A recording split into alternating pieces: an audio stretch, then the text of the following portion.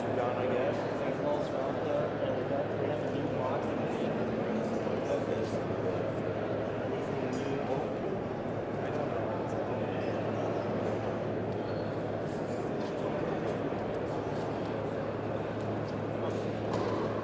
Check. I got 2 lids on it.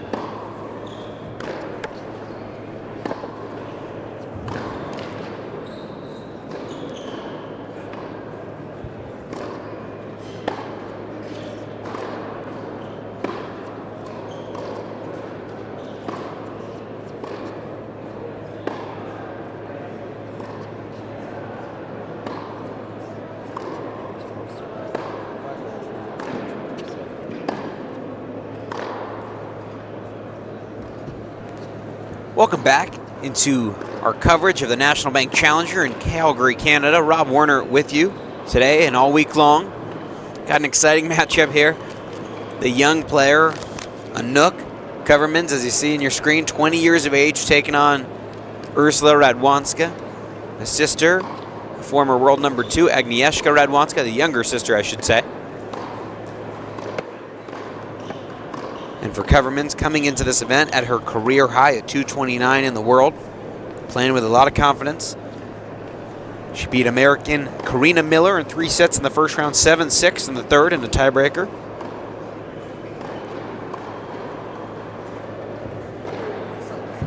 No singles titles on the WTA Tour. Last week, she played in Edmonton on the indoor hard courts there. She lost to Julie Belgraver in 3 sets in the semis. Belgraver just played on this court. She was taken out by the Canadian Cadence Brace in 2 close sets, 7-5, 6-4. As you see, Ursula Radwanska.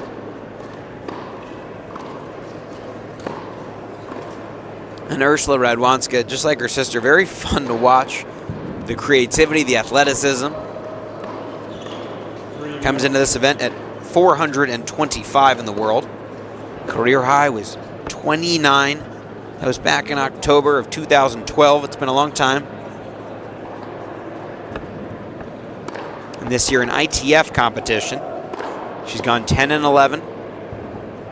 170 and 133 in her career in ITF events.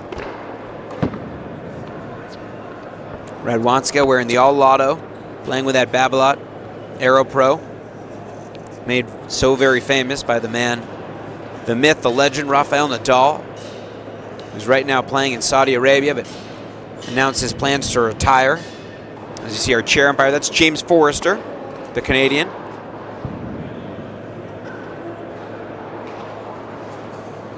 Thanks for joining us, whether that's on CBC or Rogers TV in Canada, or if you're watching on Challenger TV. Rob Warner with you. Thanks for being with us.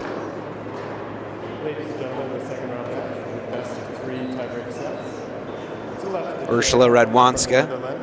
She's had to win 3 matches to get to this point. Because of her low ranking, had to come through as a qualifier. Only dropped a set in her first round match on Sunday against Haley Murphy.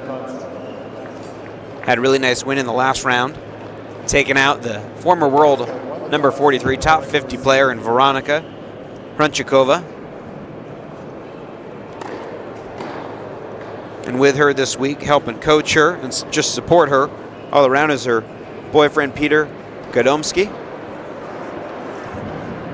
Also helping out Polish player and the 1 seed in the men's side, Max Koshiishi.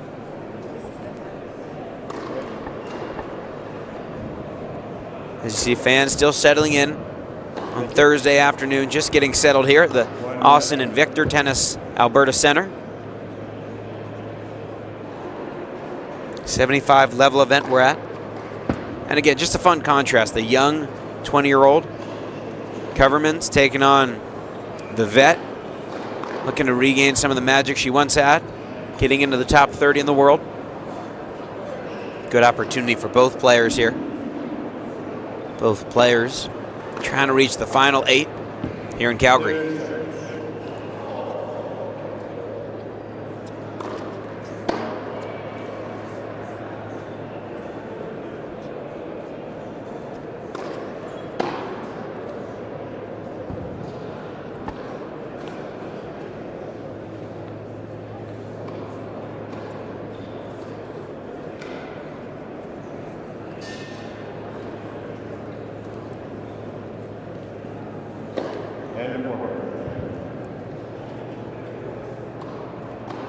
For Koevermans, the 20-year-old, wears Adidas.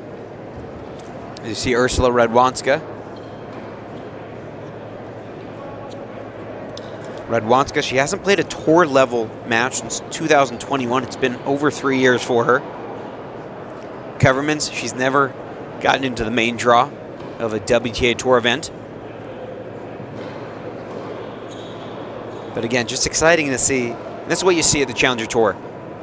a lot of contrasting styles of younger players just trying to come up, and top players that have had injuries like Radwanska and trying to get back to where they once were. So Koevermans to serve first to get things started. The 20-year-old from Netherlands.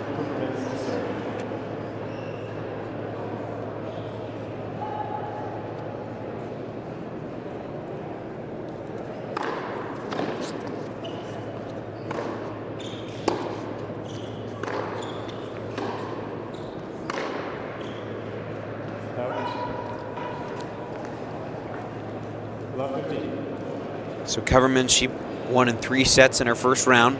Radwanska, she's played 3 matches.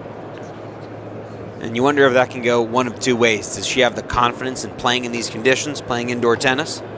Or is she a little bit fatigued heading into this second round match?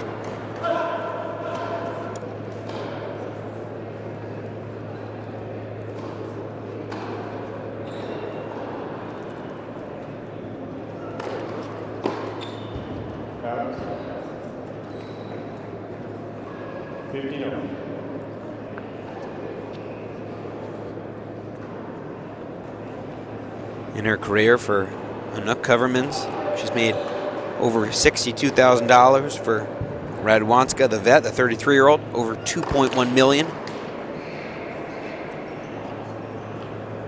And Radwanska, when she was at her career high in 2012, Koevermans, she was not even in high school yet.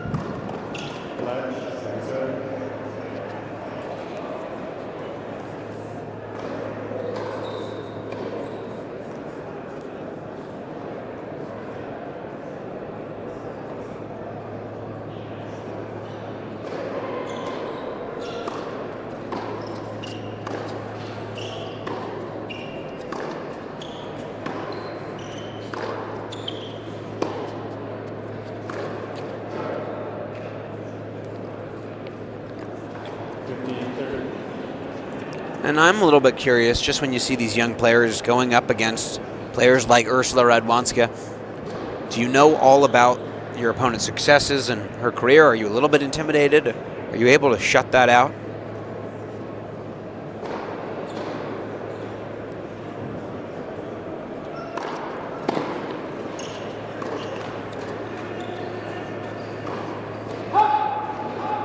Ooh.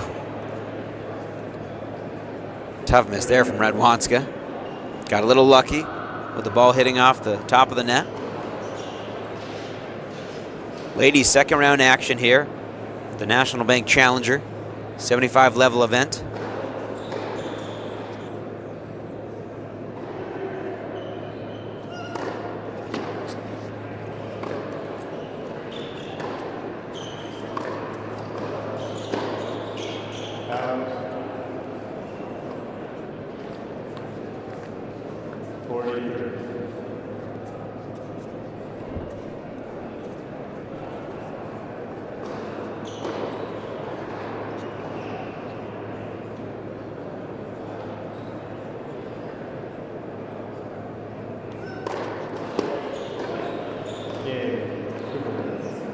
Good body serve from Koevermans. We talked about that serve yesterday with Daniel Nestor. So effective when it's placed perfectly, but you don't see that a lot on the tour, especially just because with the rackets, with the technology these days, the players able to hit through the court so well on both men's and women's sides. And for Koevermans, again, she won in 3 sets in her first round win against the American Karina Miller. And she's won 2 events this year, 2 ITF events, most recently in Italy at the end of July in a 75 level event on red clay. Also won a 50 level event in May in Slovenia. Radwanska, she's got some confidence playing here though. Reached the final in 2022. Lost to talented young lefty American Robin Montgomery in that match. That was the last final she's played in.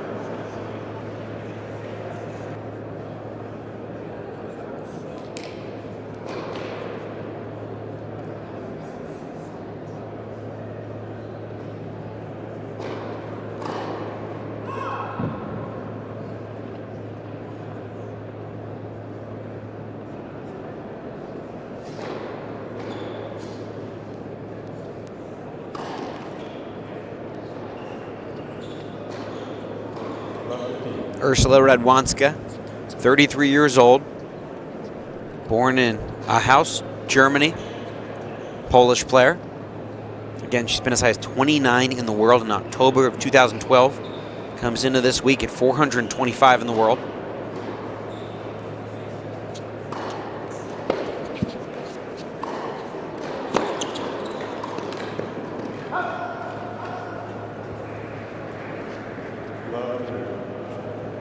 That's her coach and boyfriend, Peter Gadomski. Working with Radwanska as well as Max Kashnikowski. He's the 1 seed in the men's singles side. Won earlier today on center court. Took out the American, Andres Martin, in straight sets.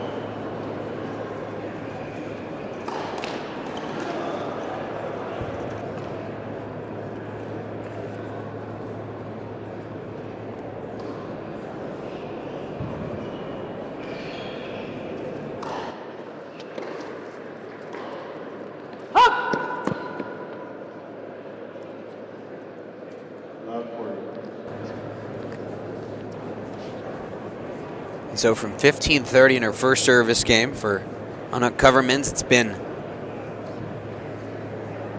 6 straight points, and now opportunities in the very first service game for Radwanska to make the lead.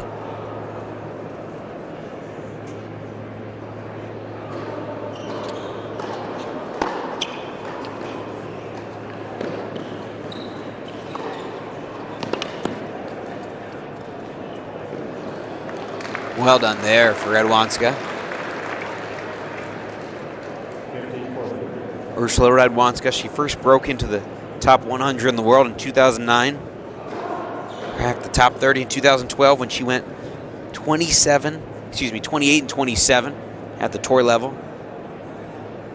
That's a lot of matches and a lot of wins at any level on the highest level in professional tennis.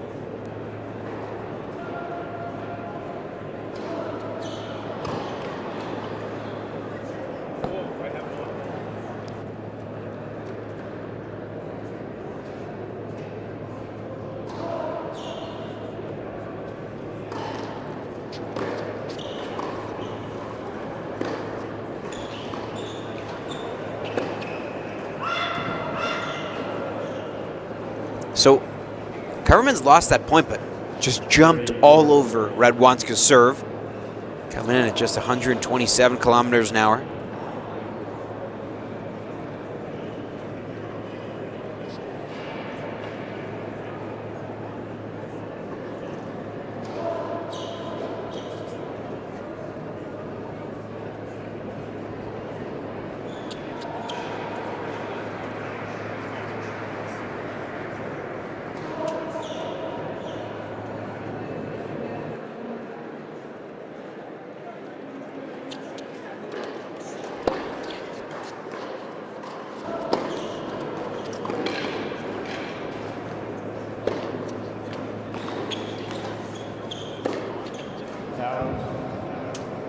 Again, just missing the put-away ball. So all 3 break points saved from Radwanska. Early stage here of the second round women's match. We're on the National Bank Court at the Osten and Victor Alberta Tennis Center in Calgary. Rob Warner alongside with you all week long, leading the championship Sunday. Can one of these 2 ladies make it to that point?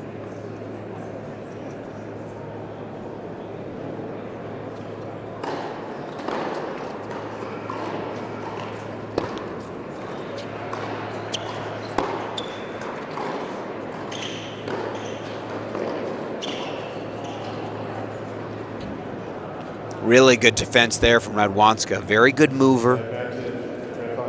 She and her sister are known for that. Radwanska, such a good ability to absorb pace, to redirect the ball. Very good hands, good feel. We haven't seen her come into the net very much, but she's got the ability. She's reached the quarterfinals in doubles at the French Open in 2009. That was partnering with her older sister.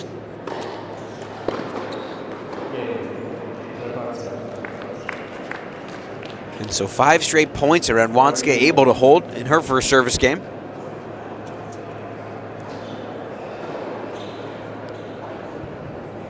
Anouk Koevermans, the 20-year-old, this year got to be a part of the Billie Jean King Cup, representing her country, the Netherlands.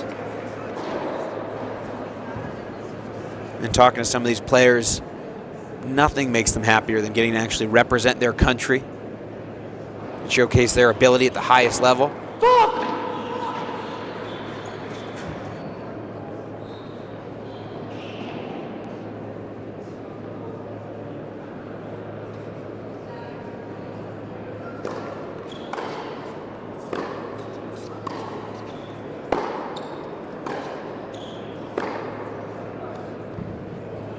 Just impressive easy power from the 20-year-old. Again, it's just exciting when you see these matches this level, because this is where you have to come to get to the top of tennis. You can't skip these steps. Iga Swiatek, Steffi Graf, Aryna Sabalenka, Coco Gauff, all players that have played in these ITF events. Really, with the exception of Serena and Venus Williams. You have to get to this level and do well to earn opportunities to climb in the rankings.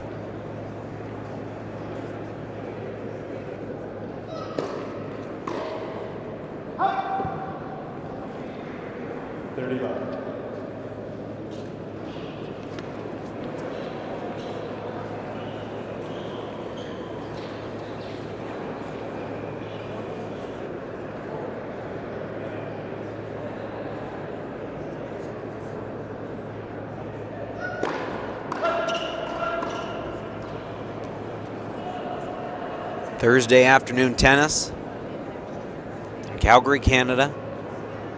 The 20-year-old Anouk Koevermans taking on Ursula Radwanska.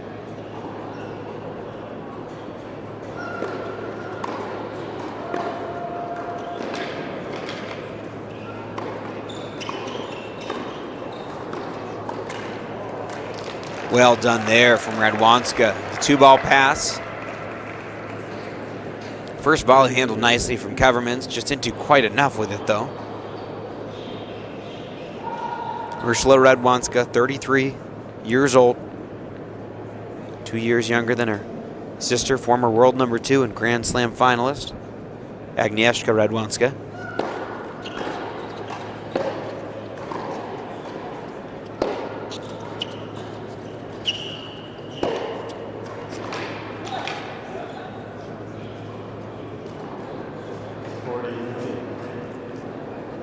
Koevermans doing a good job early on, just starting with the pace.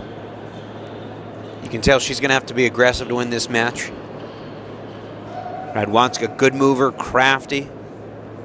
Can use that backhand and forehand slice when she wants.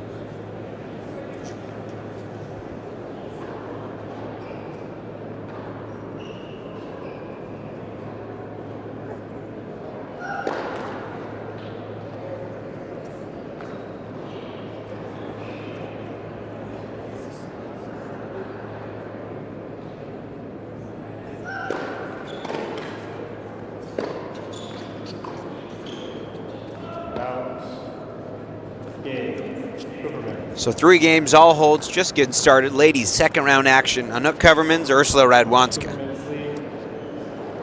2 games to 1.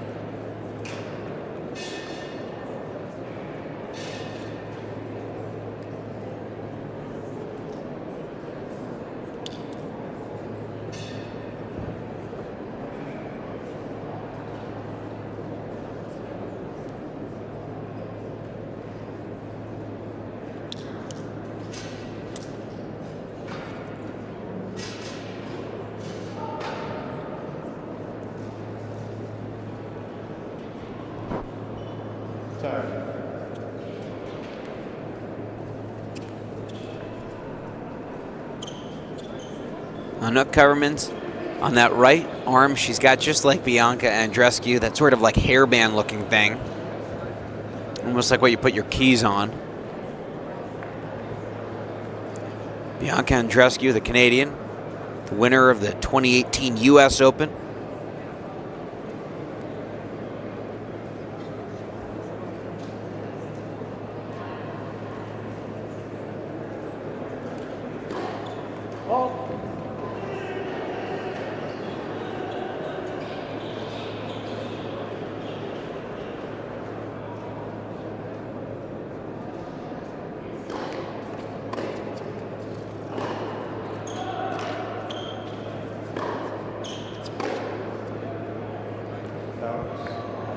Still trying to find that range and the control is Koevermans.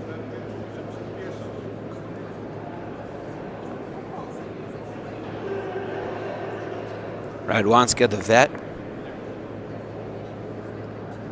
33 years old, comes into this week at 425 in the world.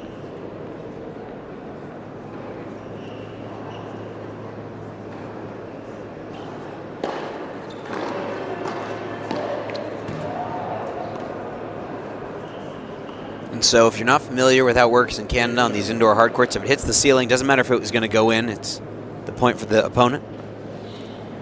Radwanska, she hasn't been in the top 200 in the world since 2020, and then fell out of the top 400 in 2022, hasn't gotten back in there. Putting together a good week though so far. 3 wins coming from the qualifying.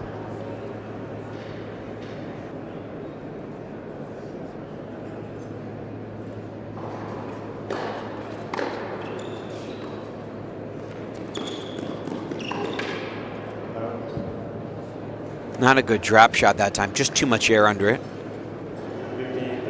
So Koevermans, we're just starting to see and learn more about her. Aggressive tennis player. 20 years of age. Playing at her career high at 229 in the world.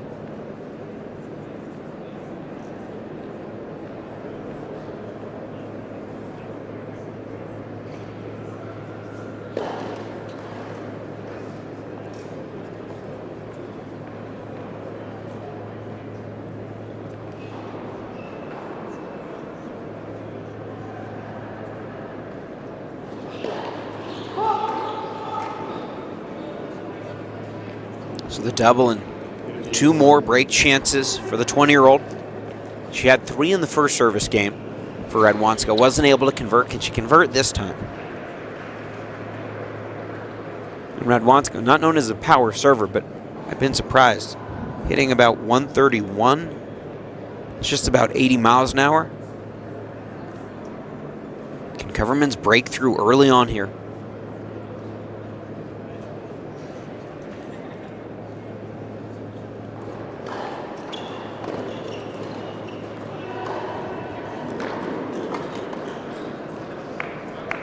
And that's what Radwanska does, though. Just placing it. She had another pretty slow serve, but that slice out wide, perfect spot. Hit the approach shot so well within maybe a couple inches of the line. And then again, good hands at the net. Again, this is a player that's reached the quarterfinals of a Grand Slam in doubles. Fun that we get to see this level at the Challenger level, at the ITF level.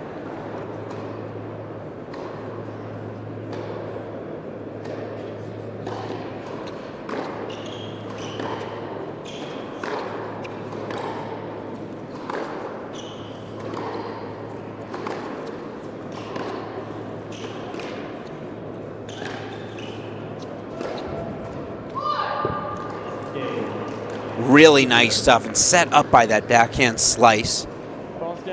Just getting it barely over the net, so Radwanska needed to give hers a little bit more air. Anouk Koevermans, 20 years old. She's the 7th seed at this event.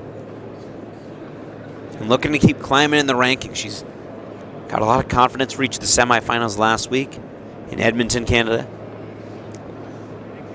She was the 1 seed last week, lost to Julie Belgraver, the talented young French player. 3 sets.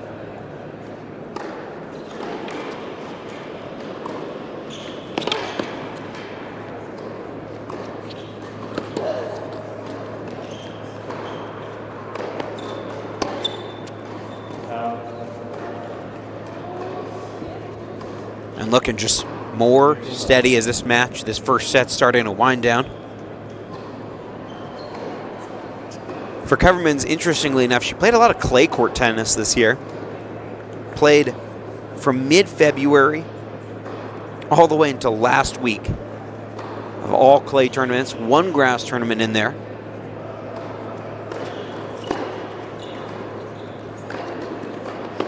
That came in the qualifying.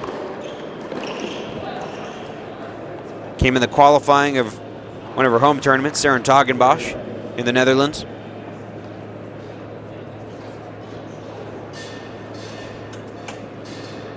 When representing her country in the Billie Jean King Cup, she's gone 2-2.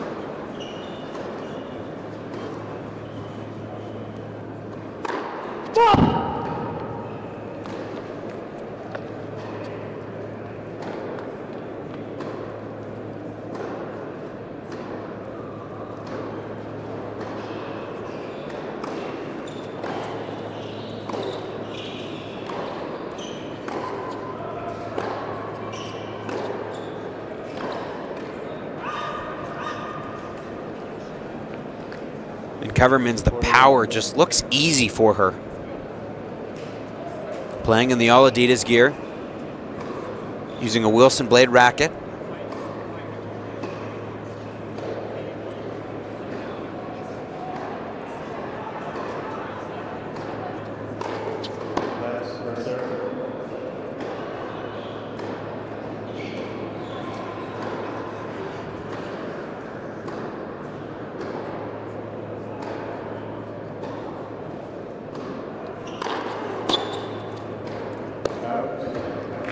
Big time serve, and all Koevermans in this first set early on.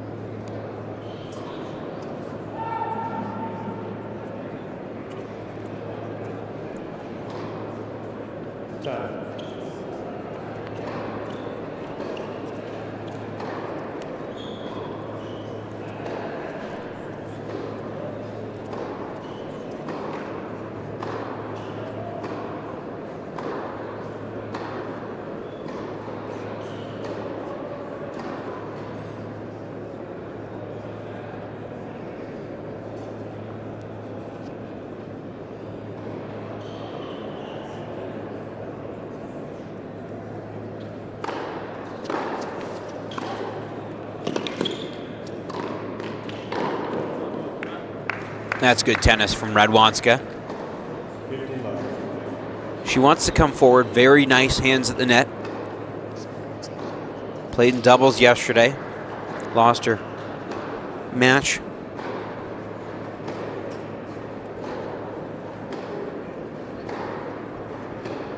She teamed up with Gabriela Knudsen, the Czech player.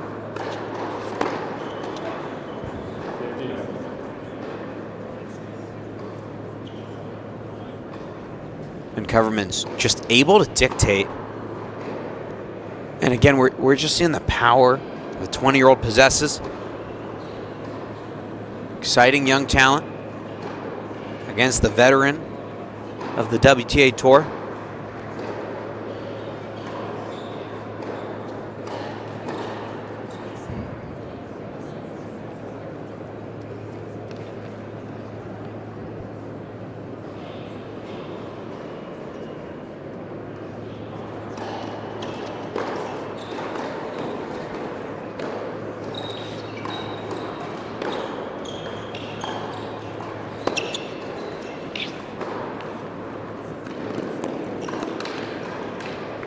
Good drop shot that time and followed it in well.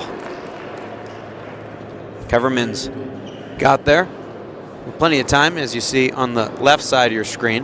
That's the 1C in the singles, Max Koshiishi, alongside the man helping him and the boyfriend and coach of Ursula Radwanska, Peter Godomski.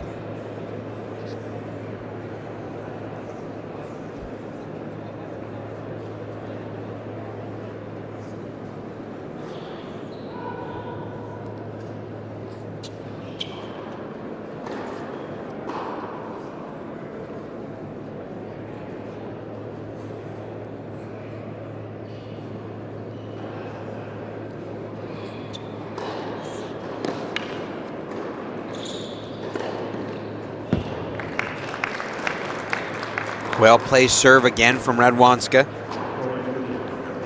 Radwanska, she hasn't played a tour-level event since 2021, the main draw at least.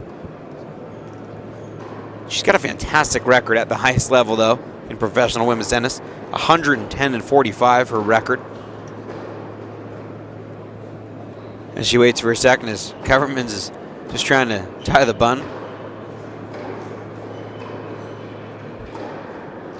Apologizes as the hair was getting in her way a little bit.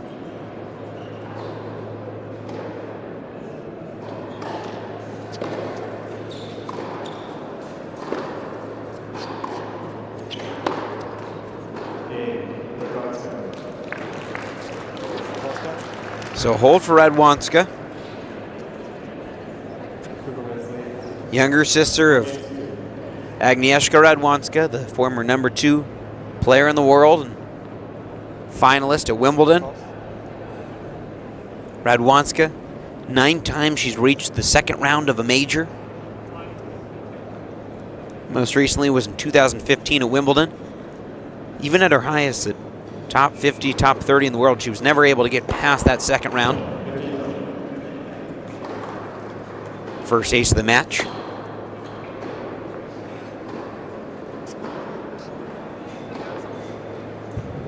So Koevermans, she's played Billie Jean King Cup, representing her country. She's gone 2-2.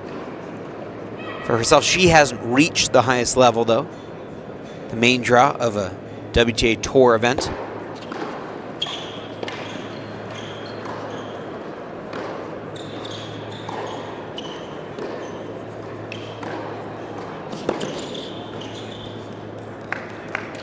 And it feels like that's what Radwanska is going to need to have to do. She's going to need to play some offensive tennis. At least try to force Koevermans into some mistakes. Koevermans, she's been so solid, hitting the ball really big from the back of the court.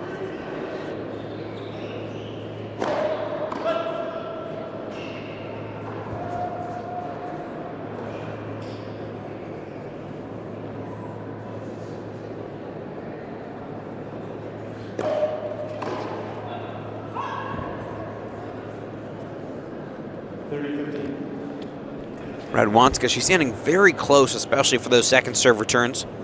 Just hasn't been able to quite find that contact point, it looks like, so far.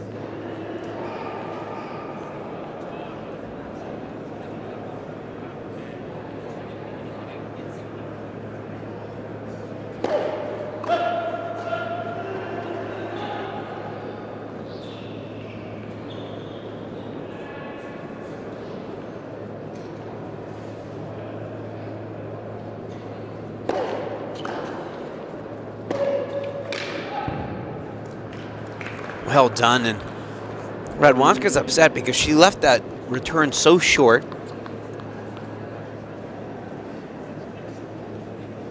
And just makes it look easy. Koevermans.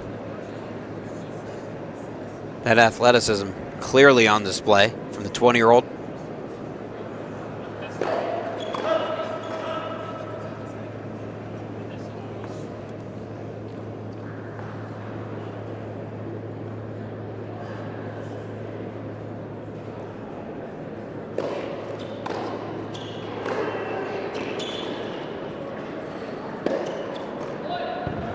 Another perfect inside-in forehand and another hold from the 20-year-old. Now just a game away in the first set.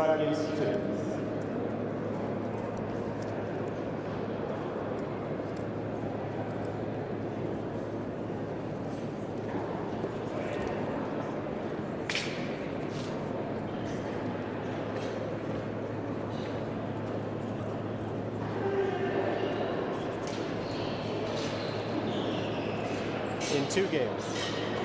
2 games.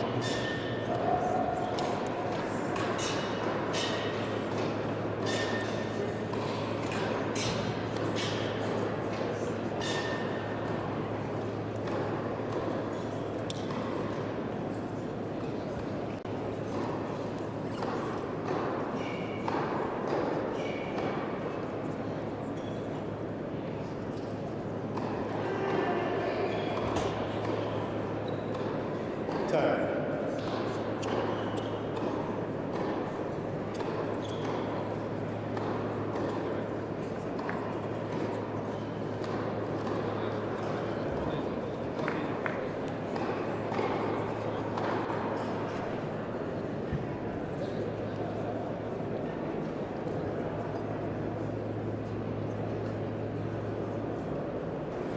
So now Ursula Radwanska serving to stay in this first set. She's been playing a 20-year-old at a very high level in Anouk Koevermans.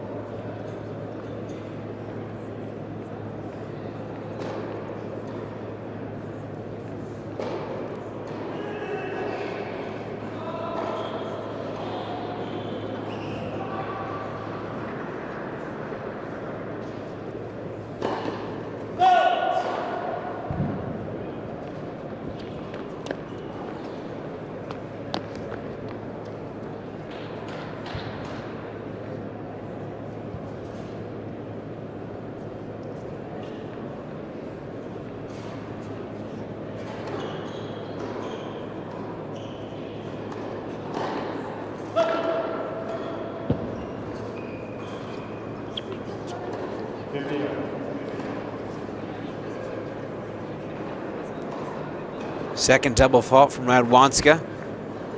On the same side of her team, Peter Gadomski, longtime boyfriend and coach with her.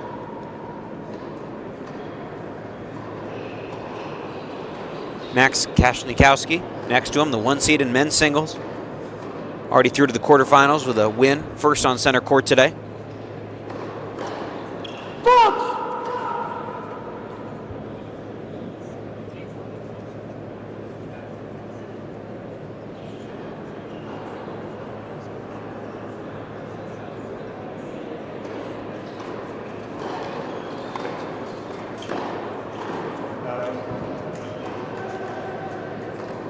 Anouk Koevermans, the 20-year-old, the 7 seed here in Calgary. She's played at a really high level this year. She's won 2 ITF titles, most recently in July in Italy at a 75 level event such as this one. I was curious what we'd see from Koevermans just because she's played so much tennis on clay this year. Played just last week. It was the first time since February she played hard courts.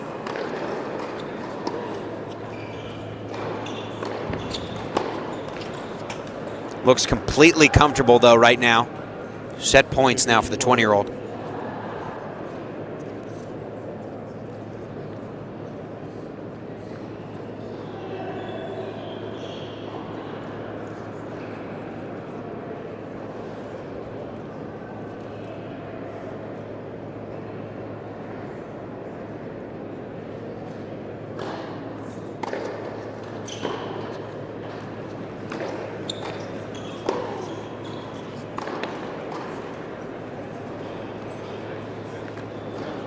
So Radwanska saves the first. Still a set point to deal with here.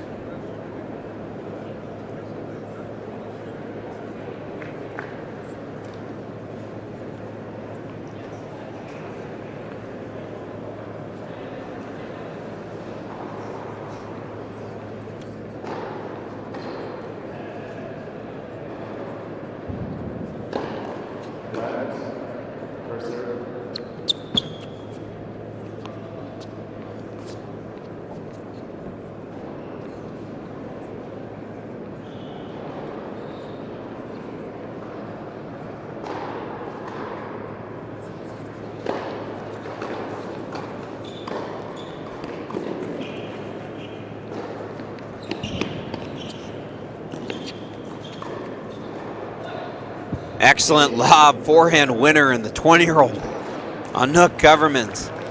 Very impressive, takes the first set. Now just a set away from the quarters here in Calgary.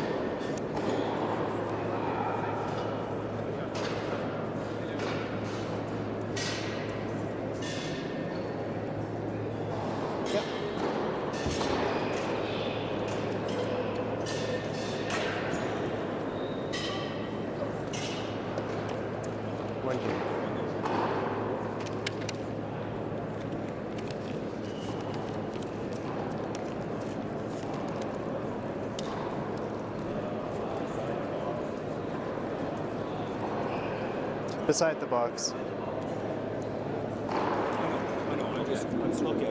National Bank Court, first set Koevermans, and wash and break for Radwanska.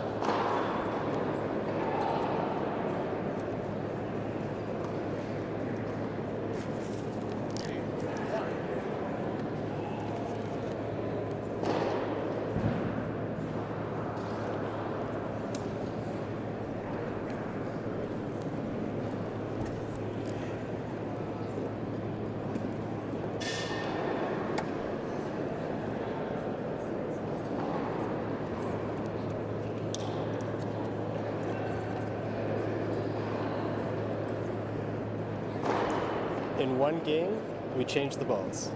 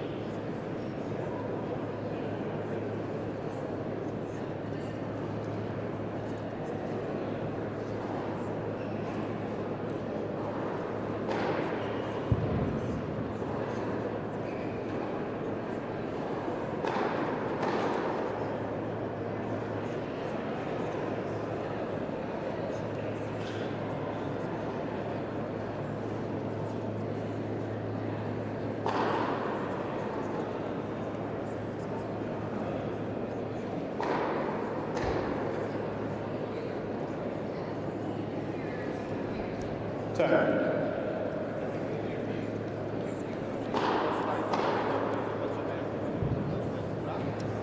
Second set action here in Calgary, Canada. National Bank Challenger. Fantastic set of tennis from that woman, 20-year-old Anouk Koevermans, the Dutch player.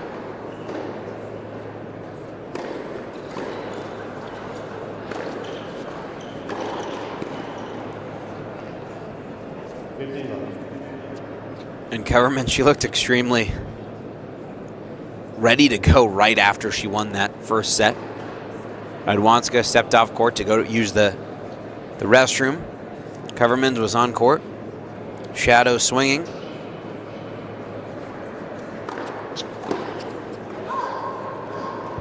We've seen that a couple times. Good job from Koevermans going to that body serve. And this is why this level is so exciting, this ITF level. You see some of the young talent that is coming up through the ranks, and for Radwanska, you see somebody who's been in the very top of women's tennis, been top 30 in the world, trying to get back there.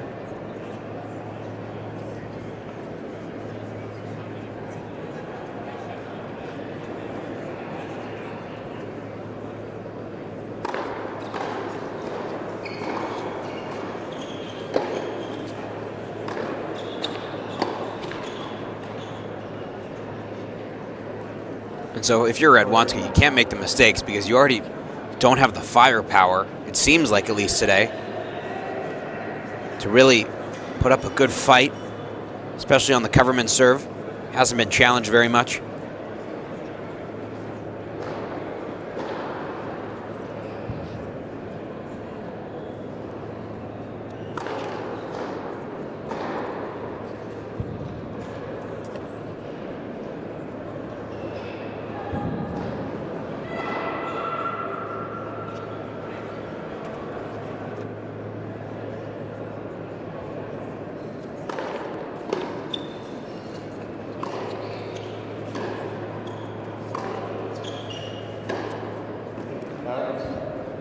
So a hold at love to start things off in this set. More comfortable tennis from Koevermans. Doesn't look like she's playing above herself. 20-year-old from the Netherlands. Her father is Mark Koevermans, a former pro tennis player who got as high as 37 in the world. Ursula Radwanska right there. And you wonder, what are you thinking about right now? You lost the first set handily. Lost the first game at love. Radwanska. Again, she's been as high as 29 in the world, but that was over 12 years ago in October of 2012. Hasn't played a WTA Tour level event since 2021 as her rankings have continued to drop. She's been injured, had ankle injuries.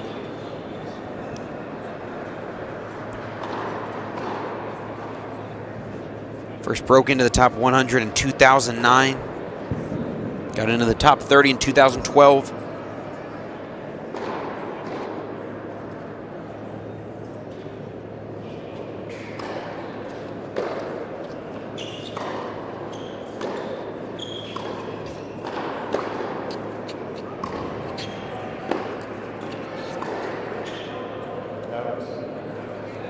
And for Koevermans, just really impressive. Just seems so solid. At the moment, seems like she's dialing things back a little bit, not having to use the power we saw early in the first set, when she got the break advantage.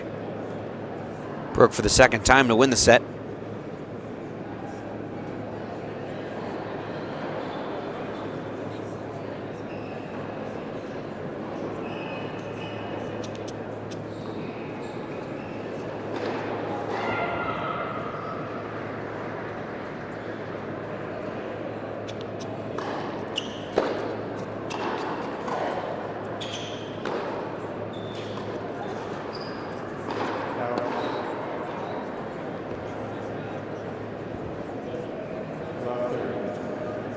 Radwanska, I don't know if she didn't like the call or just upset overall with everything that's going on. Coach on the right there, and boyfriend Peter Godomski. Max Kashnikowski. Next to him, he's the 1 seed in men's singles. Took out Andres Martin today, the American, and into the quarterfinals here.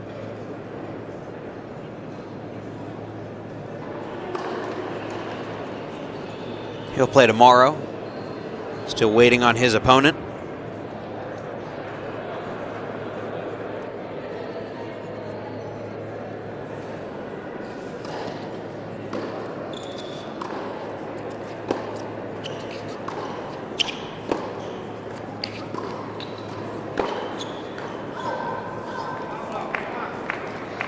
We haven't seen many misses like that from Koevermans that are pretty wild. But you almost have the ability now, if you're her, to go for more. Definitely wants to grab this break. Put a stranglehold into this match.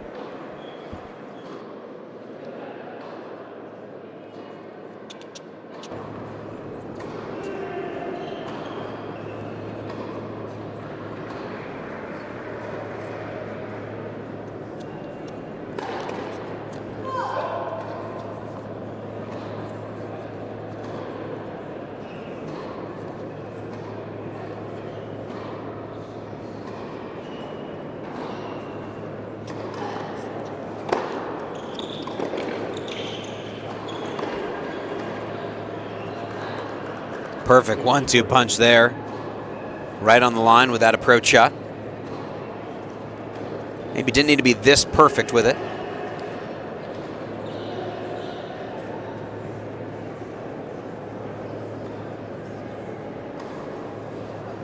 Now break points, 2 of them. The 20-year-old keeps pumping her fist.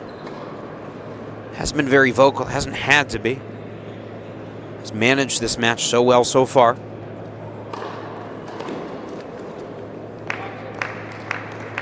Perfect serve. Up the tee, saves 1 for Radwanska.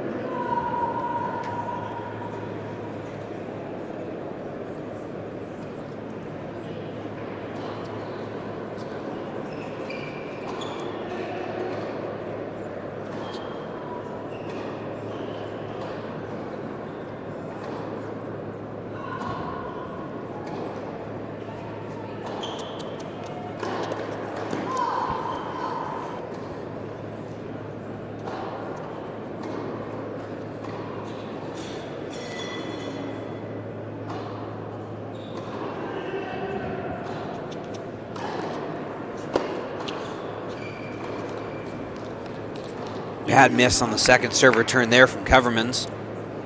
Just completely decelerated. Wonder if she didn't quite decide what she was going to do, if she was going all out to slap that ball, trying to hit a winner, trying to be aggressive, or if she was just trying to get it back in.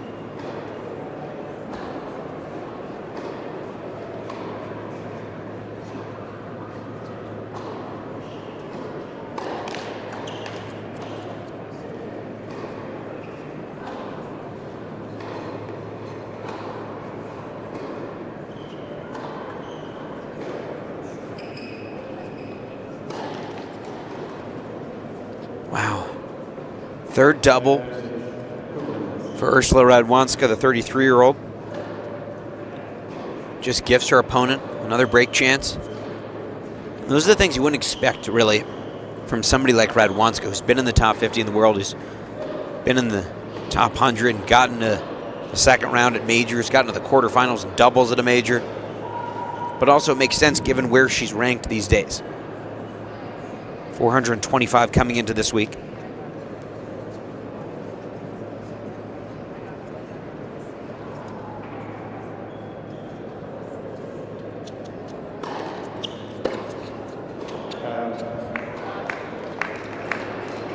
Another serve, well placed, and saves another break chance. Always interesting when you see somebody double fault. One of the pros double faulting, and then coming up the next time and hitting a pretty perfect serve.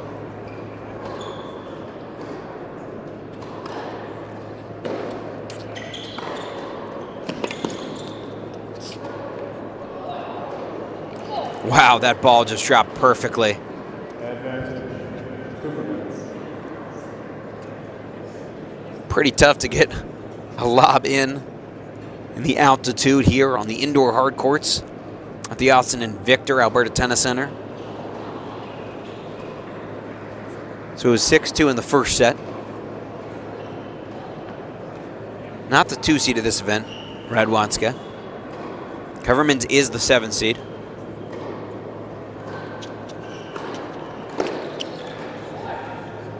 And a break for the 7 seed. I think Radwanska thought that serve was out.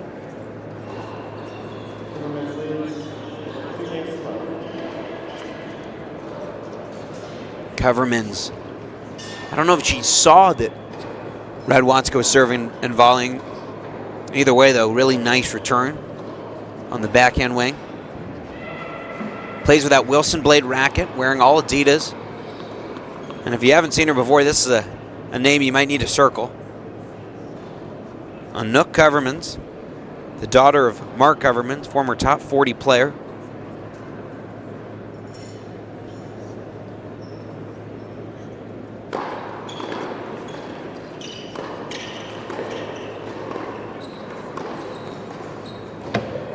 Well done that time from Ursula Radwanska.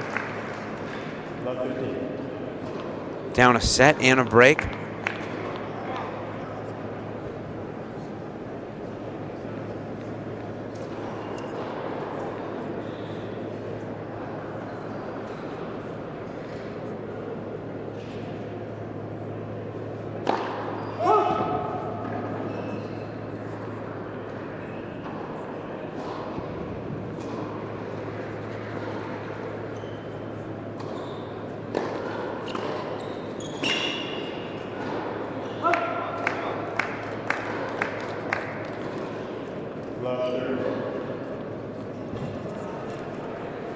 2 good points from Radwanska, jumping all over that return.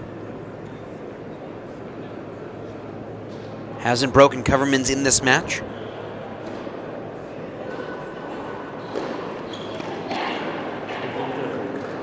First ace and a perfect time for it for Koevermans.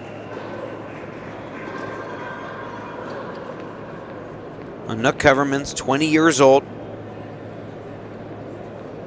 This is her 52nd match of the year at the ITF level. Playing lots of pro tennis and getting good results.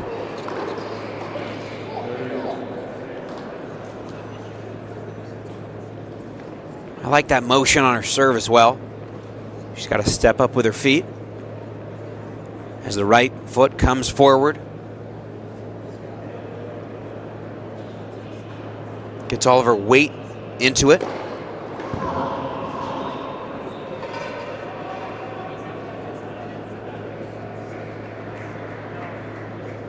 Excellent camera work there as we were able to see exactly what we were talking about.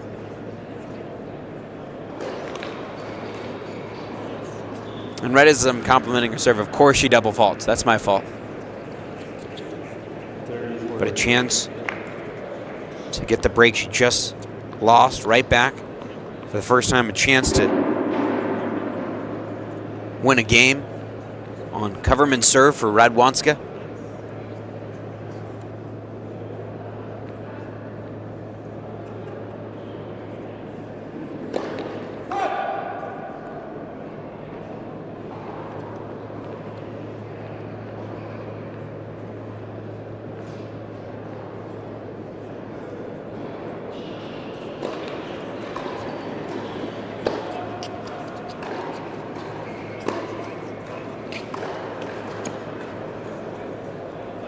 And a little tentative from both players in that point. Koevermans didn't really do a lot with that backhand. Radwanska, she was trying to be offensive with that. Didn't strike that ball perfectly. Break chance wasted there.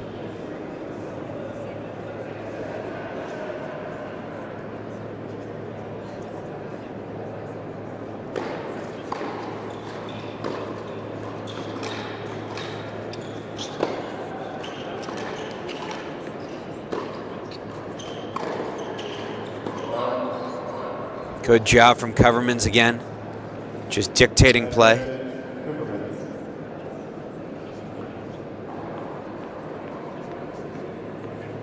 Feels like a big test right here. Saved a break point. Chance now to hold and keep this lead going.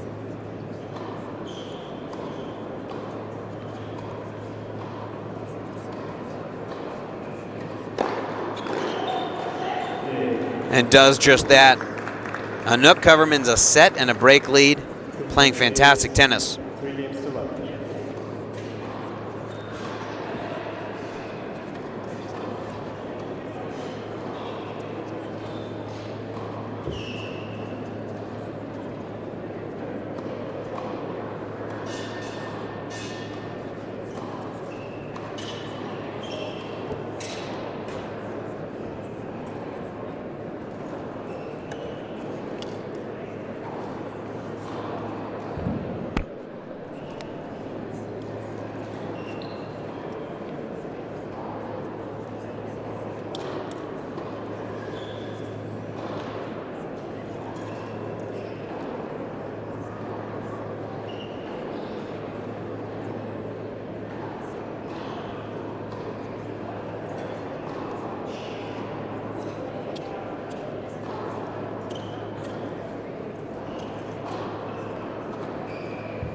Time.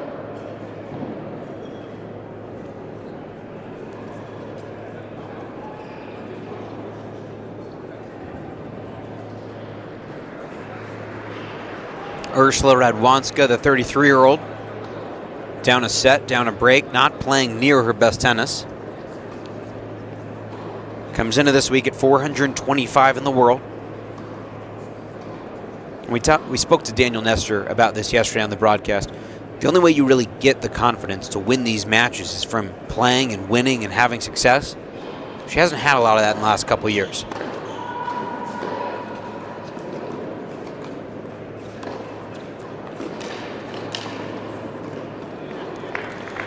Better point that time from the veteran. 15 love.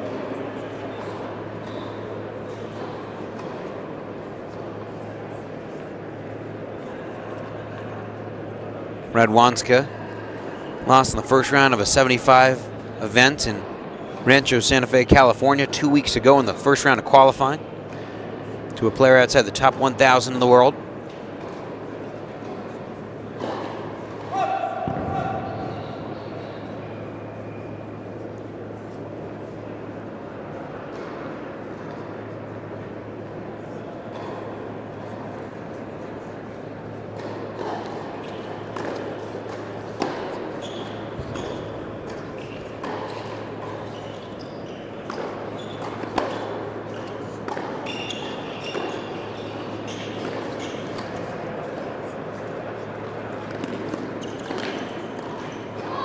Well done there. Good movement from Koevermans.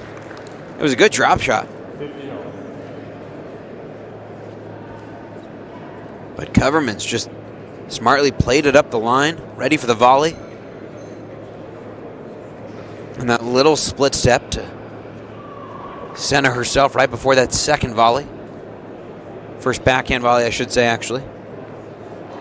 So that was the score in the first set. It was 6-2 for the 20-year-old on Nook Koevermans, the Dutch player, playing at her career high at 229 in the world.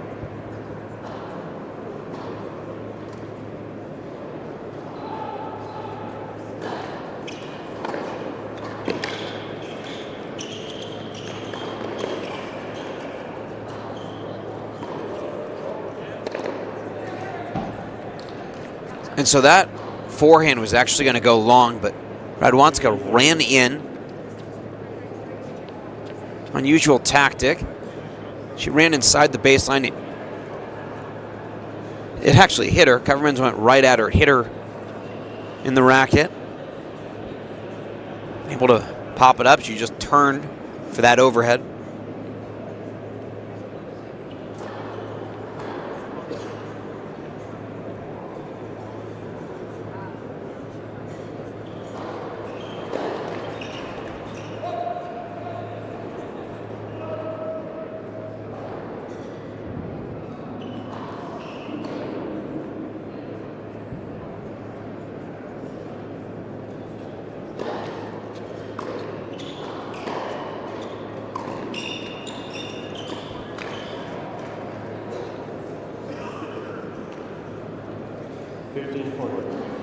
And for Koevermans, I mean, you see this ability, you think this is definitely top 100 level. Hard to judge it fully, though, with Radwanska clearly not playing at the top of her game. She played that event in Rancho Santa Fe, California. That was her first event since the end of July. Didn't play at all in August.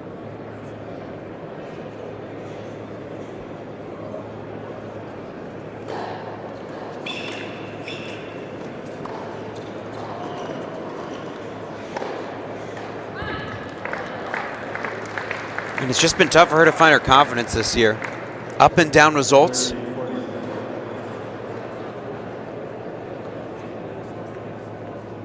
She's gone 10 and 11 this year at the ITF level. 3 times she's reached a quarterfinal. The last time she did that, though, was in April.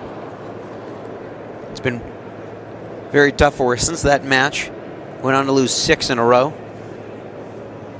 And her only win was first round win in Warsaw, Poland at a 125 event.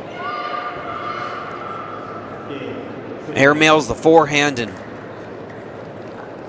just nothing going her way.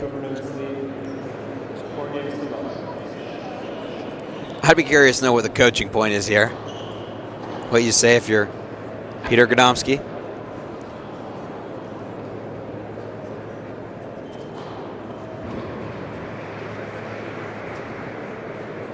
Pulse down, pulse down. And so you're supposed to play at the server's pace. Koevermans wants to get going. She's now just 2 games away from a spot in the quarterfinals after reaching the semifinals in Edmonton last week.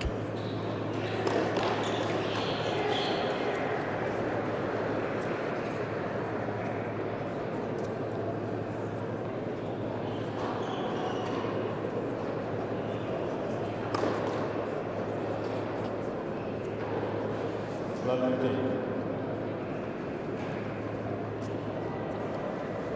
Edmonton, just a 35K event. This one's 75K, meaning over $75,000, the total prize money of this event. Also, maybe more importantly for a lot of these players, 75 ranking points available if you're able to win the event. First serve. So it was called long, but then corrected by the linesman himself. First serve for Koevermans.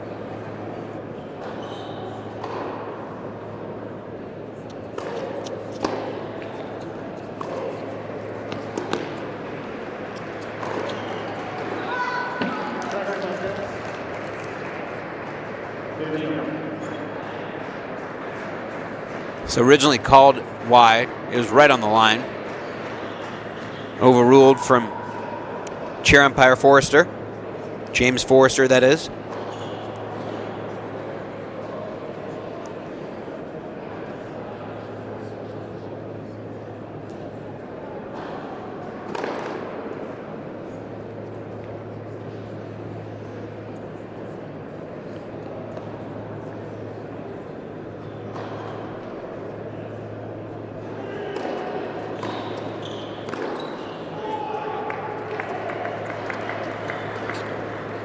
Few more misses creeping into the game of Koevermans as this match has gone on. I wonder if it's almost hard to focus, though.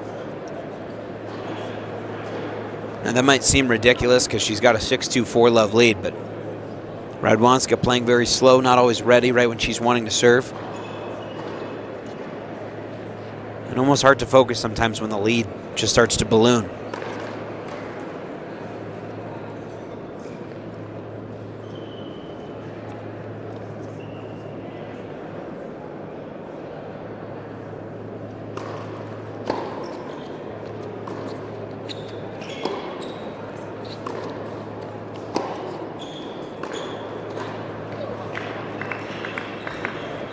So 2 straight misses on the backhand side.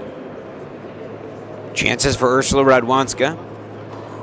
Radwanska hasn't broken Koevermans' serve all day.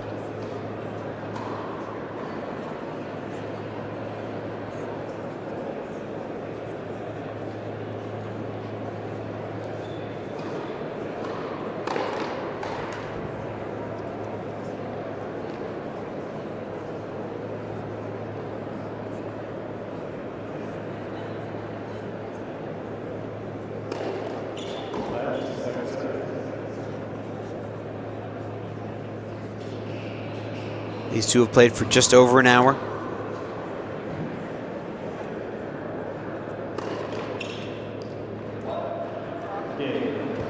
Second double fall to the game and just gifts Radwanska the break right back.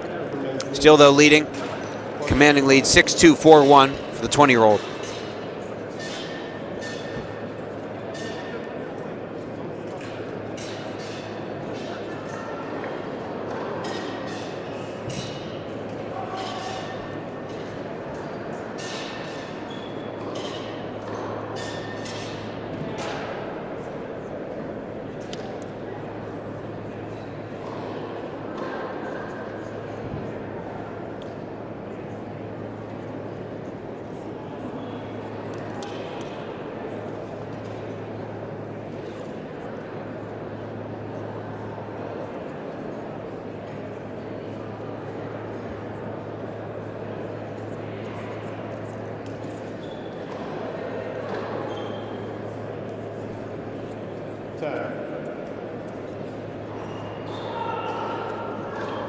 So jumping up there, you can see, trying to look very spry. Maybe not trying to look like it, she just is feeling that way. Played just over an hour so far. She's played very well. Maybe save for that last game, that last service game.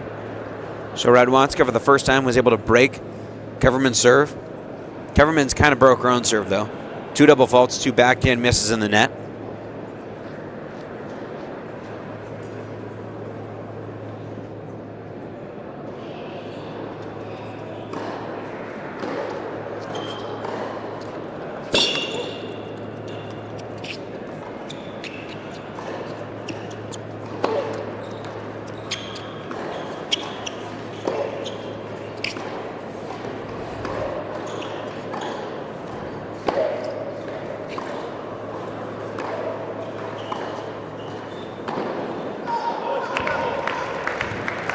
Good stuff that time from Radwanska, especially after having to defend that quality lob from Koevermans.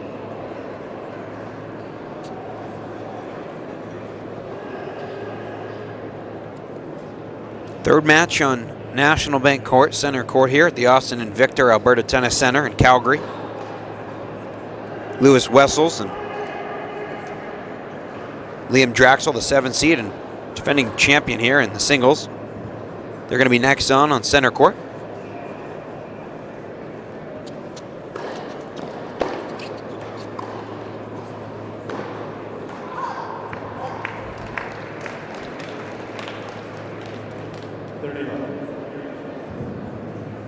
Two straight forced errors by Radwanska.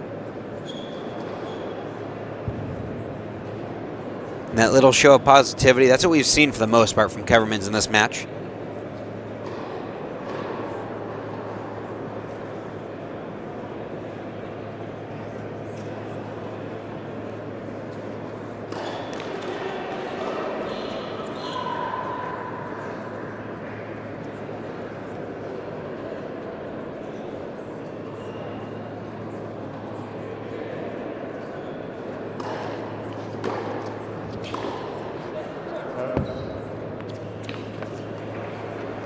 Better stuff on that return from Koevermans. That's how she got this big league, was playing aggressive front foot tennis. Radwanska, she wants to muck up the points a little bit more than that.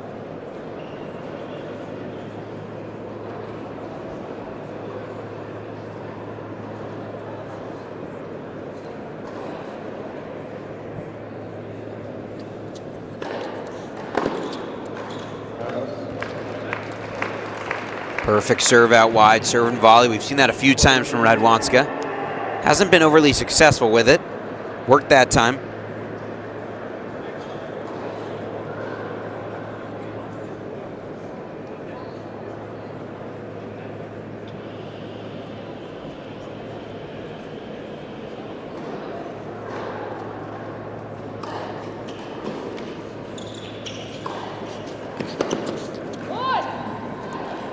Beautiful dipping backhand passing shot. Not easy to do. I mean, look at the left hand here. Just flicking over the ball.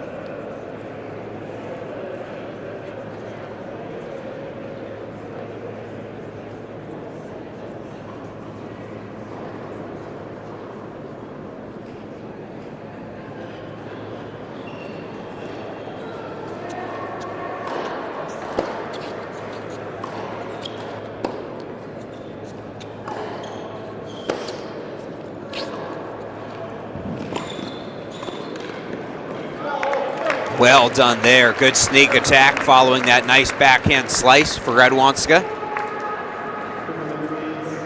And again, pressure just added a little bit. A 33-year-old Radwanska trying to make things tough on the 20-year-old.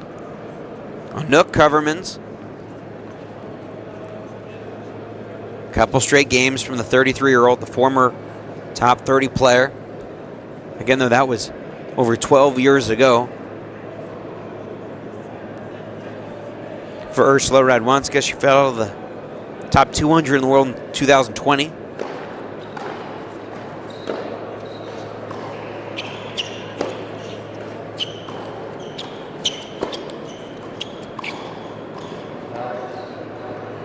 Hasn't been in the top 400 since 2022. Clearly not playing her best tennis. Definitely doesn't have all the confidence left.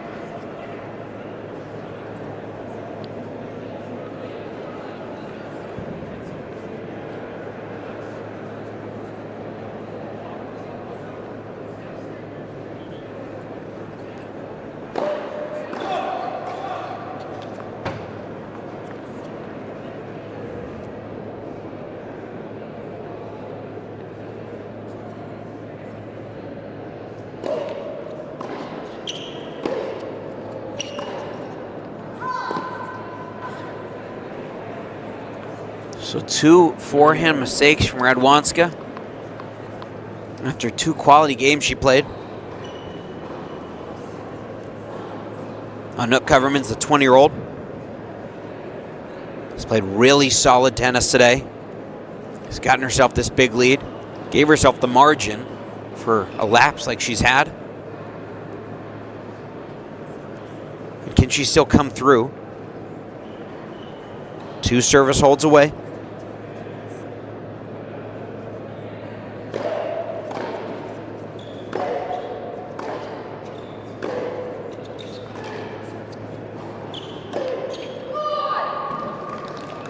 And that's been the best shot in the match, clearly.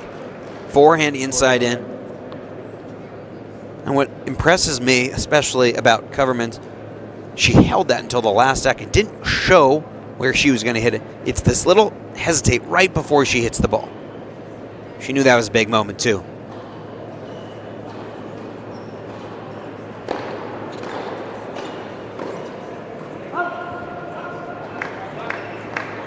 Good serve, got the approach shot. Couldn't quite connect.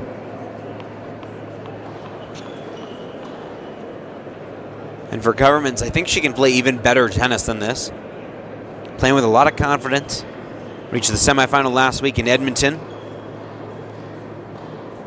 The 7 seed here in Calgary.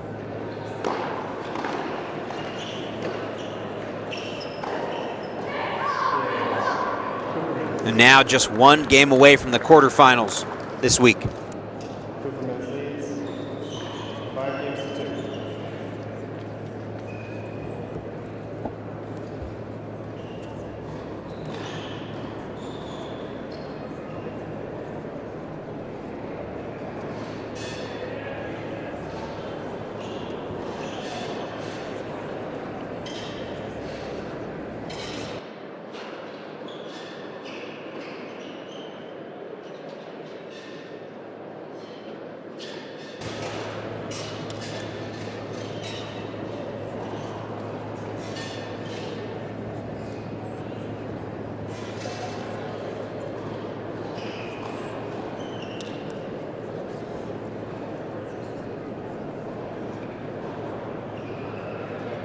Seats quickly, please.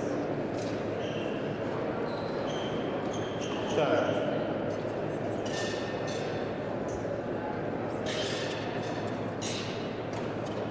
Anouk Koevermans, a game away from the quarterfinals here in Calgary. Taking on the vet, the 33-year-old Ursula Radwanska, former top 30 tennis player. Over 12 years ago, though. And Anouk Koevermans trying to punch her ticket to the last 8 here in Calgary.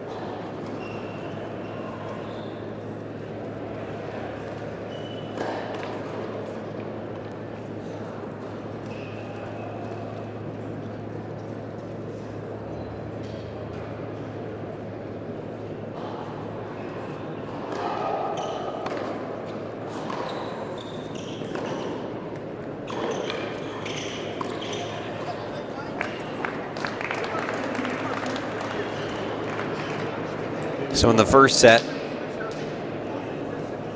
Koevermans able to get such a big lead. Broke twice to win that set. Started strong in the second. Got up to 4-love, dropped a couple straight games.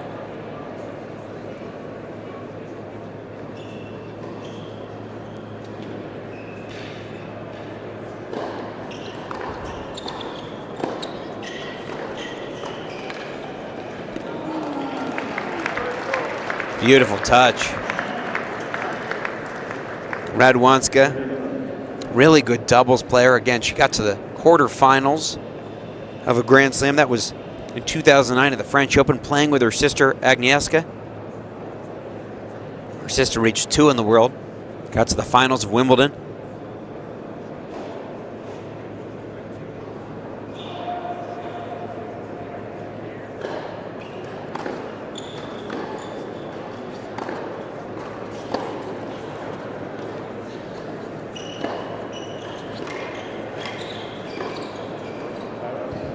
Couple really nice low slices with a good bit of movement on them.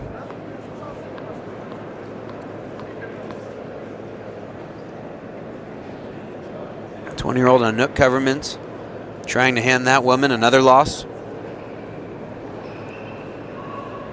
Radwanska, 10-11 on the year in ITF competition. Lost 6 matches in a row earlier this year, from April to mid-July.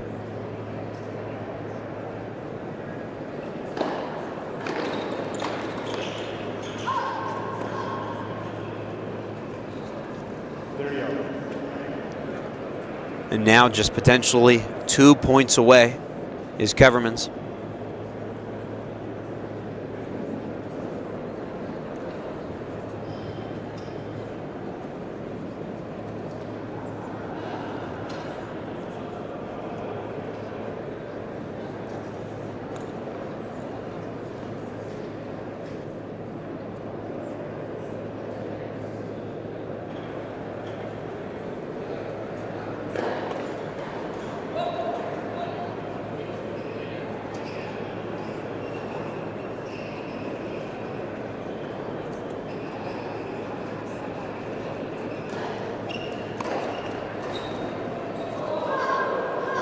Wow, so hit the net 2 different times. And for Radwanska, a chance to at least hold serve here and see if the 20-year-old has some nerves on her own side, trying to close out the match.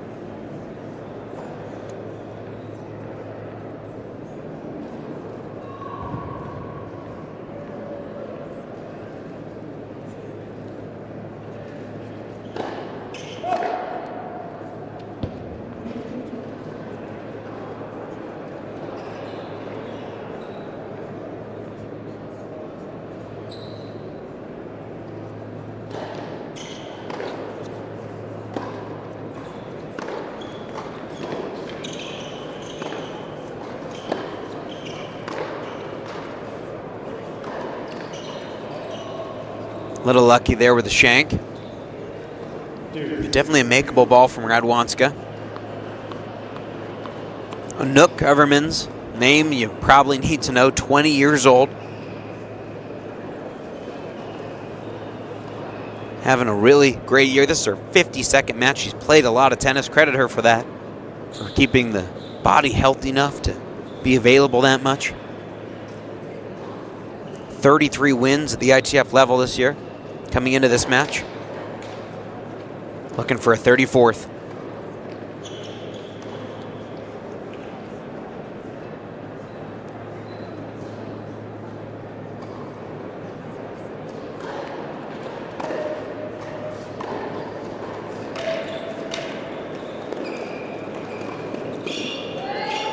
Wow, even almost got to that one.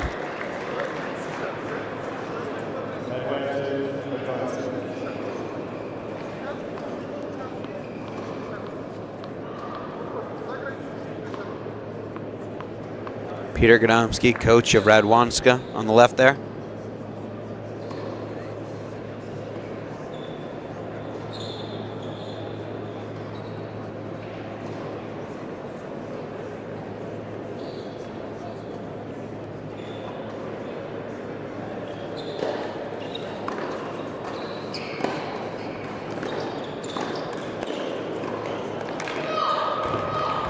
Really good shot on that forehand pass. Again, she seems so calm in this match, in these big moments. Just the one time we've really seen a blemish, when she was serving up for love.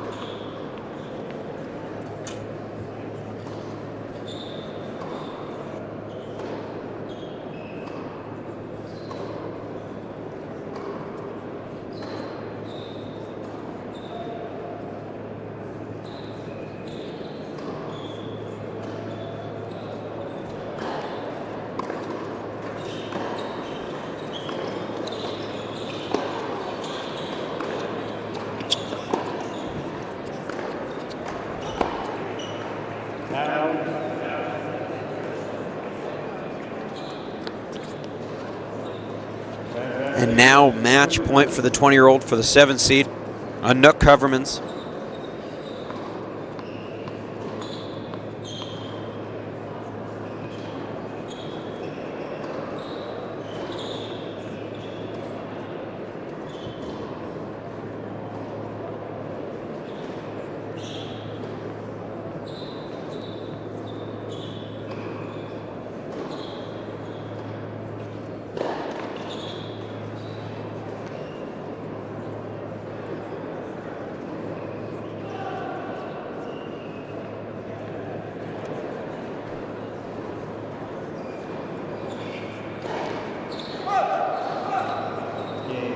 So a double fault to seal it. Impressive performance from the 20-year-old. Anouk Koevermans with a really dominant win over Ursula Radwanska, and moves on to the quarterfinals here, the last 8 in Calgary.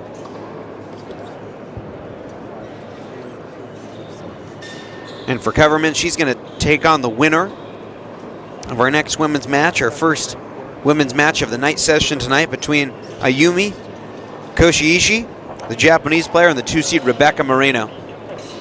We're going to step away, but we've got ATP tennis coming up. Lewis Wessels against the 7-seed and hometown kid Liam Draxl. Keep it here on Challenger TV.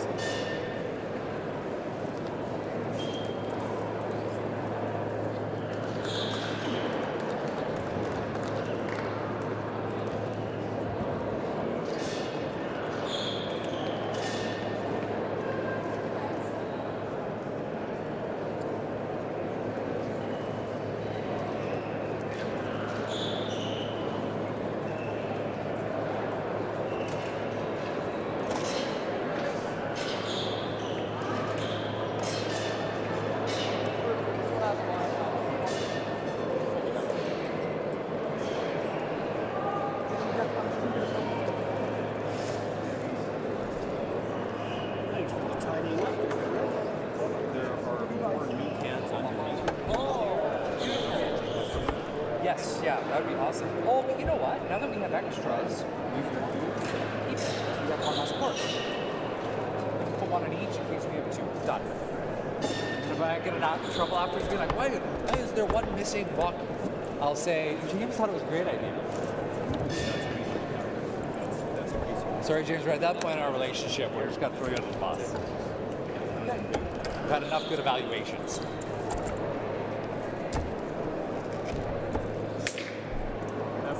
Awesome. Thanks a lot. So, Fred, can I just give you those 2 and you can pass them? Yeah. Just because we're one less court, so one on each base or whoever my second man is, or on each base. Easy. Just make sure it's off.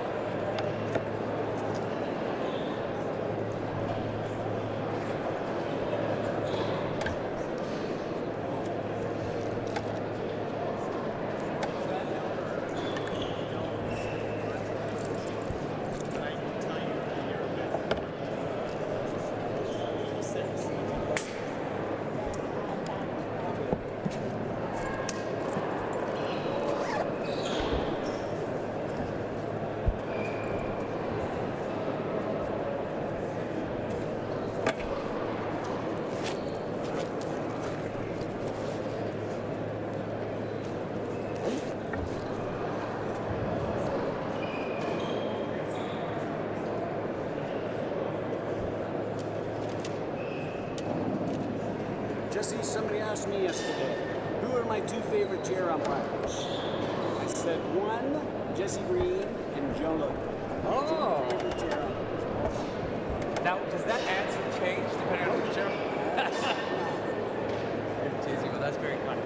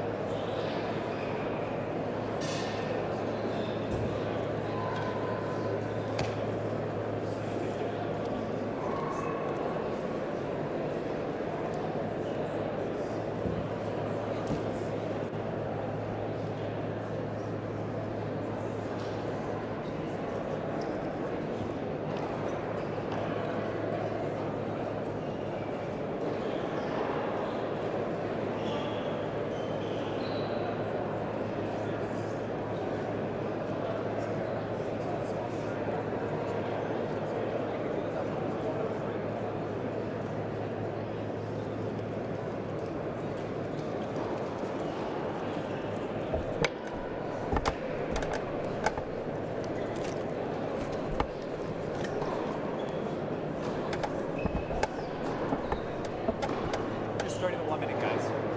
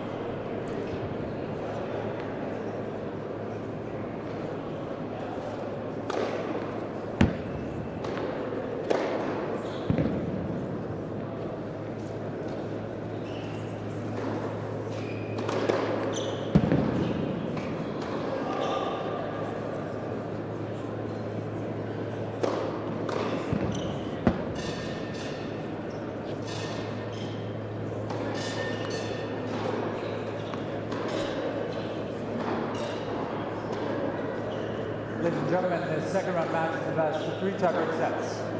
You have the chair from Germany, Louis Wessels. To the left of the chair from Canada, Liam Draxl.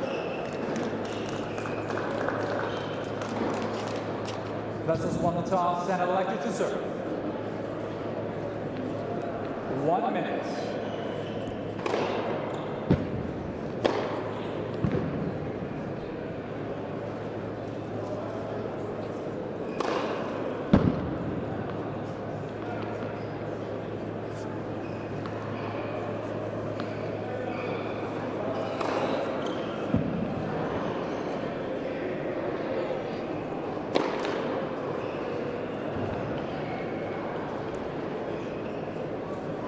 Seconds.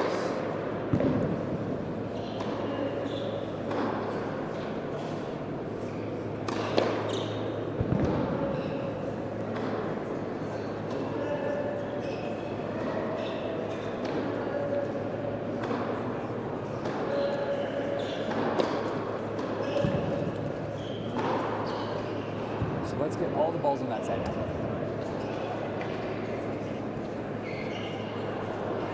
End of warm-up. National Bank Challenger, second round action here between Liam Draxel and that man, 6'6" from Germany, Louis Wessels. You see Draxel there. Same as when he has played doubles this week, goes sleeveless with that tail and the backwards cap. Both these guys played college tennis. Wessels played at Northern Arizona University, and for Draxel, he played at Kentucky. Draxel, he went 25-3 his sophomore year in singles at Kentucky. He was named the National Player of the Year by the ITF, the International Tennis Federation. First player ever from Kentucky to win that award. Not just men's, but men's or women's. First set, Louis Wessels to serve. Ready. Chair umpire for this match is Jesse Green. Wessels, he won the coin toss, decided to serve first.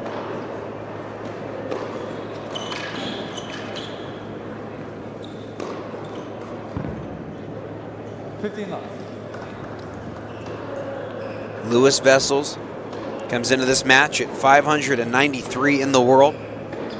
6'6", very skinny. As you see Liam Draxel on that side.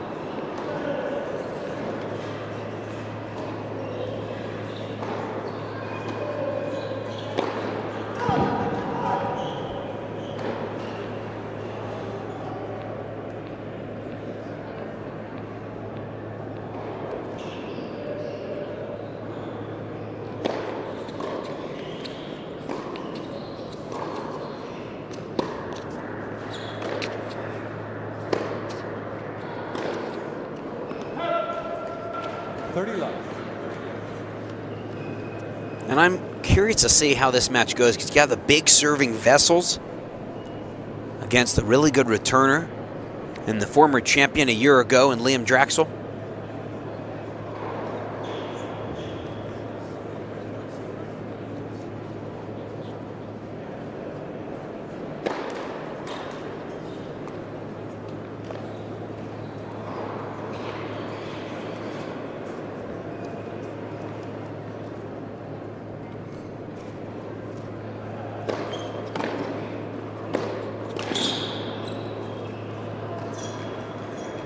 That time, the pretty good hands on display from Draxel, just getting that volley back. Didn't really do enough with that return, though, to come in, it felt like. Louis Wessels. He's from Bielefeld, Germany. He's been ranked as high as 267 in the world. Currently at 593, though. A couple big serves. Hold it love for the German. 26 years old.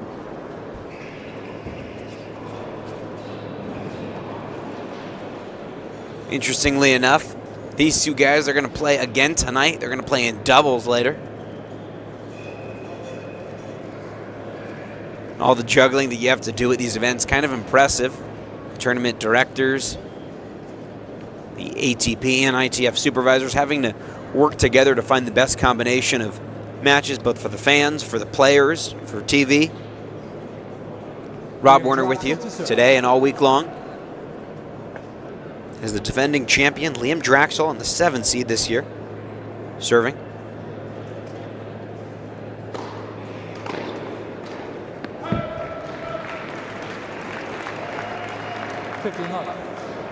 Draxl enters this week at 272 in the world.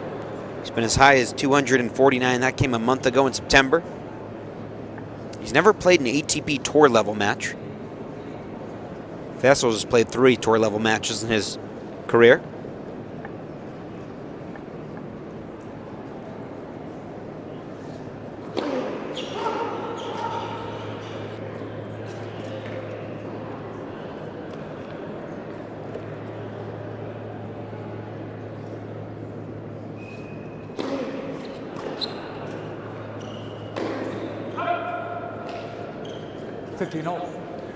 Couple mid-court misses on the forehand wing from Draxl.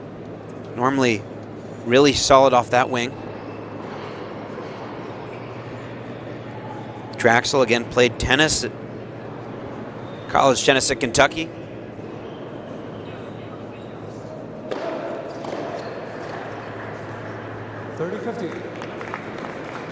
Not nearly as big a server as his opponent, but really good ability to place a serve where he's looking to.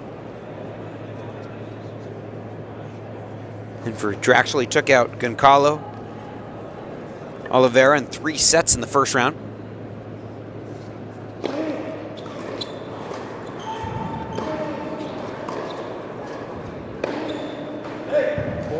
That's more like it. Slapping the forehand winner up the line. Impressive little bit of side spin tailing away. Kind of like a 2-seam fastball in baseball.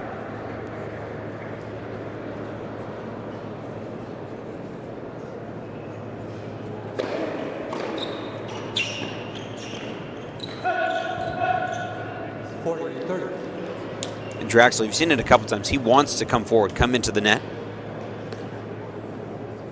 Taking on the 26-year-old Louis Wessels, the German.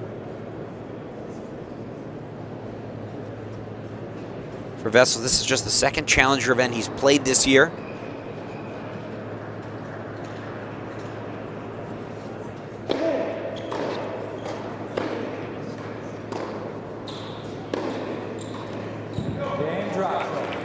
Perfect forehand again.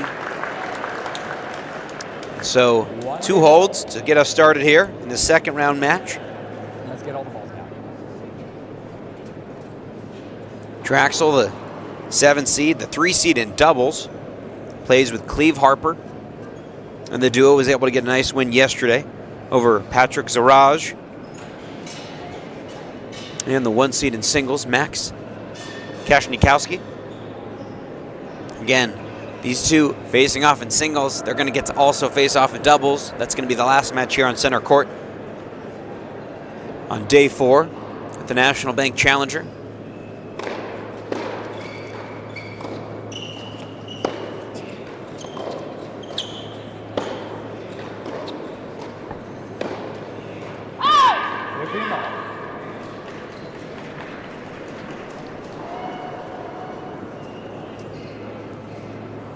And if you're Draxl, once you get into the rally, if you can have a good return like you did in that last point, you got to feel pretty good about your chances.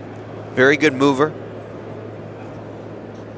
This is his 30th Challenger match of the year, 14 and 15 on the year.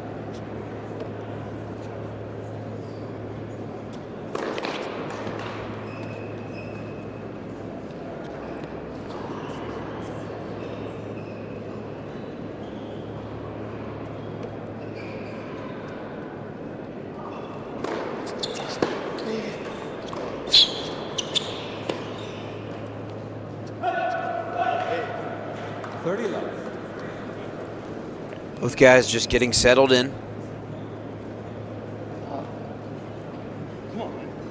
One of the things to watch in this match is how does Wessels do behind that 2nd serve? He's got a cannon on the 1st, 6'6", the German. First serve. But the second serve you always think about is basically putting the ball into neutral, getting into the rally.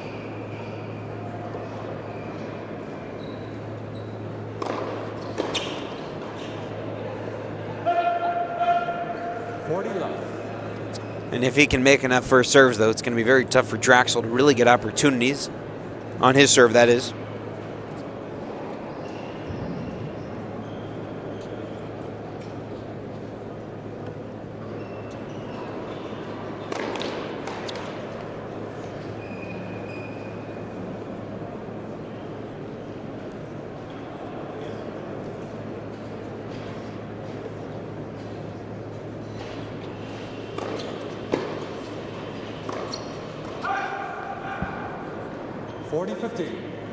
So even that one, just a good illustration of when Draxl's able to get the return back and with some pace. Comes on the tall player Wessels very quickly. Liam Draxl from Newmarket, Ontario. 4 years of college tennis at Kentucky.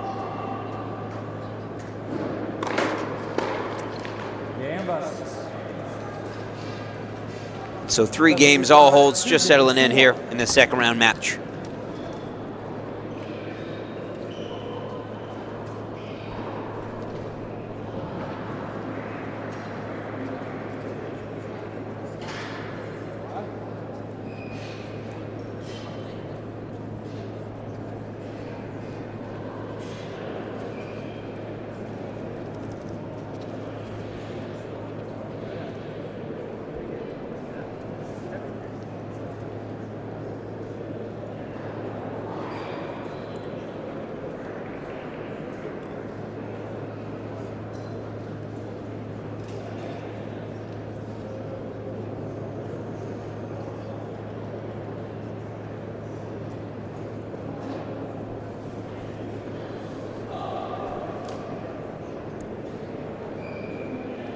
Time.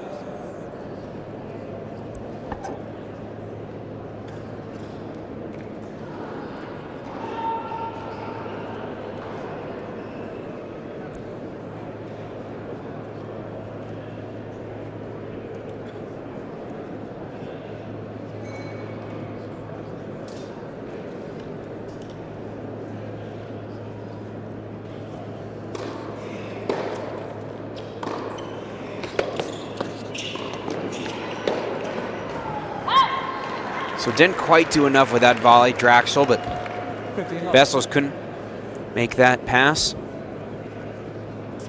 Liam Draxl, defending champion here. Won this title last year. It was his first challenger title of his career. An impressive championship match. He took out Dominik Koepfer, fellow German of Wessels. 30 left. Won in straight sets, 6-4, 6-3. And it was his best win by rank of his career. Liam Draxl, just 22 years old. Koepfer was 71 in the world going into that match.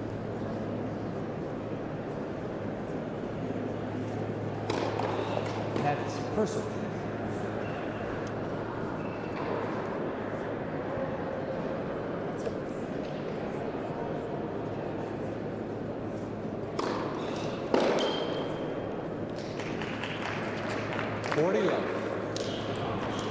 Lots of quick points in this match. And Draxl, he wants to get in the long exchanges. Also wants to come forward. Wessels wants to do anything but have long points. First foot fault called on center court that we've seen all week long.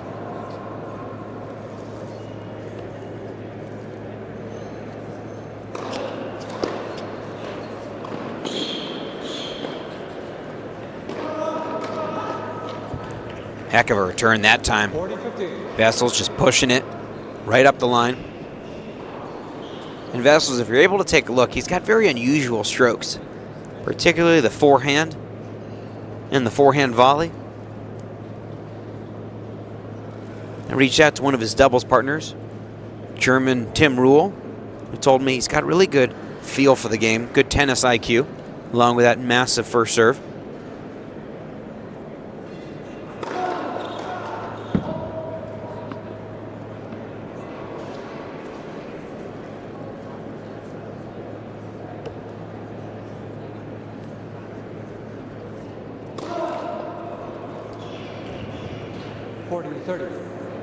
First double fall to the match for either guy.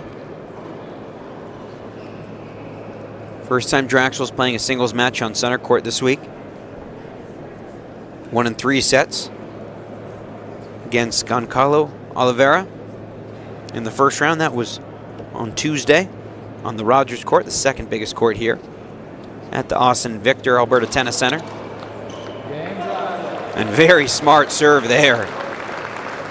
Heavy kick, and he came way over toward the doubles alley to hit that serve, able to generate that intense angle. And that's the fun part of seeing professional tennis. Obviously, these athletes are so incredible, but also you get to see the little nuances like that. As Draxl made the decision to go stand further toward the doubles alley, take something off the serve, but kick it up high.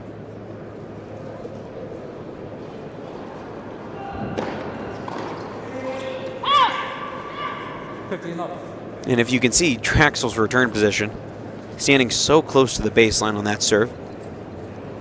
He's got really good hands. Playing in doubles with Cleve Harper.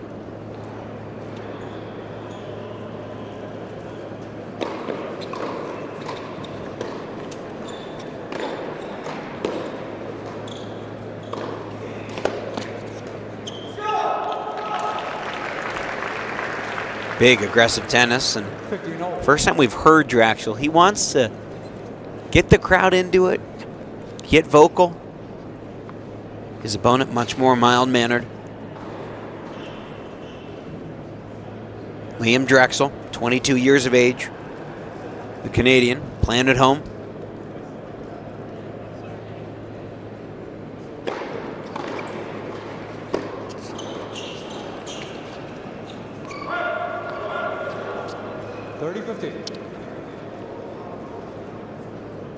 And upset with himself. Hasn't been able to get that slice down early on, you can see. Frustration.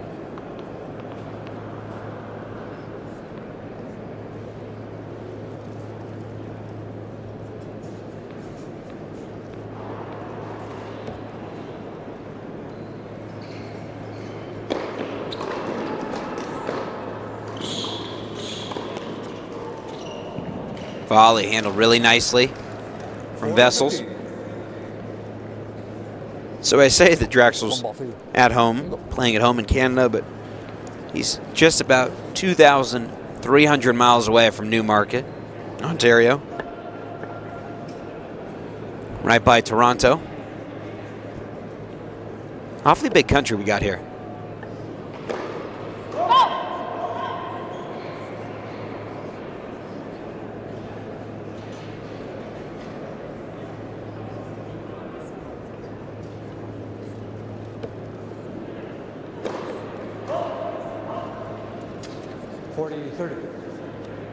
First double for the German.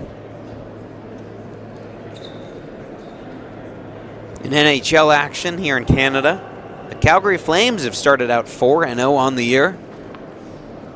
Everybody around here keeps telling me they're rebuilding with all this young talent, but pretty good start to the year.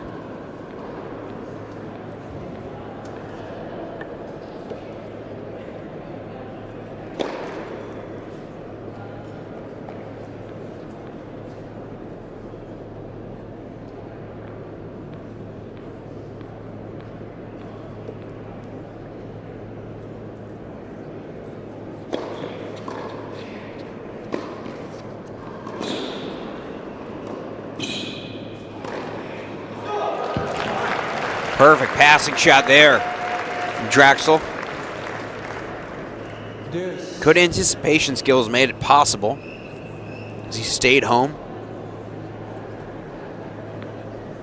And so from 40-15, the double fault, the backhand pass, and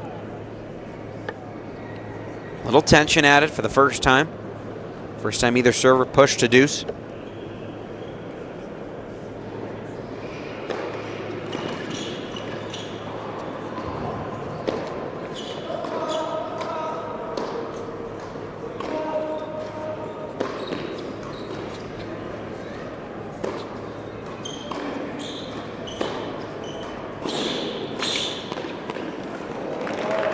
Well done there.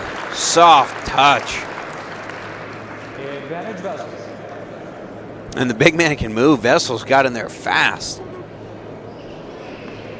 That's something you don't really get to appreciate. If you don't get into the net that quickly, you're not able to be in the position to keep your hands as soft as he did on that volley.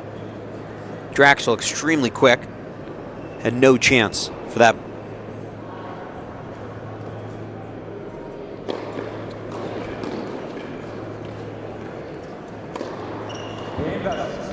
Well done from Wessels, and 5 games in, first chance. Handled nicely from the German.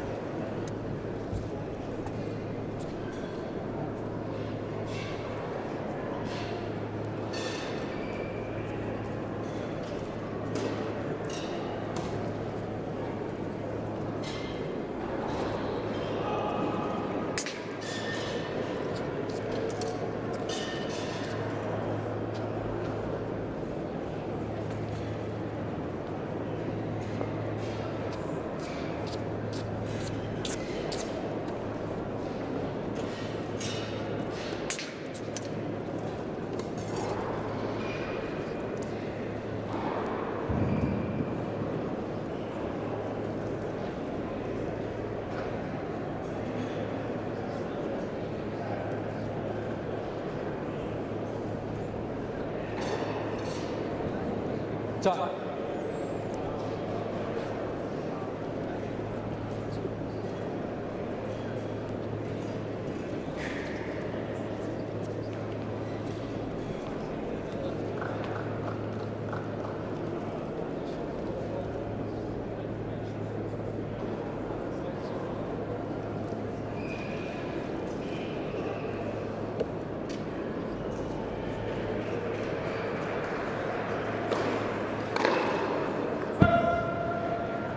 15 love. Liam Draxl, he's very comfortable playing here. Won this event last year. Came through in 3 sets in the first round on Tuesday.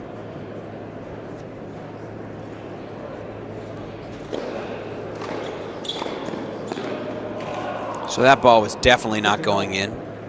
For some reason, Draxl took it and missed the volley. Lewis Wessels in the first round took out Canadian wildcard Justin Boulay in 3 sets. Again, this is just the second challenger of the year Wessels playing in.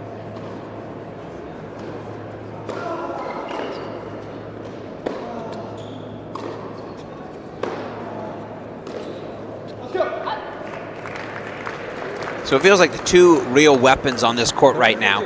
The forehand of Draxl and the big serve of Wessels.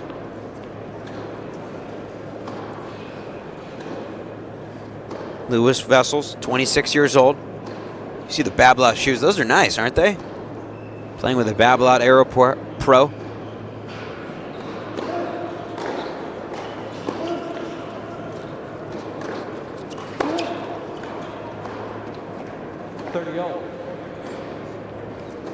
So in the last game, it was Wessels having to kind of navigate through the first real challenge of the match behind his serve. Draxl and a ball that was clearly going out. Although very easy for us to say that from this spot.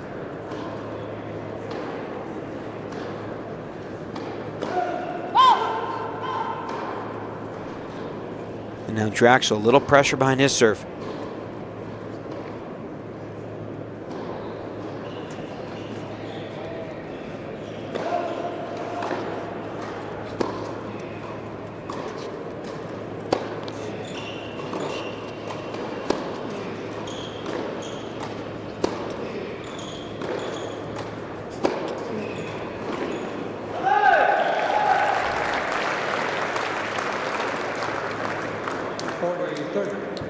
So Draxl broke the pattern there. He was going inside out to Wessels' backhand.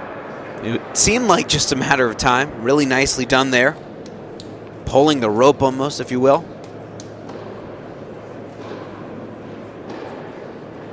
Again, look how far over he's standing toward the double sideline. Maybe 1 foot, 1.5, the margin.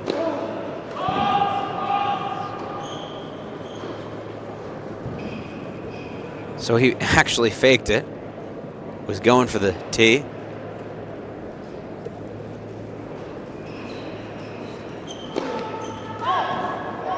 And then a double fault. Again, he just hasn't been as smooth and as under control as we're used to seeing.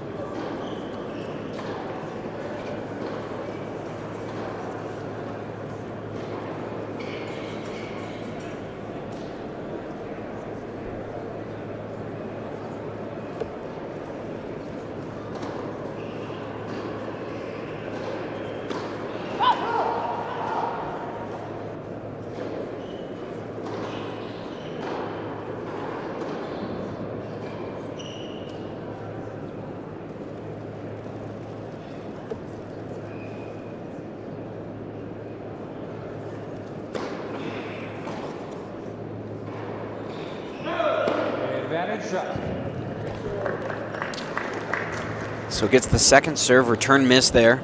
Kind of a gift from Wessels.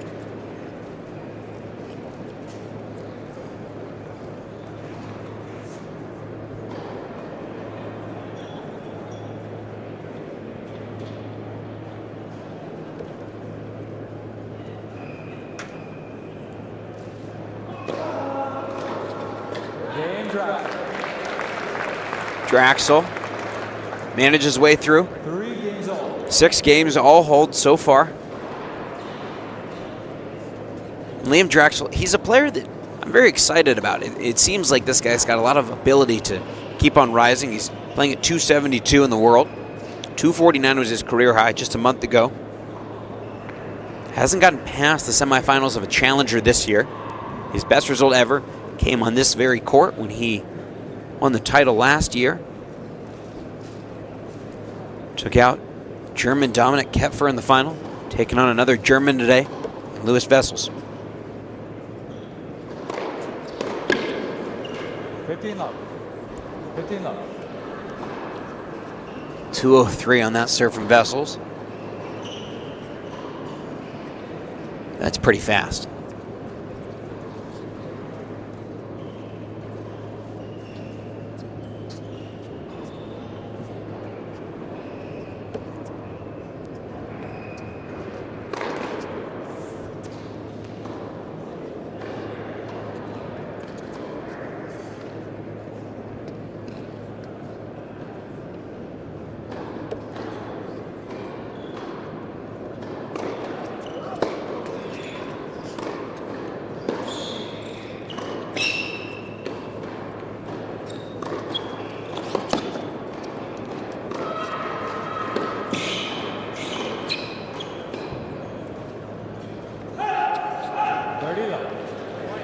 Nice control that time from the German.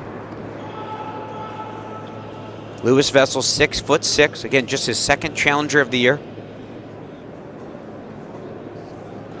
Didn't have a Challenger win this year until the first round when he took out the Canadian wild card. Justin Boulay won in 3 sets. Lost in Edmonton in the first round to Draxl's doubles partner last week, to Cleve Harper.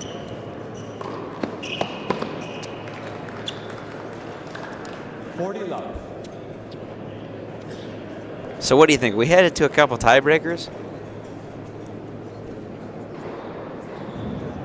If Draxl can just play solidly, it feels like he might have some opportunities though on the Wessels serve. Now standing well back on the first serve.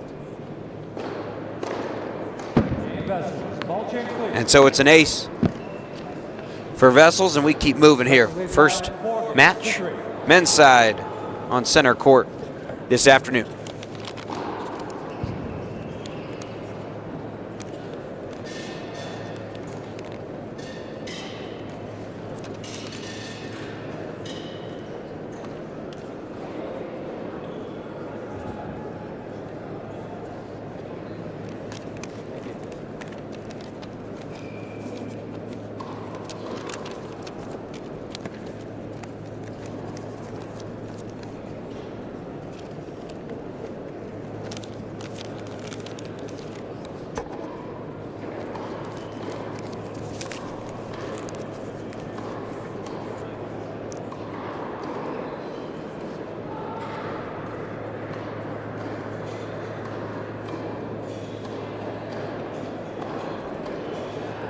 Touch.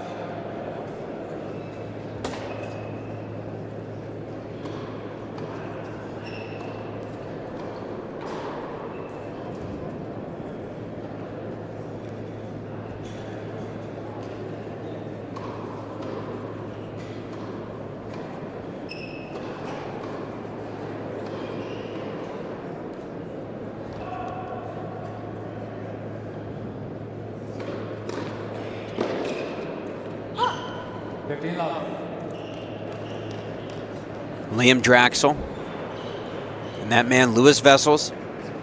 Second round action. Both guys trying to get to the quarterfinals. For Wessels, even reaching the second round, it's the best he's done this year at a Challenger event.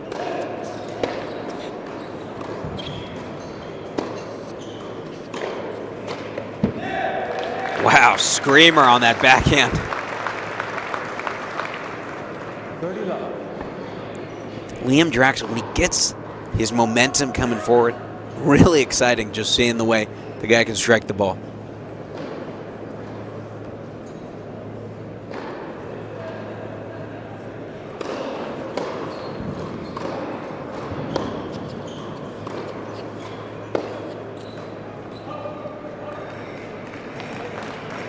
And for Draxl, just plays with a fun flair. You like watching him. He's going to get animated at least a couple times a set.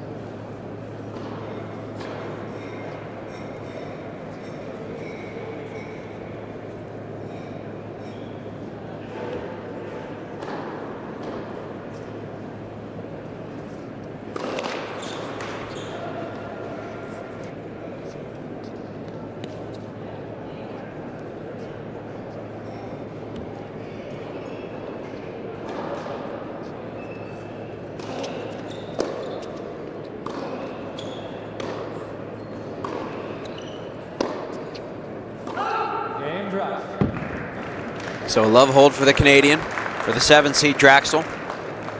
4 games old. Liam Draxl, he's never played in an ATP Tour level match. For Louis Wessels, he's played in 2. Lost in 3 sets this year in Halle, Germany, on grass to fellow German Yannick Hoffmann. Hoffmann won in 3 sets in that match. He does have a Tour level win. That was back in 2016, 9 years ago. In Hamburg, Germany. That was on clay at a 500 level event. Currently at a 75 level event here in Calgary, Canada. 15 love.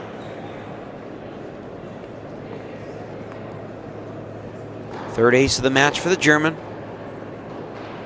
Draxl with 1 so far. And when Wessels is getting in first serve, he's won 14 of 15 points, over 90%.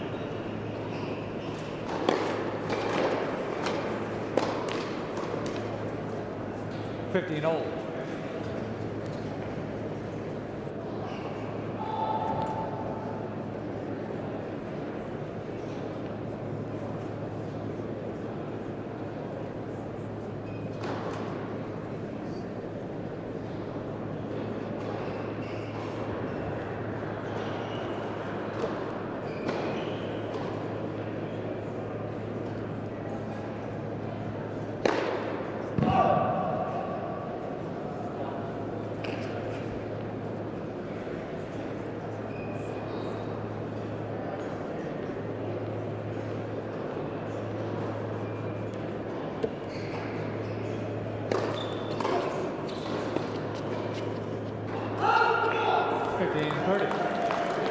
So standing very far back on the return is Draxl on the second serve, well up there. And when you're playing somebody that's so tall like Louis Wessels, if you can get up quickly with their return and get it right up on them, you don't give them much time to recover.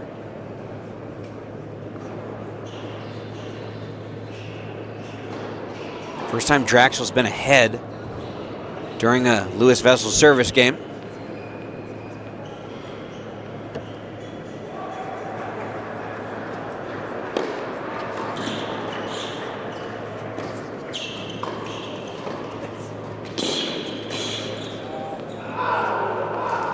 Just out. 30 yards. Heck of an attempt, though, from Draxl that time.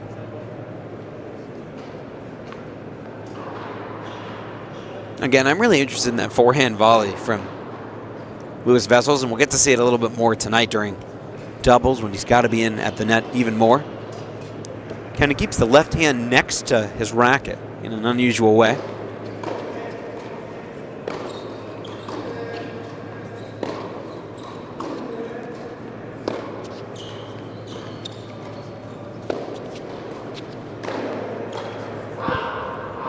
Maybe a little bit overzealous that time.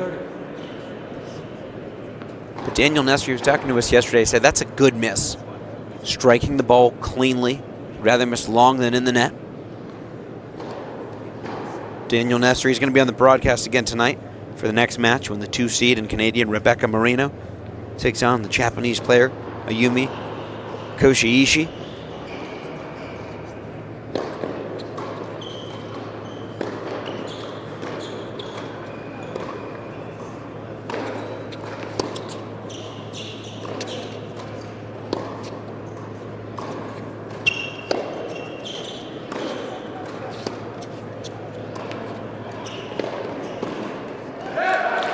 Well done there. Good point from both guys.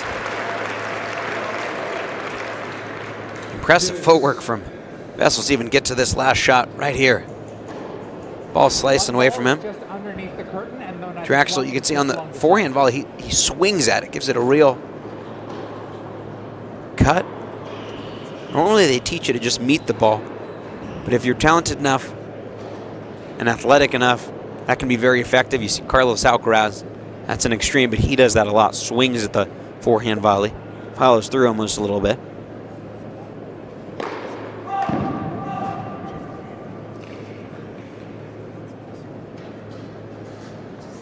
Draxl now moving way back to handle this second serve return.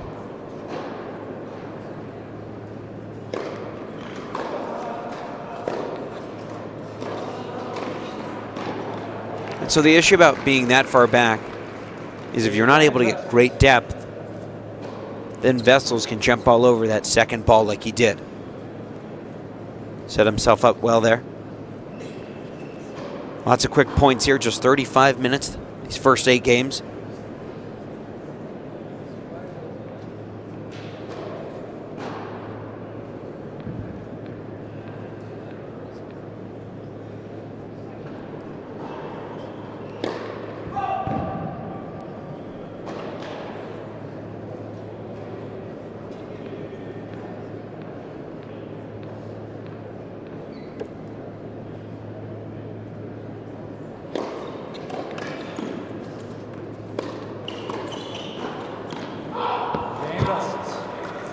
So Wessels gets through again. Wessels leads by 5 games, 2-4.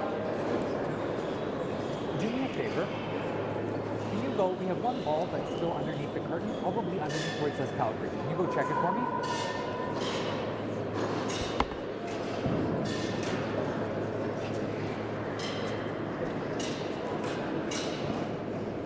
Just on the right.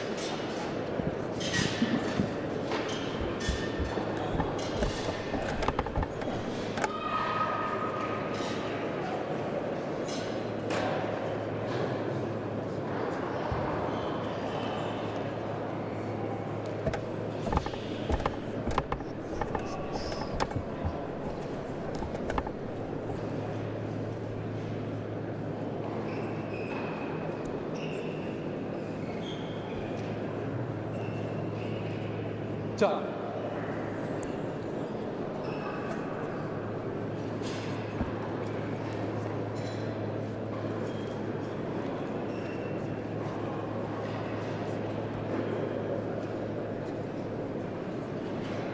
So a little opportunity for the 7th-seeded defending champ Liam Draxl in the last Wessels service game. Now for Draxl, actually has to serve to stay in this first set.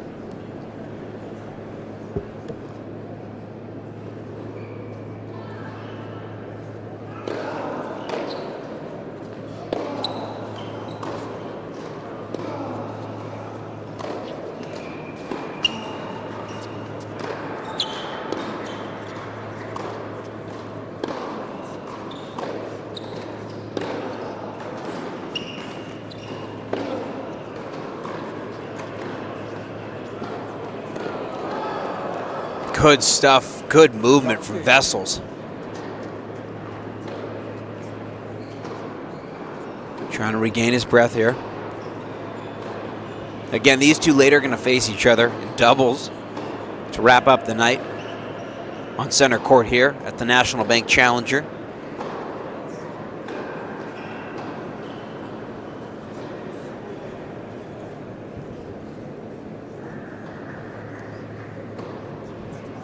So first point of this game, Liam Draxl serving to stay in this set. Goes the way of the German.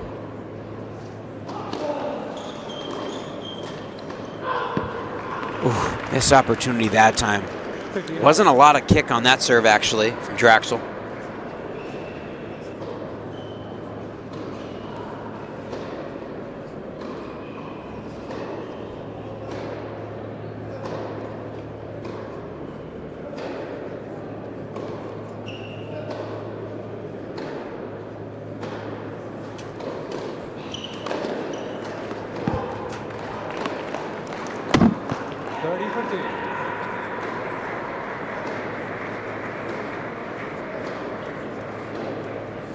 Liam Draxl trying to force this first set into some bonus tennis. Canadian won this event last year.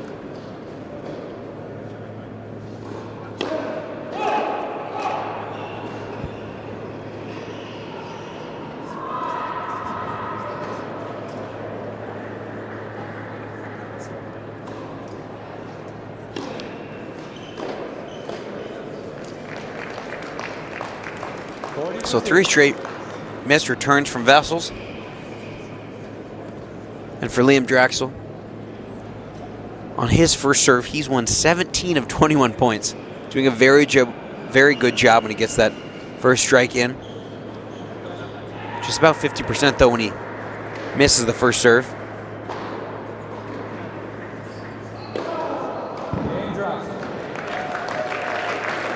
Second ace for the Canadian. Not a lot separating these two in the first 10 games of the match. Other side, buddy.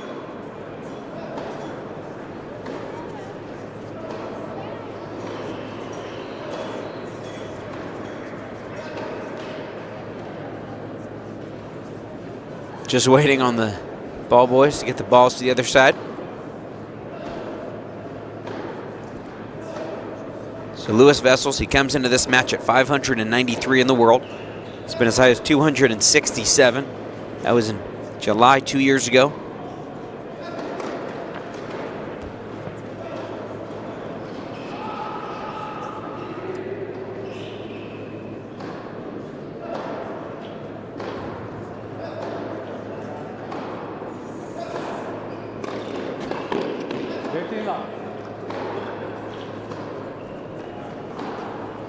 So we've seen Draxl wrestle with where to stand to return serve. He's changed it around a bunch.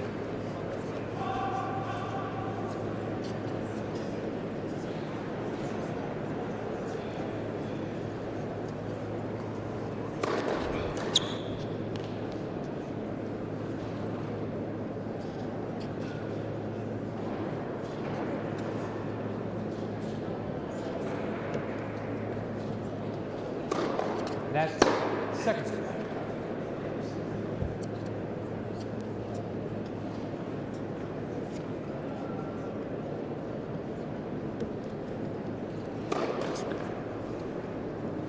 Fifteen all.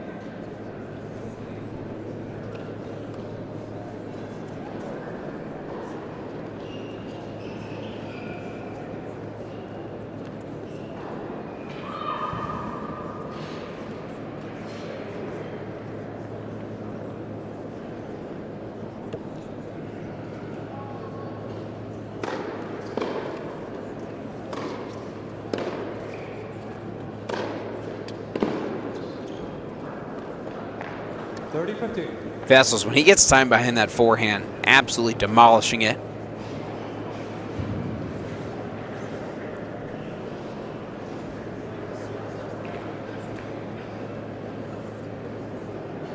So Louis Wessels playing in just the second challenger of the year.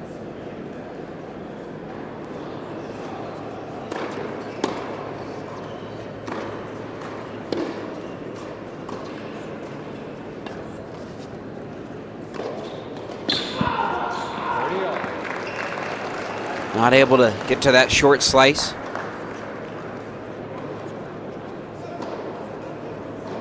So in Wessels' last service game, went to deuce. Wessels, 26 years old. In his only other challenger event that he played in this year, he lost to Alex Radwanska. That was in March in Mexico.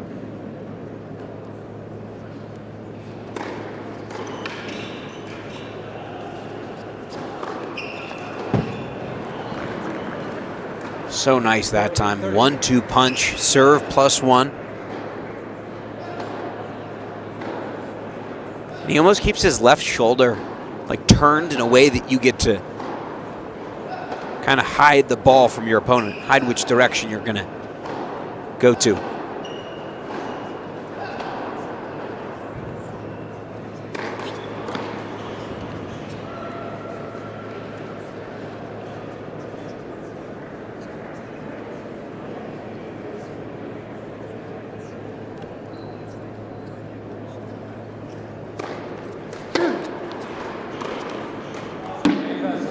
Two blazing forehand winners, and Wessels does his part. 6 games, 6 holds for him. Draxl looking to do the same, looking to send us to a first set tiebreak.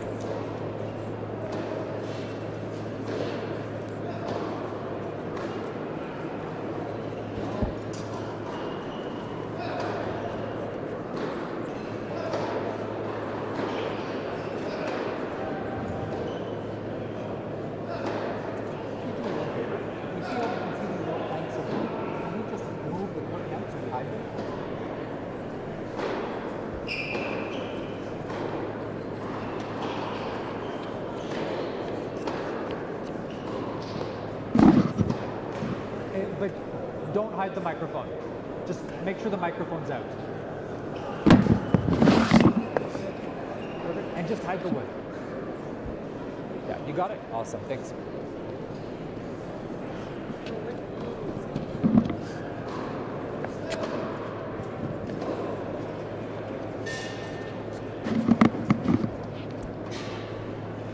Top.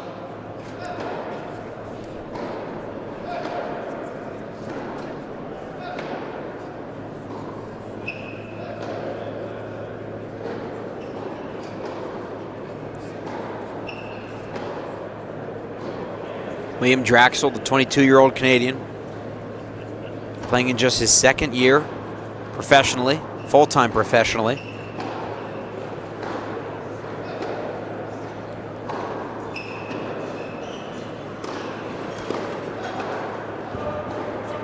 And at a place where he had his breakout win last year, his breakout week, winning this event. Looking to just get into the quarterfinals right now.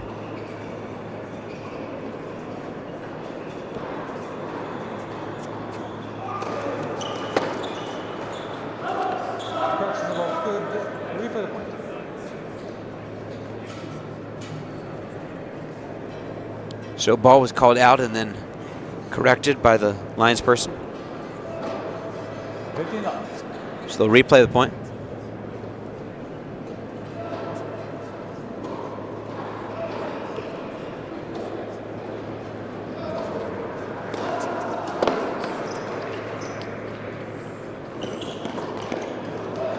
Wow.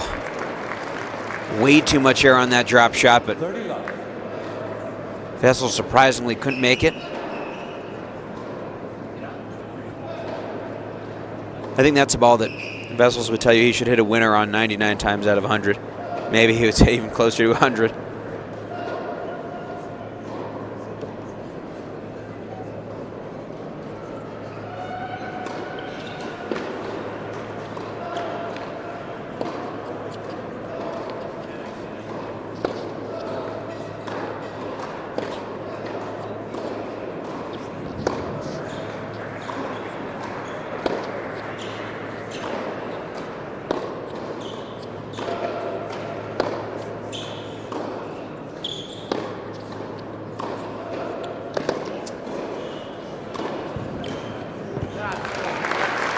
Slowly working that point into his favor, and then putting it away was Draxl.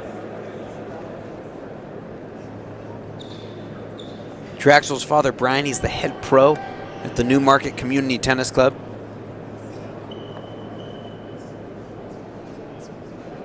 Liam said he couldn't get enough of being at the club growing up, playing with just about anybody who would play with him.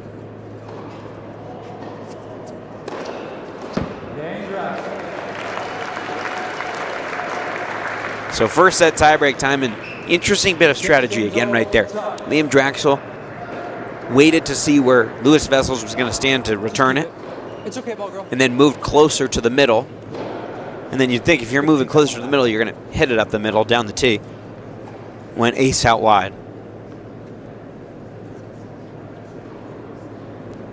So 49 minutes in this first set. And now first to 7, win by 2 in this first set tiebreaker.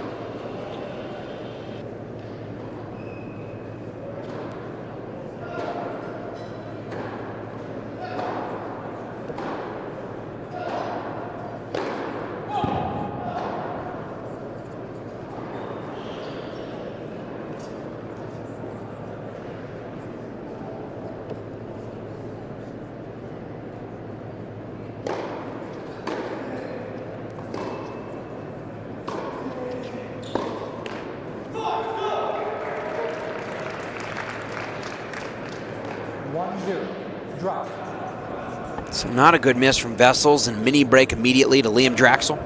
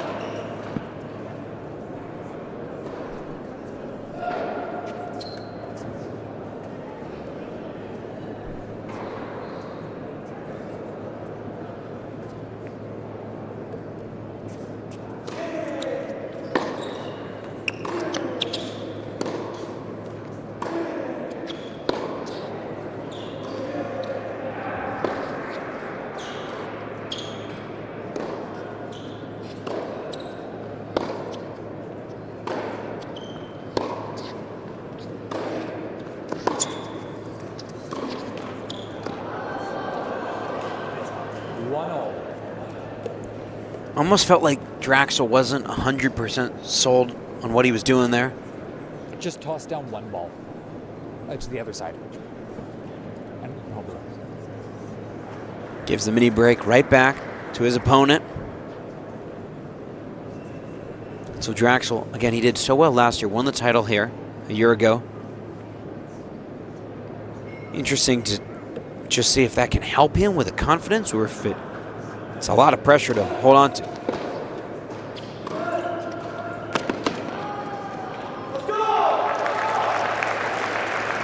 Well done there. 2-1, Draxl. Draxl has got that curly hair, got lots of locks hidden in that backwards cap. Most of it spilling out.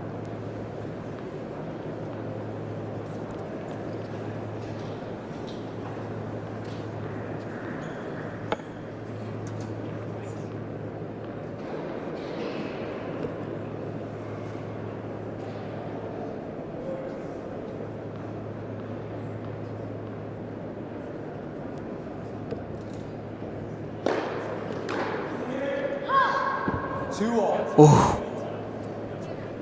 Just missing that return.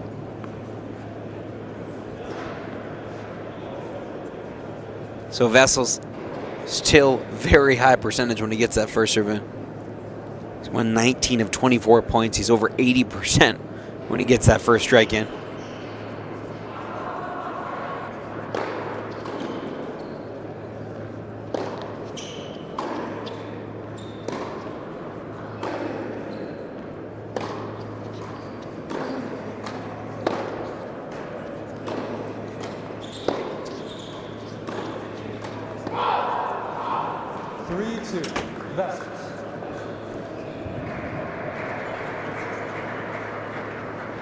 Not a good miss from Draxl.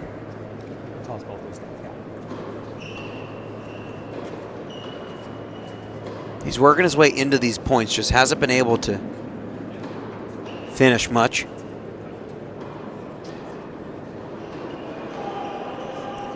Still feels like the best tennis is ahead for Liam Draxl.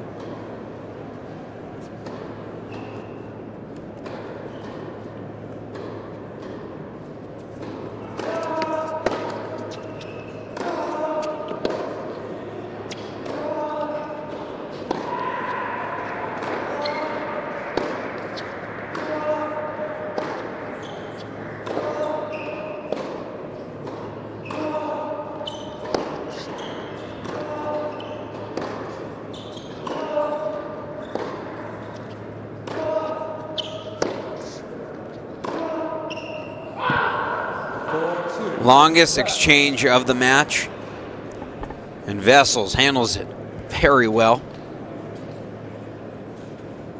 So Louis Wessels, he gave up the first point of this tiebreaker. Won 4 of the last 5 points, though.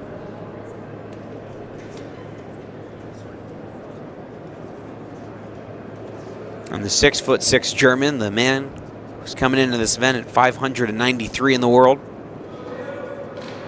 Playing with a lot of confidence right now.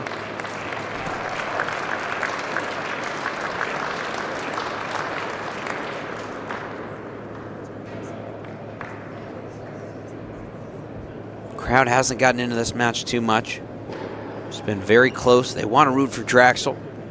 Down the mini break here. Important point to keep this just 1.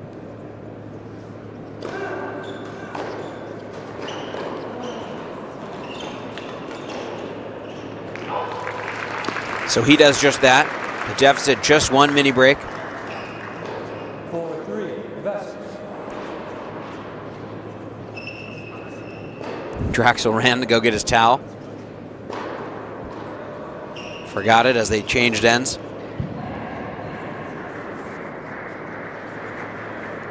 So now this set, it's on the racket of the German.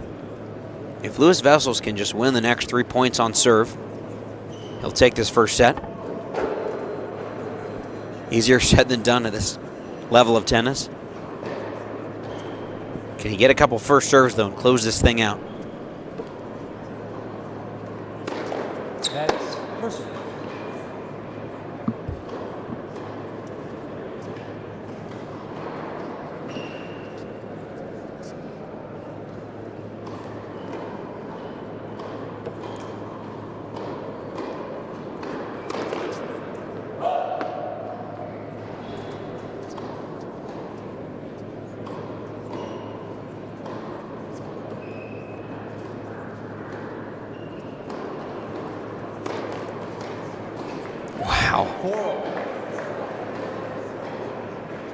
Double fault.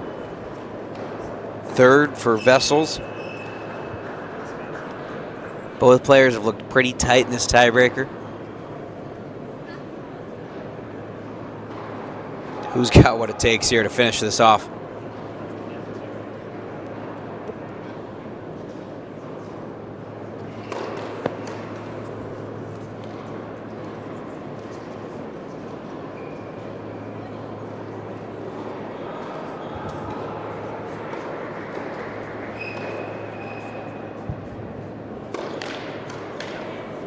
My goodness, back-to-back double faults from 4-3 up. Now it's Draxl. The set on his racket now.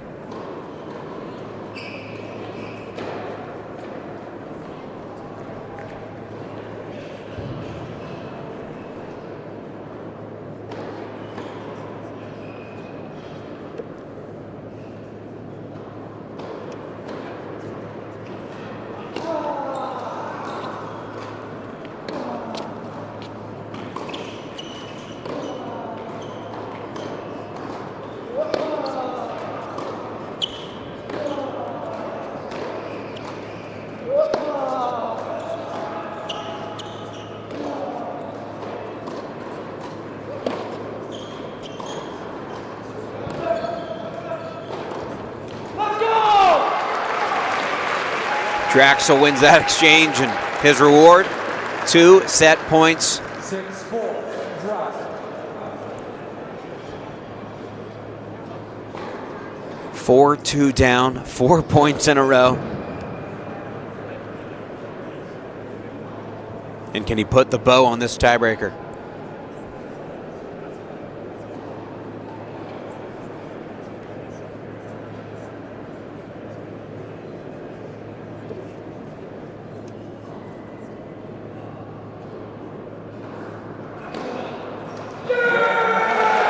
Finishes it with an ace.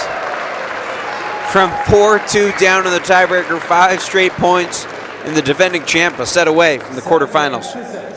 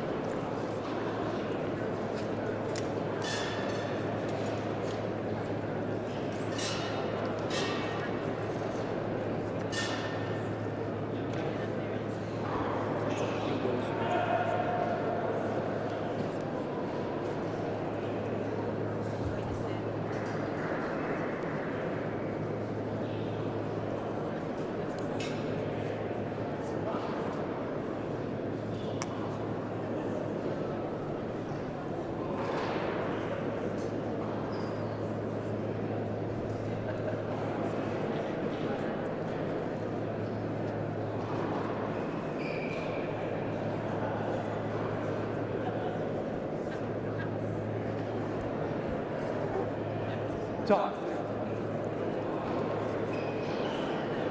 You're gonna be on the same side. This side. Yeah, serving. Yes. So Liam Draxl actually forgot which side to go to after that first set. Change of ends from where they started the tiebreaker. Rob Warner with you. Second round men's action here in Calgary, Canada, at the National Bank Challenger. That man, Liam Draxl, the 7th seed this year and defending champ, took the first set in clutch fashion.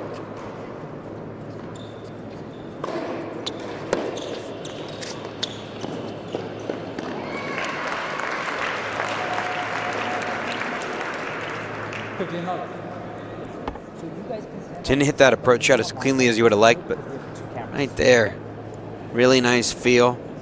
We saw it in doubles yesterday as he was playing with his partner, Harper.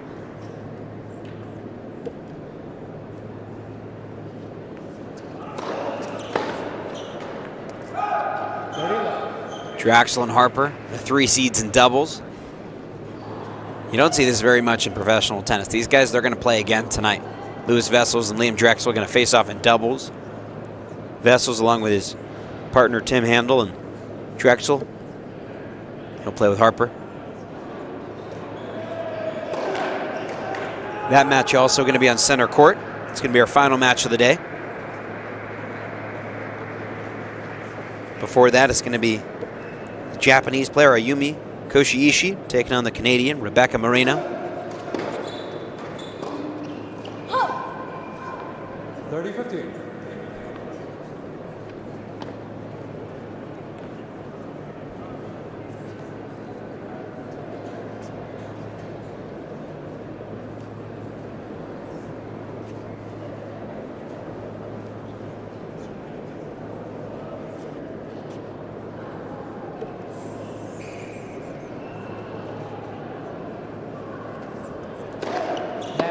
First.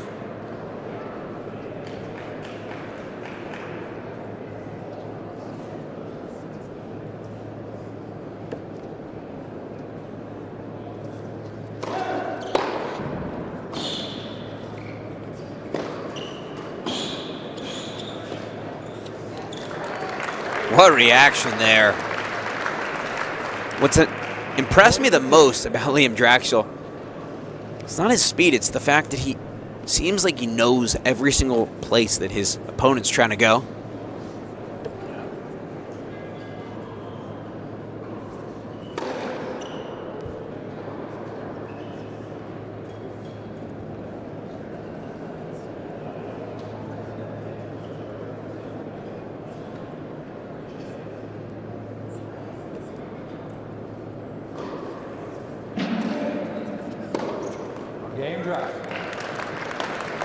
So nice hold. And continuing the momentum is the Canadian Liam Draxl. Second set. Draxl, he's an avid golfer. He says when he's not playing tennis, he's on the golf course.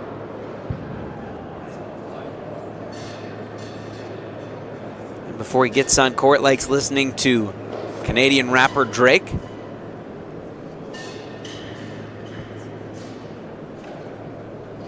That man trying to forget about the first set. He was up 4-2, 4-3, serving in the tiebreaker.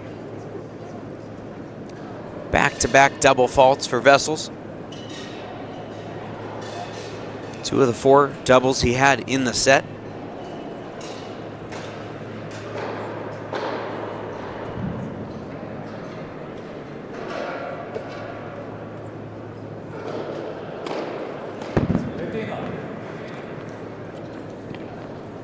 Starts things off in this set with his force 8, his 4th ace.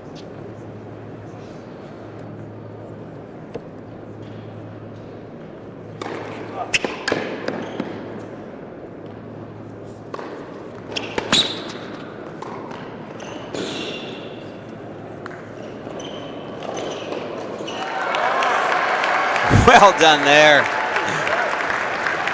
Somehow got the lob over 6'6" Wessels. And then look how close he gets here. He's on top of the net when he hits that volley. This is a better angle to see it. Crowd getting into it now. Day 4 Thursday afternoon in Calgary, Canada.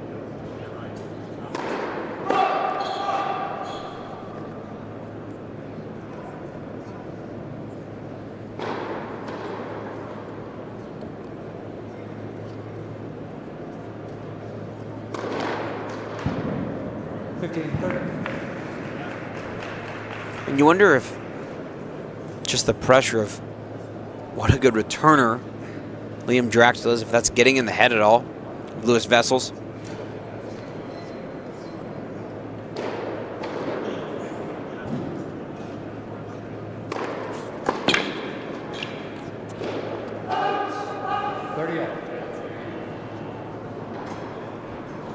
Narrow miss there on that return for Draxl.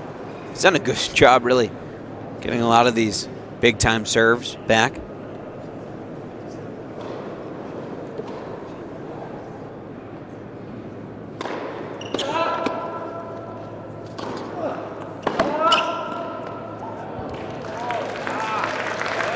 Just kept that ball in. And now first break point of the match. And this time it goes to the Canadian.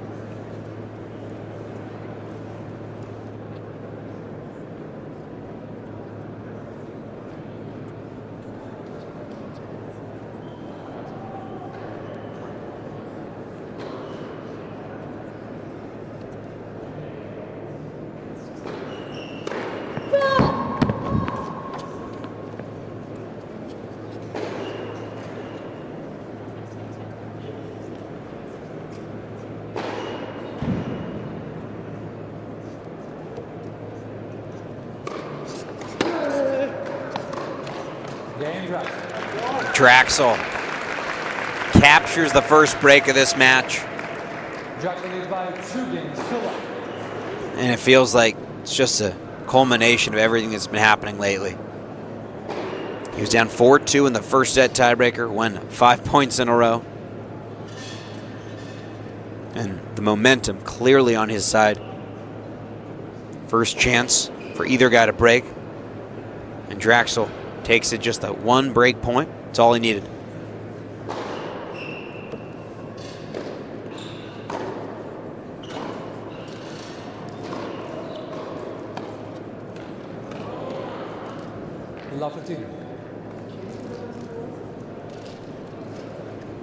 Jumped up in the air after he missed that short slice.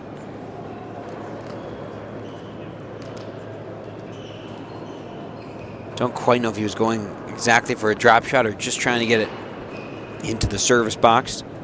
Make Wessels have to come forward.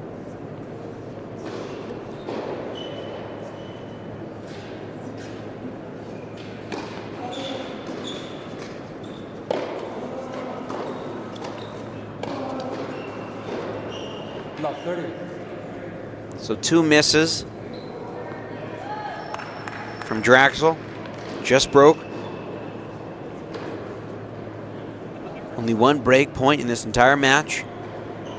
Last service game.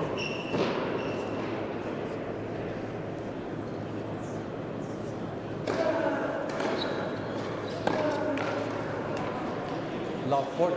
3 unforced errors from Draxl, and now first break points that Wessels has seen in this match. Just for reaching the second round, the loser will take home $1,350. This is just about their singles. Both guys also in the doubles.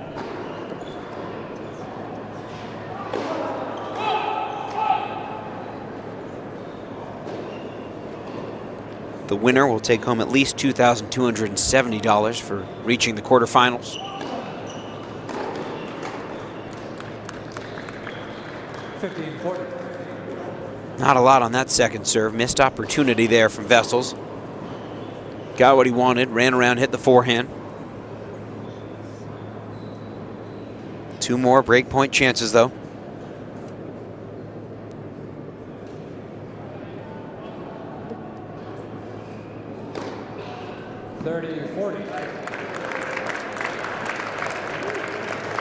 Fifth ace now for Draxl. Can he save his last one?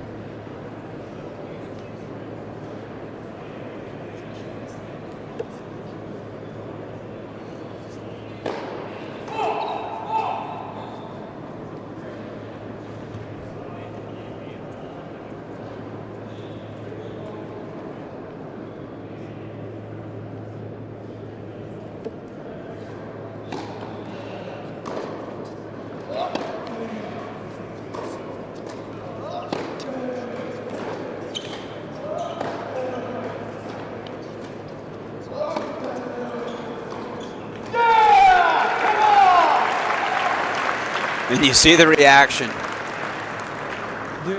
Feels like a huge opportunity miss from Wessels. Immediately broken to start off this second set in his first service game. 3 gifts, 3 unforced errors from the Canadian, from Liam Draxl. And back to deuce. Still not out of the jam completely yet, though.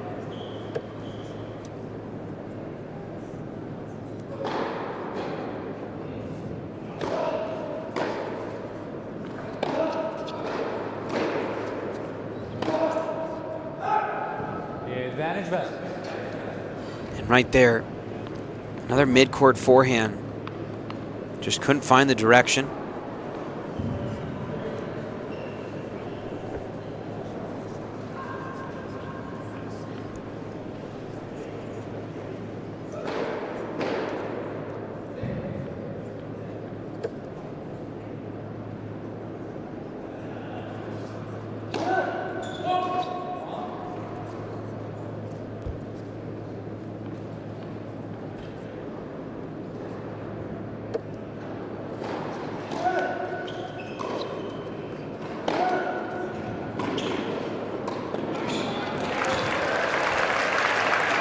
That's more like it from Draxl.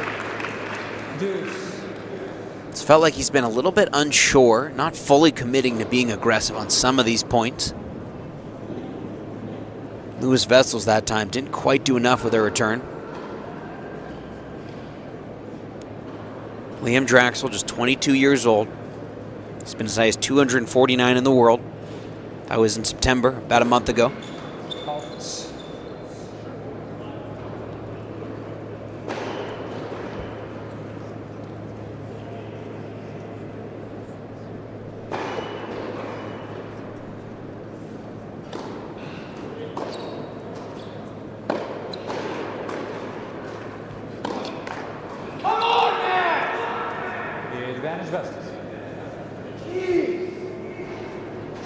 Fun to watch him because, you know, he wears his emotions on his sleeve.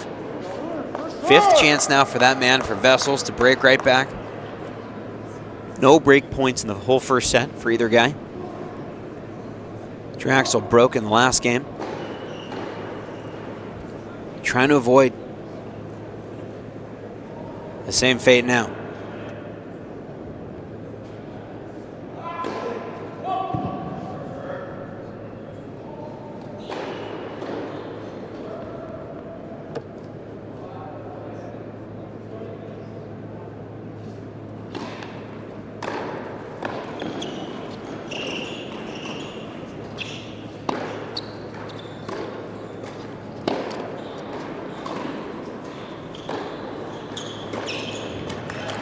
all set up by really good defense. I mean, Wessels hit a fantastic return.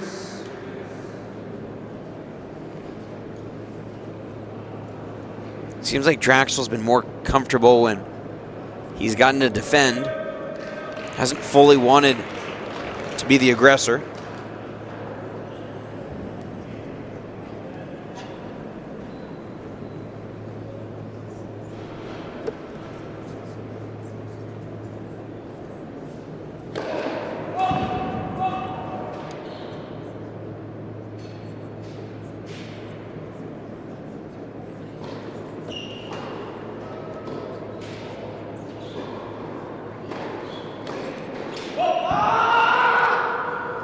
Advantage Wessels.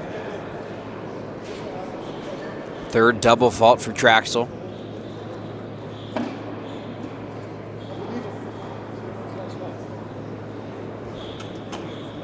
And can Wessels break through?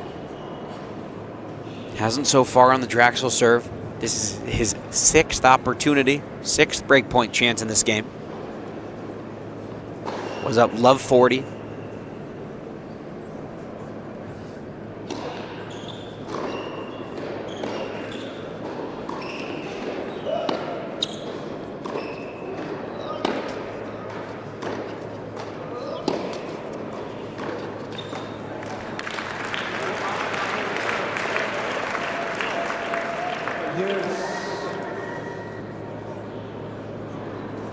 Draxl just trying to find any way through.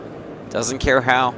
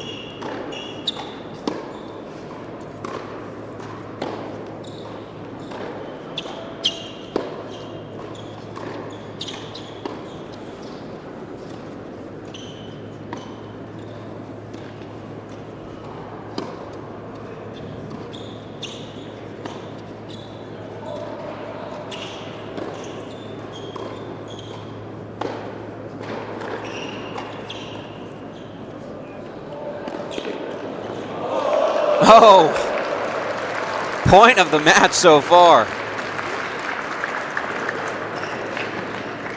Advantage Wessels. And Louis Wessels, 6'6" German, not only gets to the drop shot, but hits that good a reply.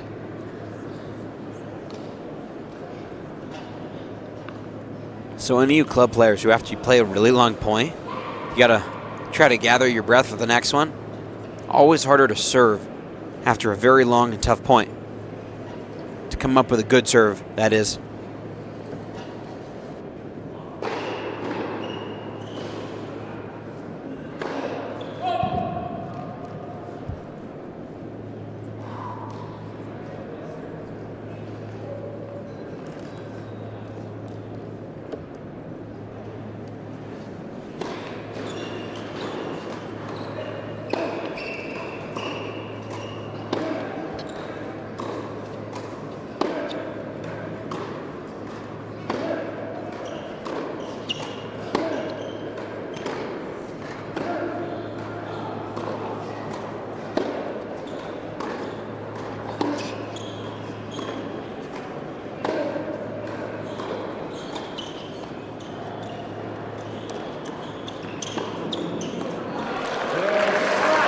Another drop shot. This time it works out.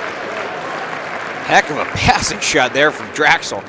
Hardly any room.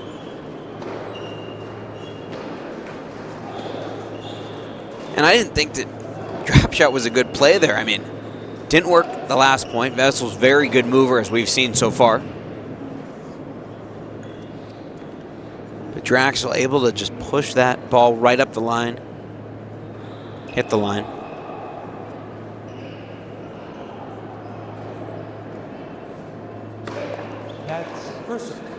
And the longer this game goes on, the more important it feels. Draxl was down love 40. He saved 7 break chances in this game.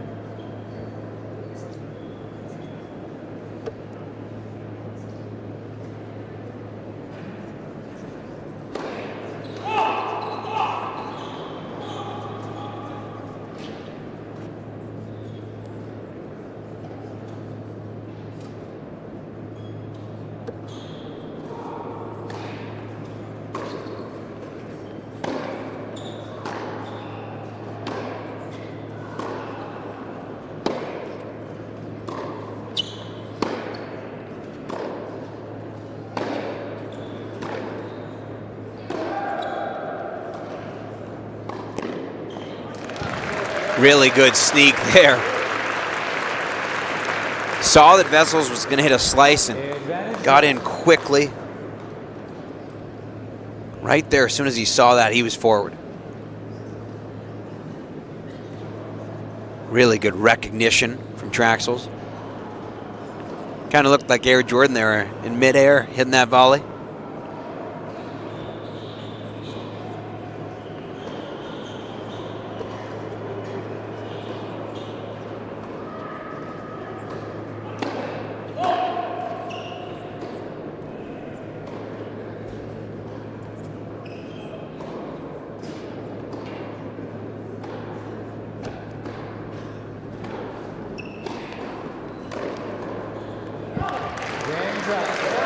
Marathon game, and Draxl takes it, saves 7 break points, and consolidates the break.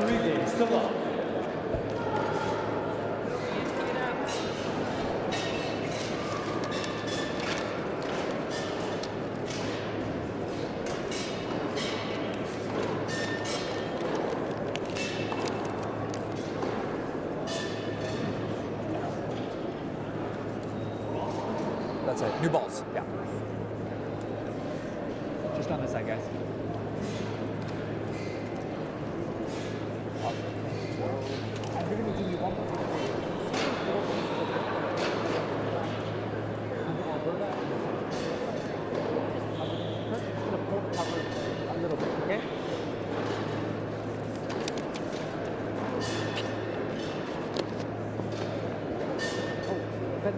But go back. Just make sure the microphone is out.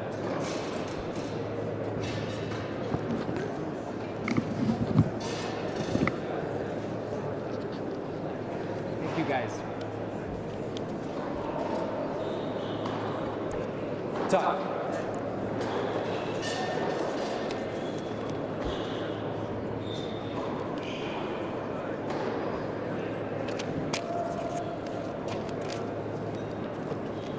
Liam Draxl, 7th seed at this event. Man that won the tournament. Taking on his German opponent, Louis Wessels. These two, they're going to play tonight again in doubles. It's going to be the last match on center court tonight.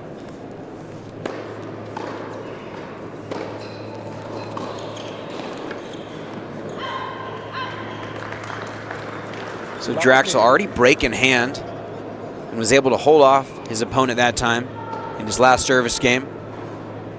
Had 7 break point chances. His first opportunities to break the whole match. No breaks in the first set.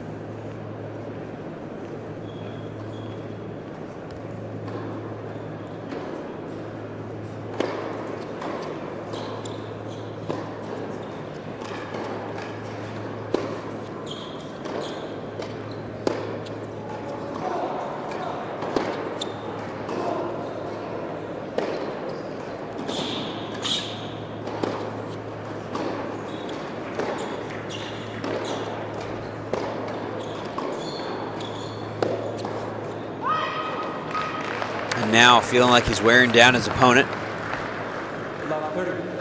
It's not quite as simple as saying, you know, the taller Wessels has wanted to end the points more quickly. He's won a lot of long exchanges, but it feels like he's not quite getting the same offense that he was in the first set. Behind his first serve, behind his forehand.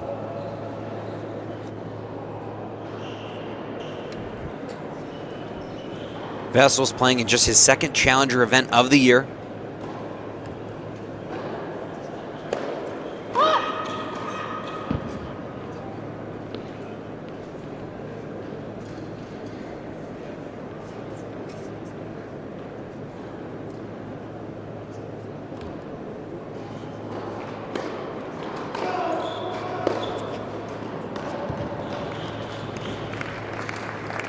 So Wessels, again, this is just his 3rd Challenger match of the entire year, 2nd Challenger event.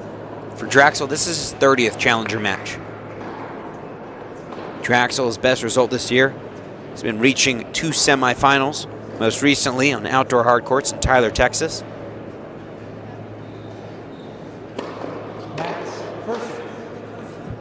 But a place he has fond memories, winning the event last year. Draxl, a standout at the University of Kentucky.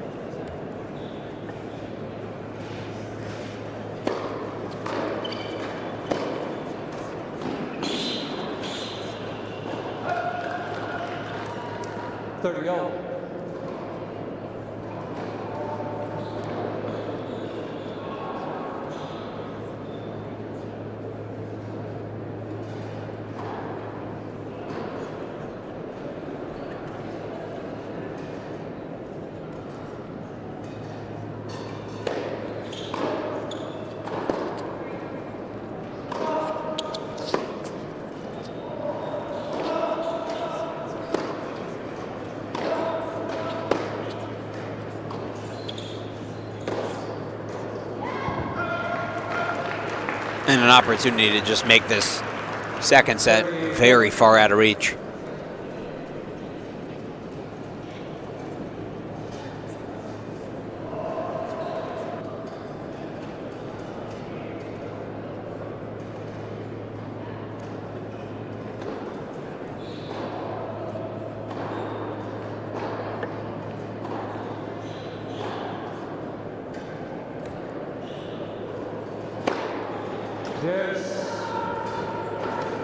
That's one way to save a break point.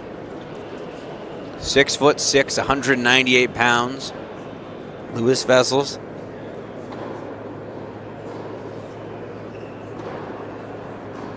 Just his 2nd ace in this set. Saves the break point.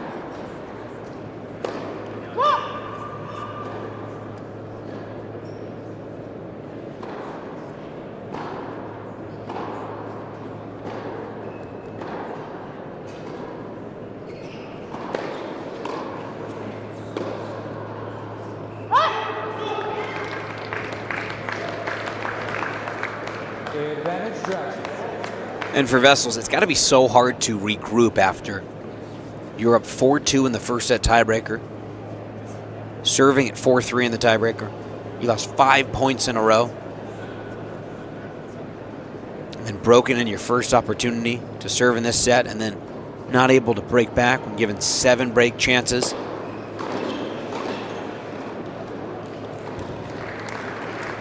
First serve and volley in the match we've seen.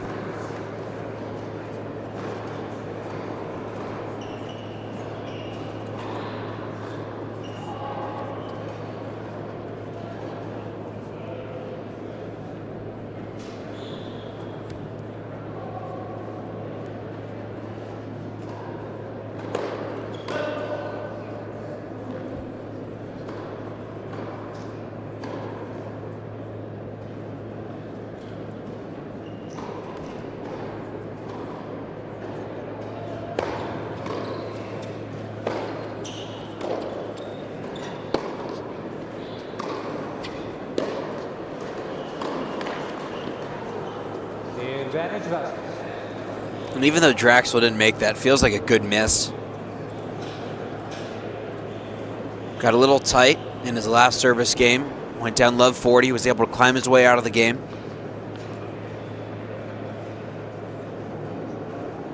Would love a second break, but right now it's more about what he can do on his own serve. Just 3 holds away potentially from the quarterfinals. Second ace of the game. 6th of the match for Wessels. Draxl leads by 3 games to 1.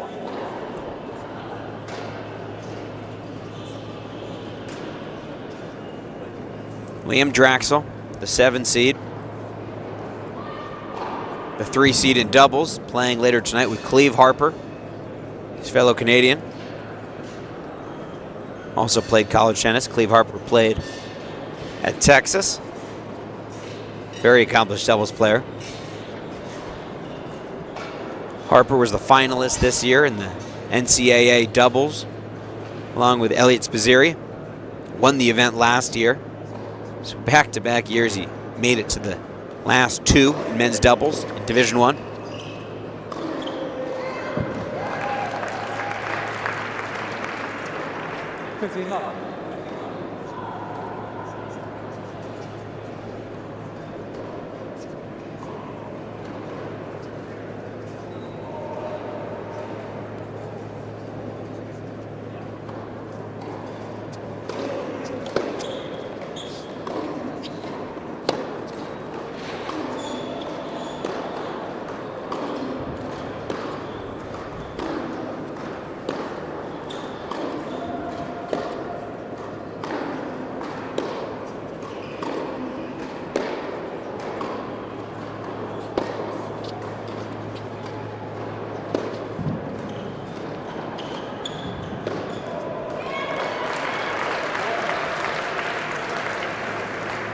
I don't think Wessels can believe he missed that forehand.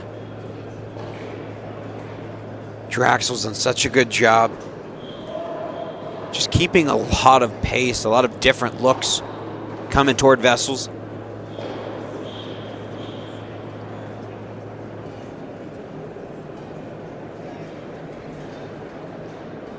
Already an hour and 31 minutes in this match.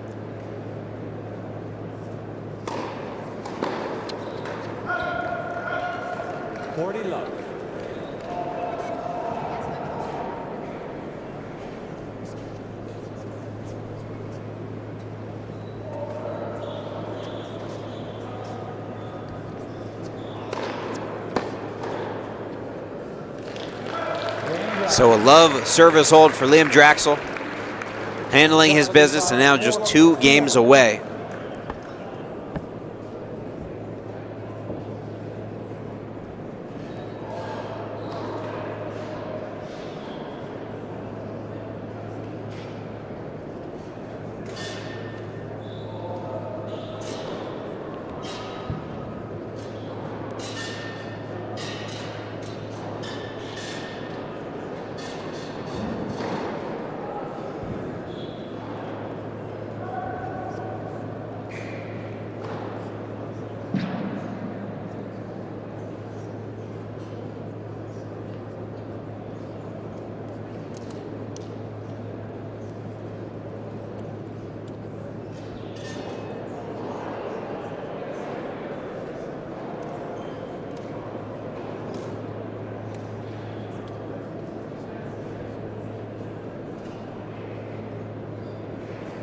Time. Time.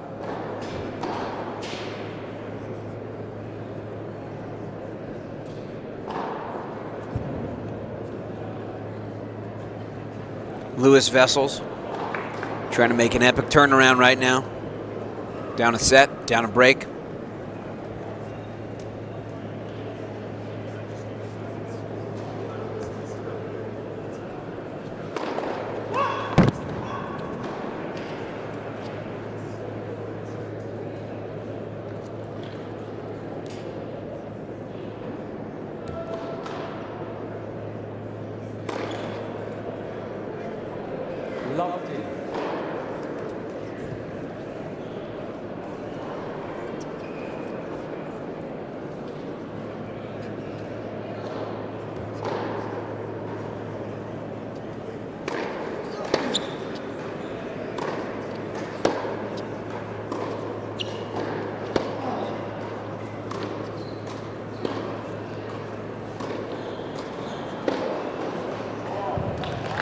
Well done that time from Draxl.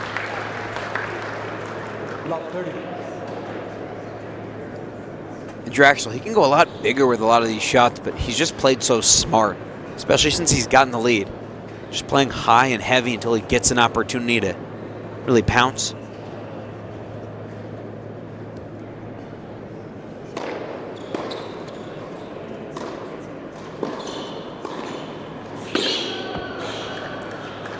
Just not good enough on that passing shot. Wessels has shown he's got very nice hands at the net.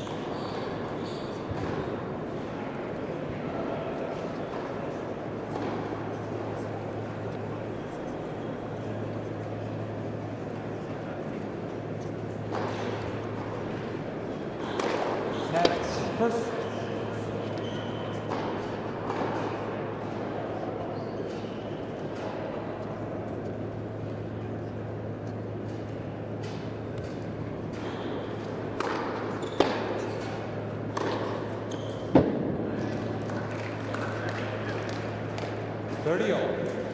Wessels does possess that kind of tennis, the ability to just take the racket right out of your hand.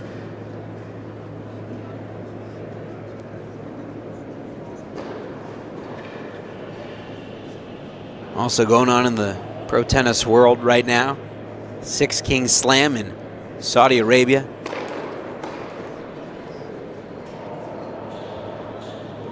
The Six Kings, Yannick Sinner, Carlos Alcaraz, Holger Rune, Daniil Medvedev, Rafael Nadal, and Novak Djokovic.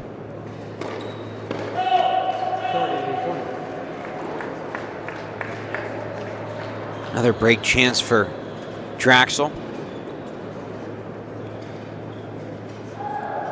Double faults really plagued Louis Wessels in the first set, excuse me.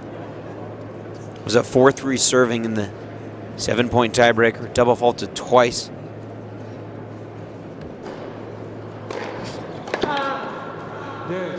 Big serve that time. Draxl, such a good returner that doesn't really matter how hard you hit it. If you don't hit your spot, you got to expect it's coming back. But at the Six Kings Slam, all of the players that just play there will pocket $1.5 million just for participating.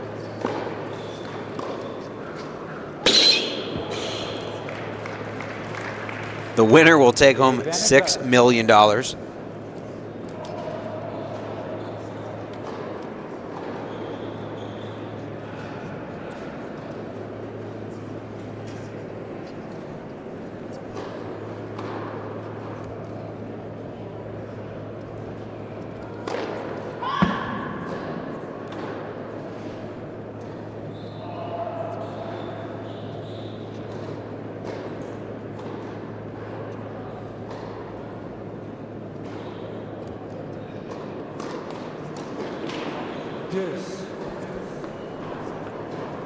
And you got to think that part of the reason the double faults are happening is because of that man, because of Draxl. Just put so much pressure on you as a server. You just know you need to come up with special serves.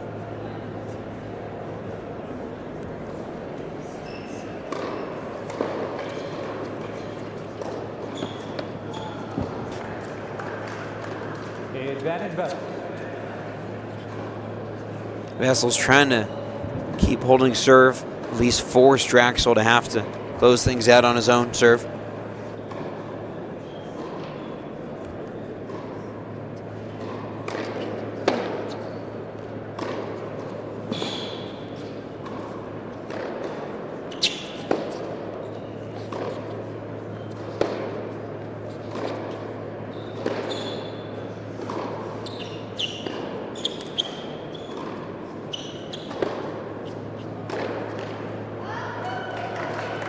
Game goes on, and Wessels just looks so upset.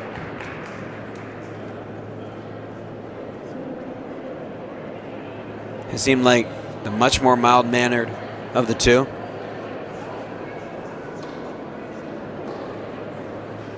And once you get to this level, the ATP Challenger Tour, second highest level in professional men's tennis, the margin for error is so small. I mean, it's making a first serve here and there. And not just making it, but what do you put on it? Where do you place it?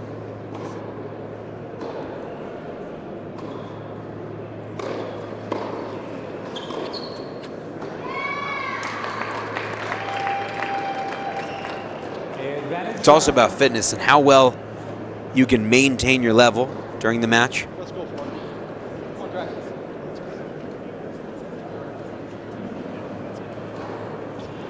Draxl clearly looking like the fresher of these two.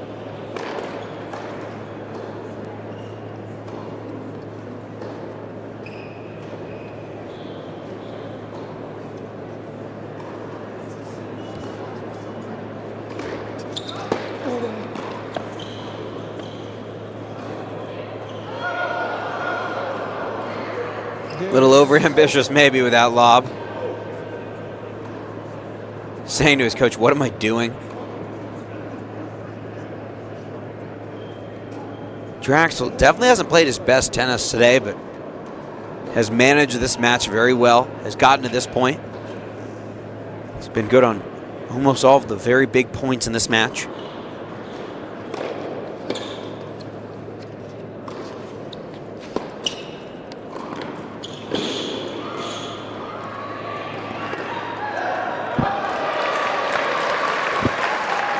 I don't know how he won that point. Impressive stuff from the defending champ.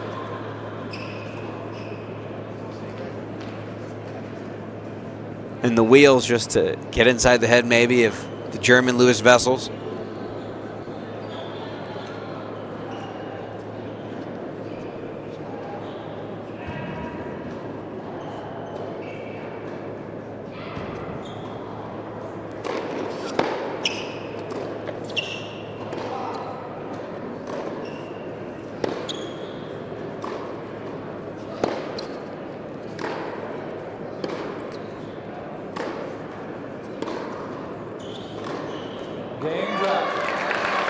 So it is another break. Feels like the backbreaker. Draxl leads by 5 games, 2-1. And now after an hour and 41 minutes, Liam Draxl, the 7th seed in singles, the defending champion from a year ago, serving for the match in a spot in the final 8.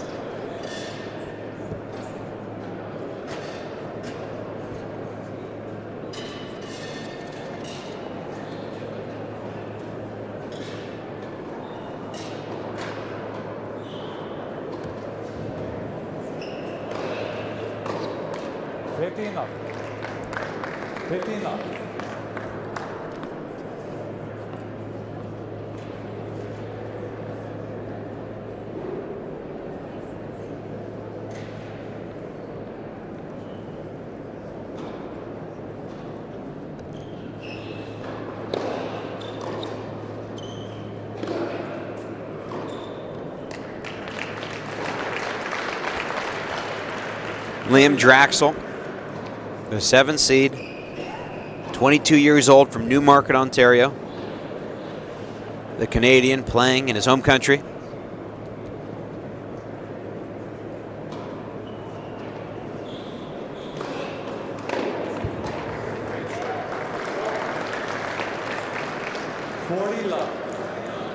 Three match points now for Draxl.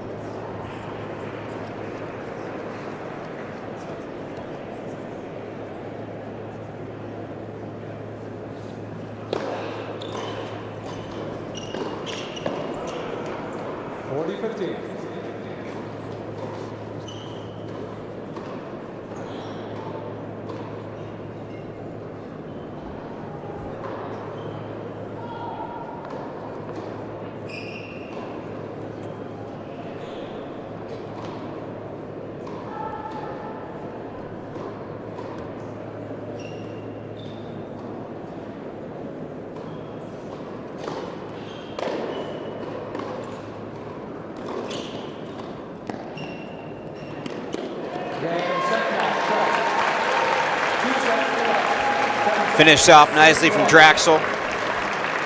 Defending champion from a year ago, Liam Draxl. Takes out the German, Louis Wessels, advances to the quarterfinals.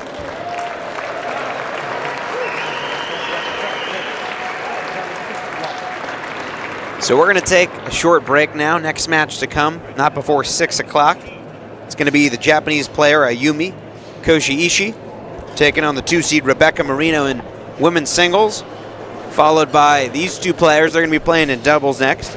Liam Draxl and Harper, the 3 seeds, against Tim Handel and that man Louis Wessels. Good match of tennis. We got more stuff coming up. Rob Warner with you.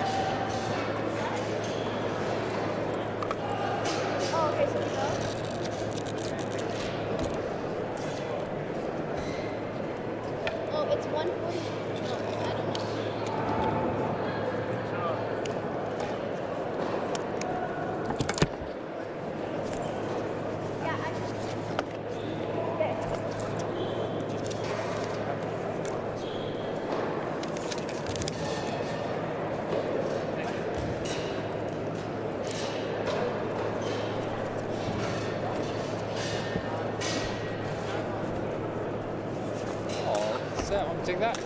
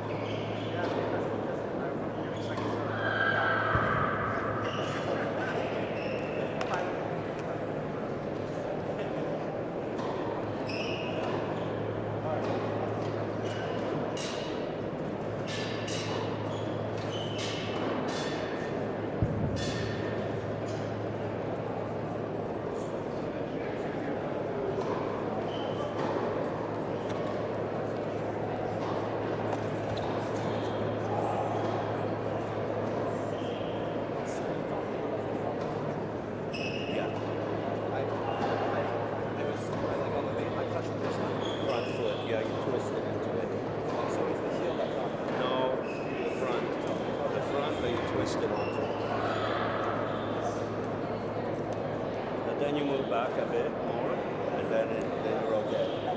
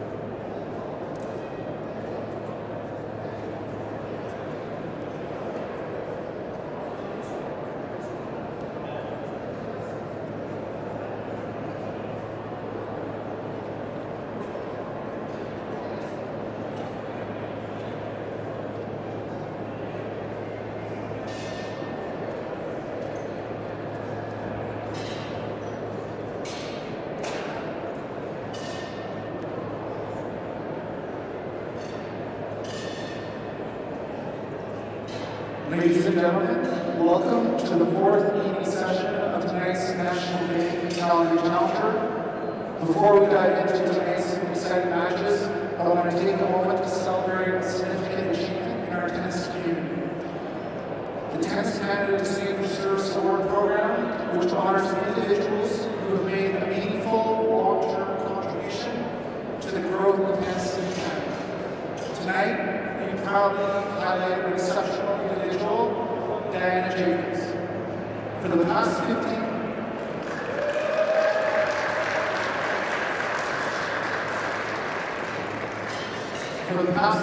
years, Diana has been a driving force in our sport, dedicating herself to organizing junior and adult tournaments at all levels.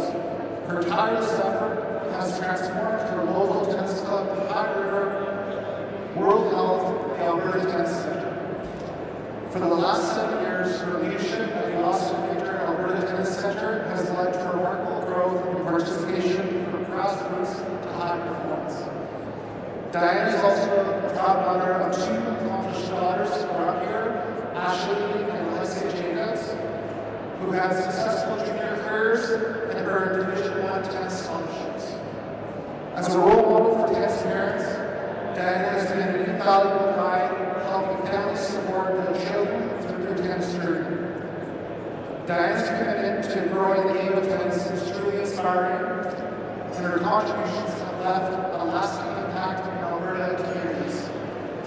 So please join me in recognizing Diana for her dedication and outstanding service to tennis in Canada. Thank you, Diana.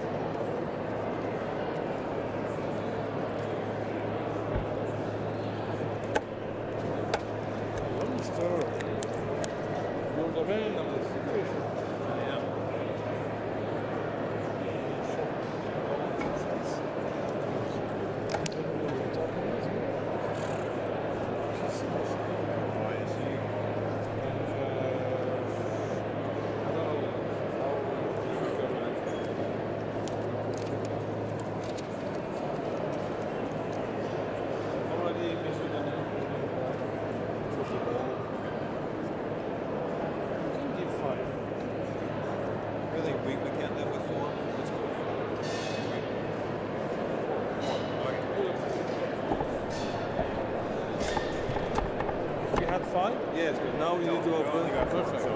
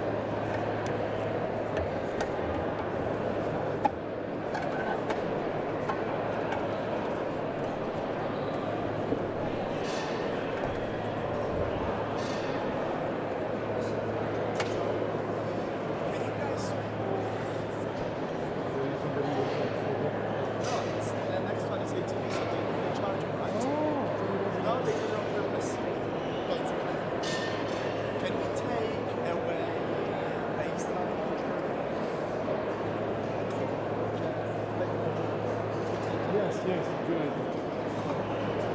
Right, can you take the train?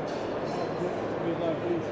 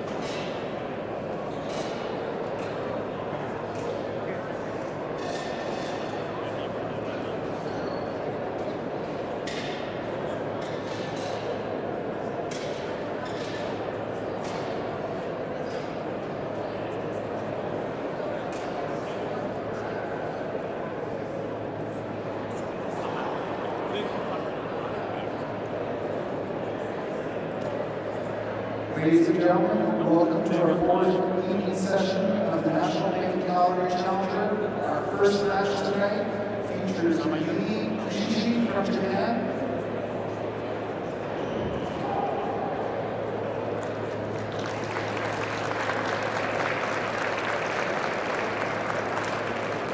Her opponent from Canada, Marino.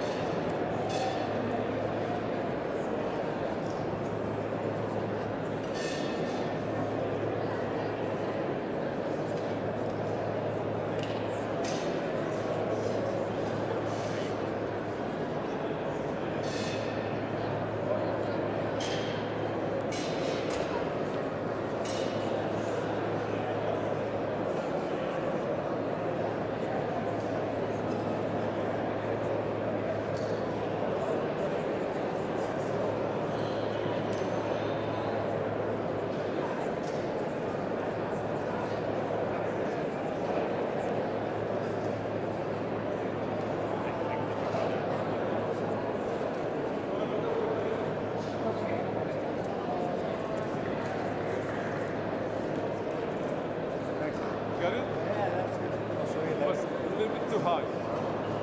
Lots of it.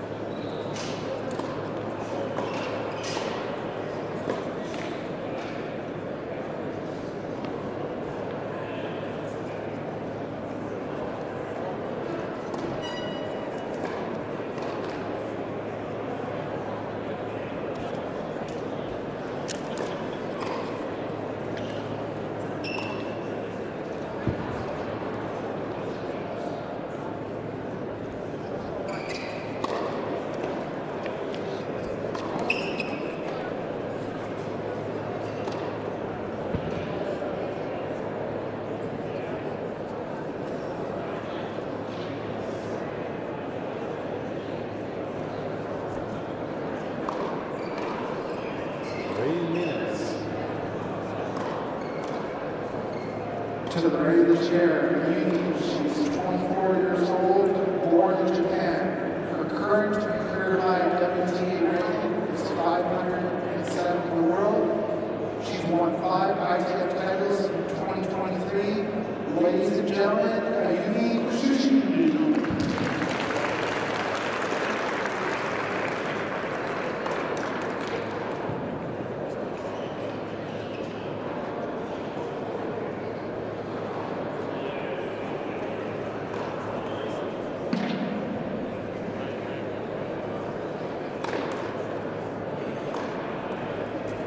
2 minutes. To the left of the chair, Rebecca. She's 33 years old, born in Toronto, Canada, currently resides in Vancouver, Canada. Her current WTA ranking is 136 in the world. Her career high is 38 in the world in July 2011. She's a member of the Village Cup team that won the title in 2023. She's competed in all the Grand Slams. Her best result being at the US Open in 2022, made to the third round. She's your number 2 seed in this year's tournament. Ladies and gentlemen, your Canadian hope, Rebecca Marino.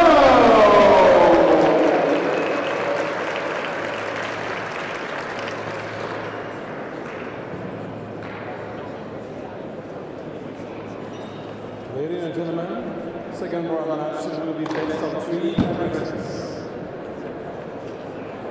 Ayumi Koshiishi, the right chair from us, and elected to receive 1 minute.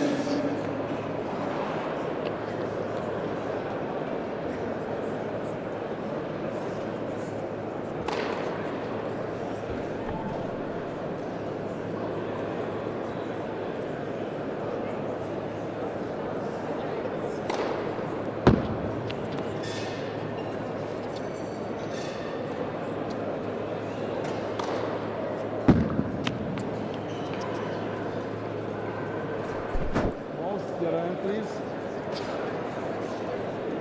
Do we have 4? 1, 2, 3, 4. Our chair umpire for the singles match is Joe Lowe from Canada. Thank you. And the ball.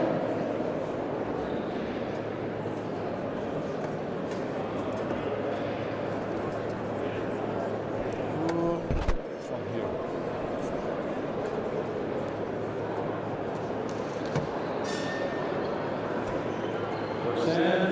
Rebecca Marino.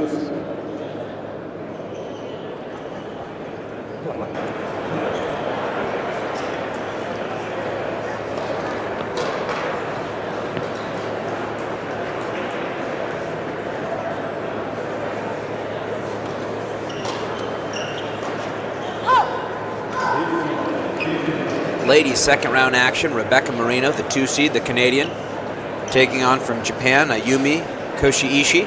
Rob Warner alongside former world number 1 and 12-time Grand Slam champ Daniel Nestor.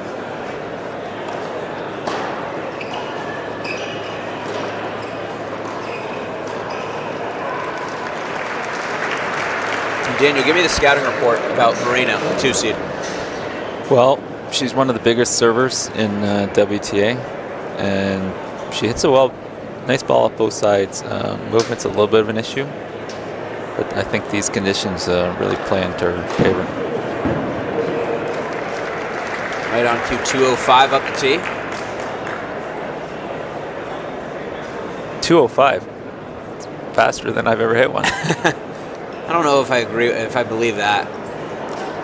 Right up there.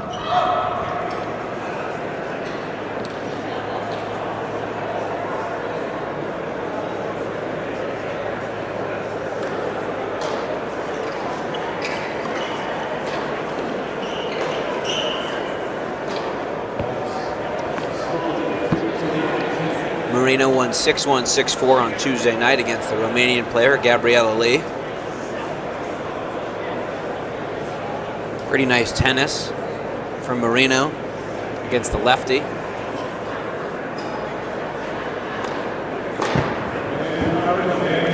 So 2 aces. Pretty good start for the 2 seed. And Yeah, she's making it look easy. Ayumi Koshiishi, 24 years of age, 506 in the world. She's playing at her career high. Never played in a WTA Tour level match. For Marino, she's got 49 wins at the tour level. Hasn't ever won a title at the WTA Tour level. She got to the final in Memphis. That was back in 2011. She was reaching her career high. Marino, she's been as high as 38 in the world.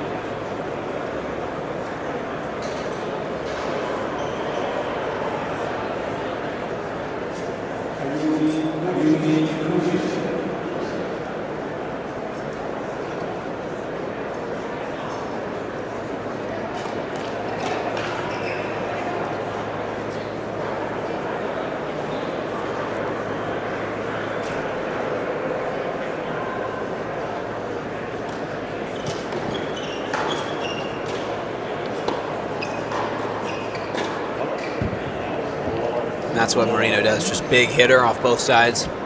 Big, heavy. Koshiishi's having a little hard time getting into the match. Probably a little bit nervous facing the hometown hero.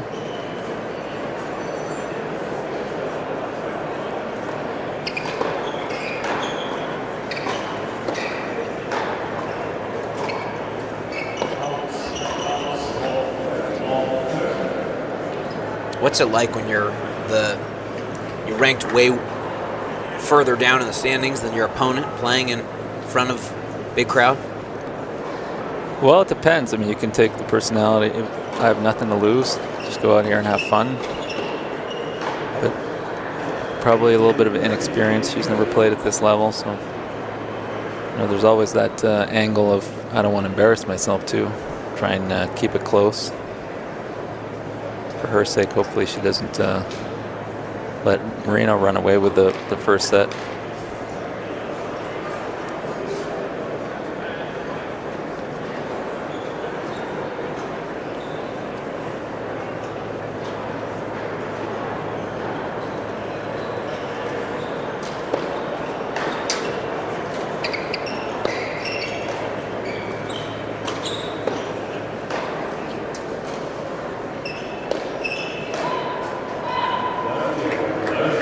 Did a good job neutralizing with that heavy topspin. Yeah, I mean, she's playing pretty smart. I mean, that's what you need to do against a big hitter, someone that, is probably going to get in a groove. You want to try and change the pace, keep it high, and succeeded that. She got a shank from Marino there.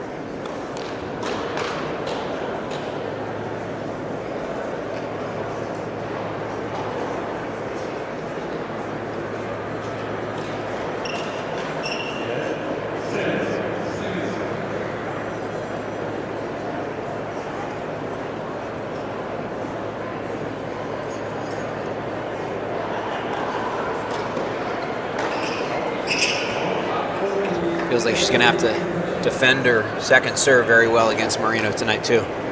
Yeah, she can get more second serves to Marino's backhand.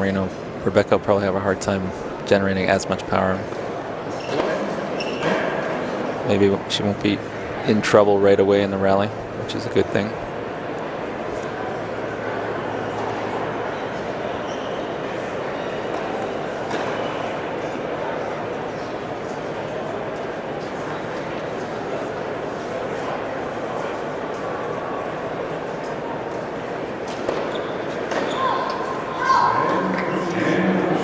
So gets the first hold, first time serving. Yeah, that's a confidence builder right there. Ideally for the Japanese player, that she wants to keep it as close as possible, and then hope that Rebecca starts feeling the nerves of being the favorite in the match.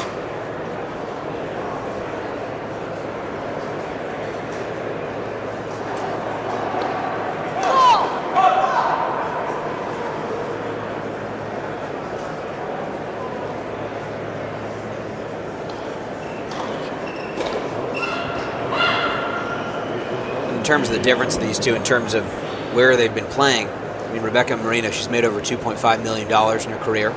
For Koshiishi, just a little over $70,000.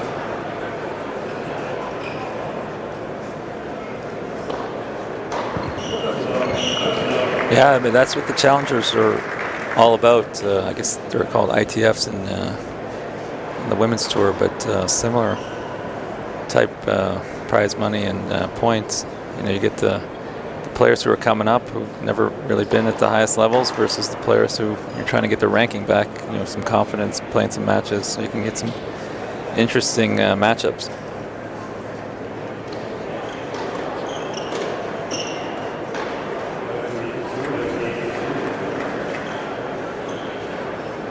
So Marino could start serving. Koshiishi was able to get that return pretty deep, though. Nodding to herself. Rebecca's doing a good job of getting that second serve kick up high to the shorter player's backhand, which is going to be a little bit uncomfortable for her.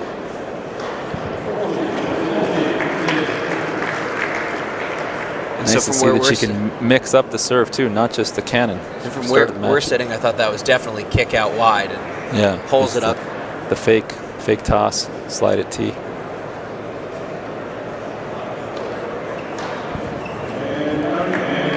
So 3 aces in the game, 3 games in, 3 holds.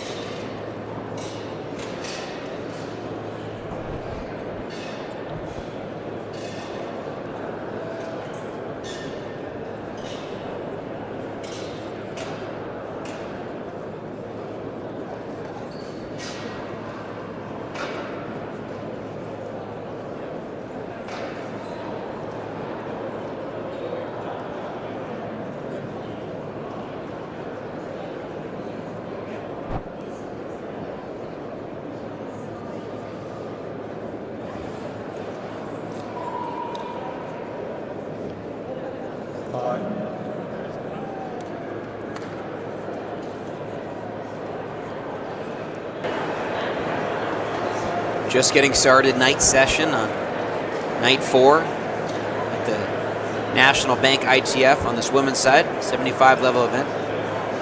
$82,000, the total prize money available this week in Calgary.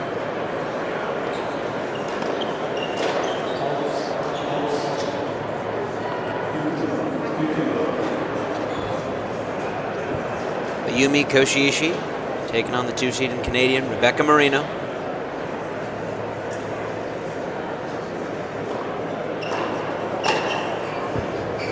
Wow. What do you think of that backhand? I think Koshiishi is going to be a little frustrated having hit one of her best first serves of the match and having it come back faster the other way.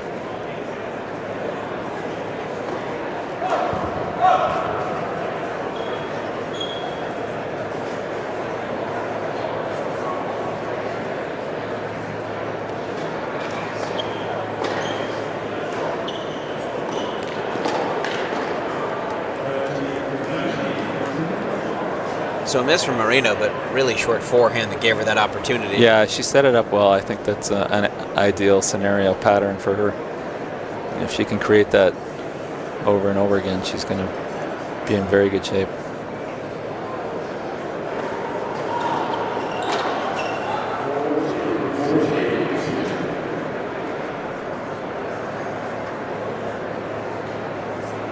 Koshiishi probably got a little bit of a scouting plan that she wants to keep it out of Rebecca's power zone, make her slightly off balance, move a little bit more than Rebecca would like.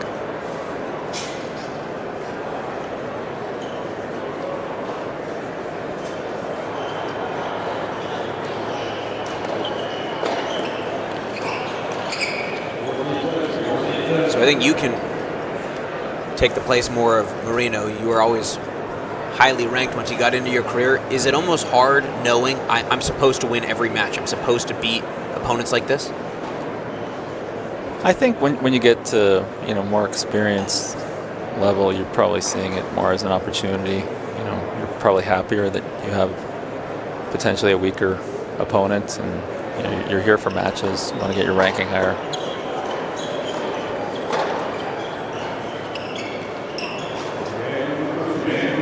Hanging in that point well. I don't think Marino wants to slice very often. No, I mean, she's capable. I think she's pretty well-rounded. She can hit all the shots. It's just a little bit being a bigger girl, bigger player. Getting lower for some of those shots is a little bit more difficult. Marino 5'11", Koshiishi 5'6".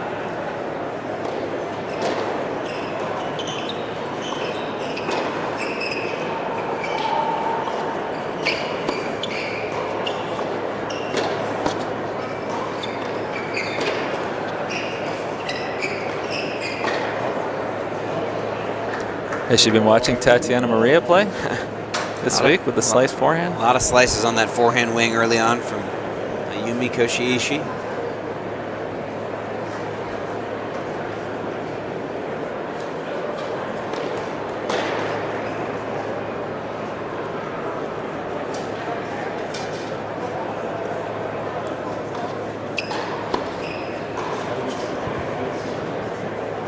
So very upset with herself that time was Koshiishi. It feels like she's not going to be able to miss those balls if she wants to get into Marino service games. Yeah, I mean, she might have to make an adjustment, try and take them a little bit earlier because they're getting up pretty high on her from way back.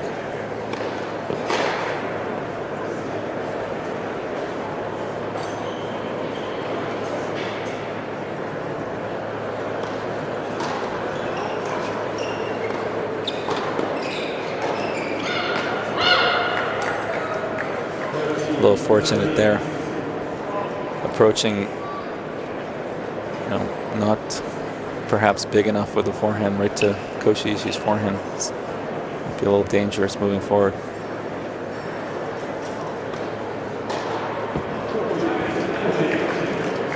Really good start when she gets a first serve in for Marino. Hasn't dropped a point behind her first serve yet. Yeah, I mean, she's able to hit the slider tee, the bomb wide, the kick wide.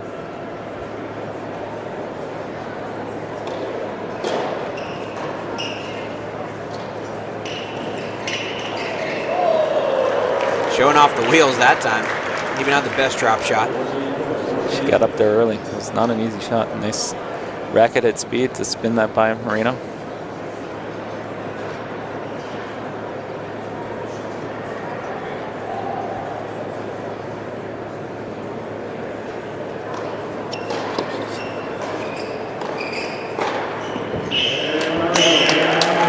Fire on the forehand, and Marino up early, 3-2.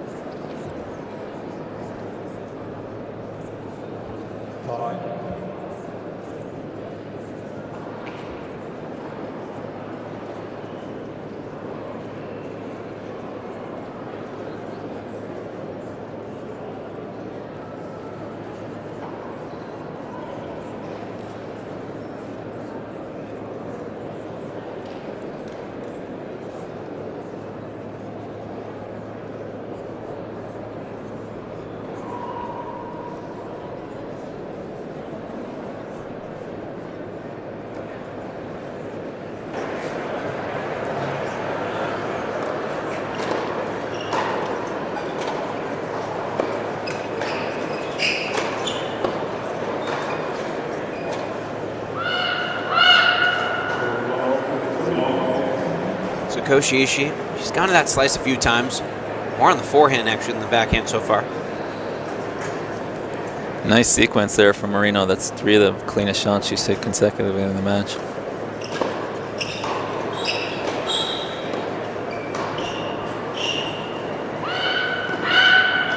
Follows it up with 2 more really good strikes. Yeah, it almost feels like every point should look like that, considering the ability to hit the heavy shot and create the short ball.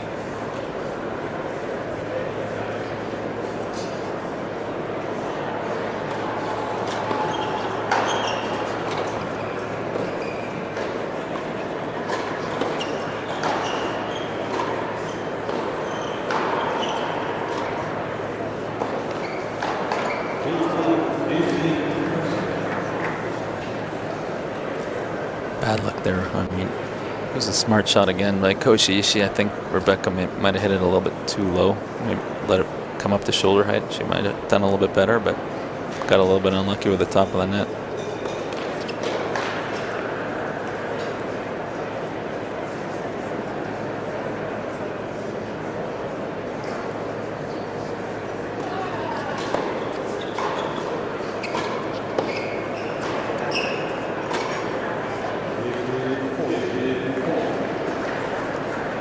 Koshiishi, she's been under pressure a lot, hasn't had break points. This is the first time she's going to face break points.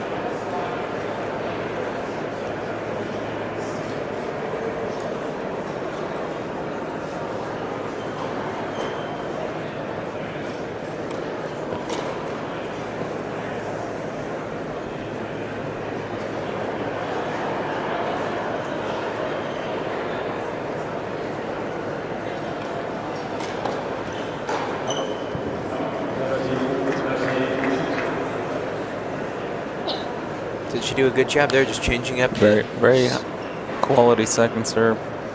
In the corner, up high to Rebecca's backhand.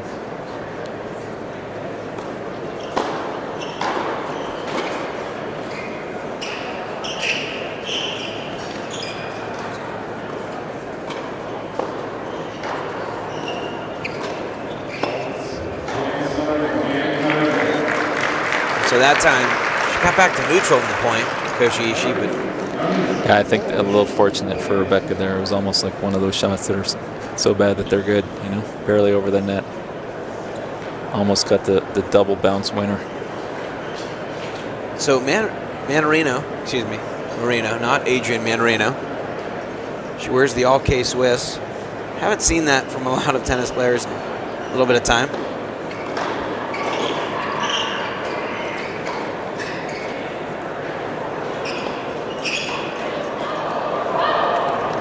That was more your day, right? Sam Querrey, Marty Fish, Bryans. I was just admiring that lob that it didn't hit the roof. It really put Rebecca in trouble there.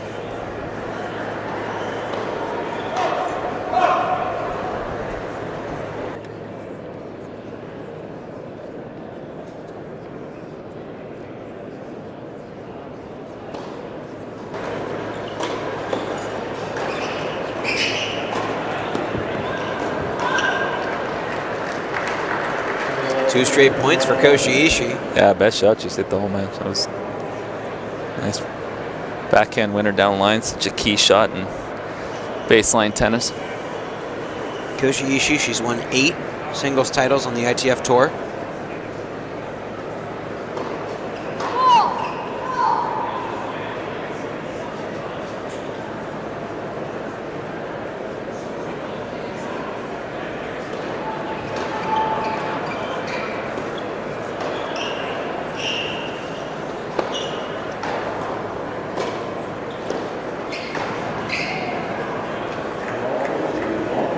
Just looking like she's trying to just scrap balls back in and get them deep if she can. Yeah, she's scrappy. It's she's not here to lay over and die. She wants to fight. That's a good sign. Good for the fans. Get a match.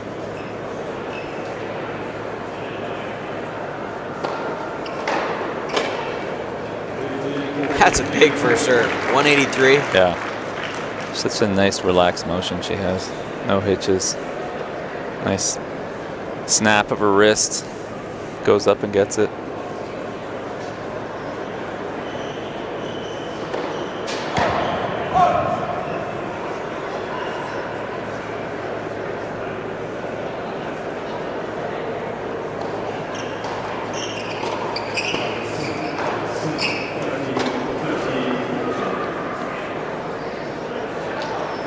You can tell Koshiishi, she's upset with the fact she's not making more of these second serve returns back. See if she starts taking them a little bit earlier as the match goes on. She's still letting them come up high, above shoulder height. Not going to generate that much power up there.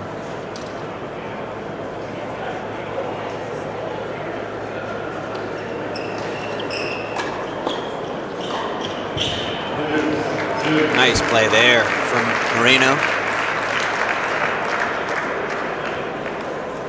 That forehand had just about no margin at all. Yeah, I mean, always a smart tactic to play the wrong foot behind your quicker opponent.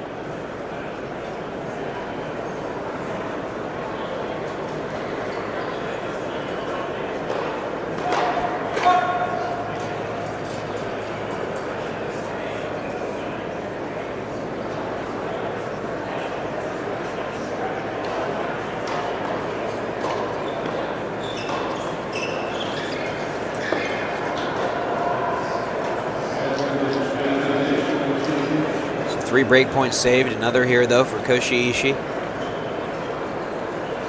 Comes into this week at 506 in the world, playing at her career high.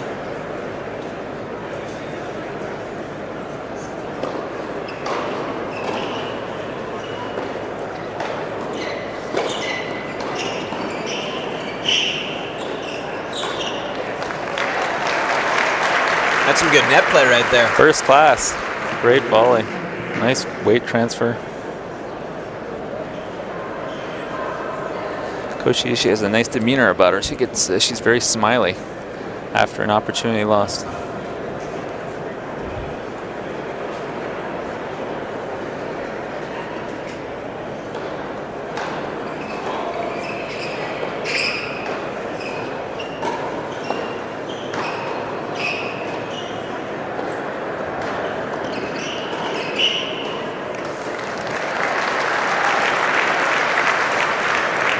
Again, nice approach shot. Made the volley pretty easy. Yeah, when you're able to hit that forehand inside in like that and really pull your opponent off the court, it's a much better strategy than just hitting it hard, deep, right to your opponent. It'll give you as much time to set up at the net.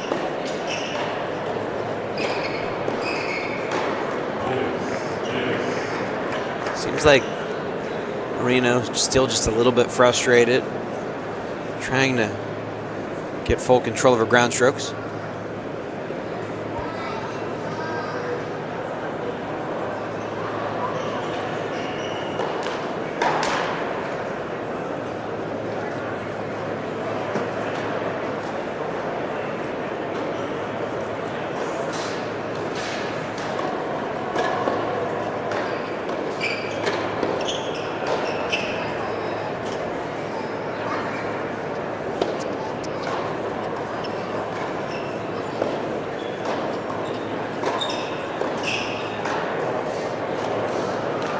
Good defense again from Koshiishi.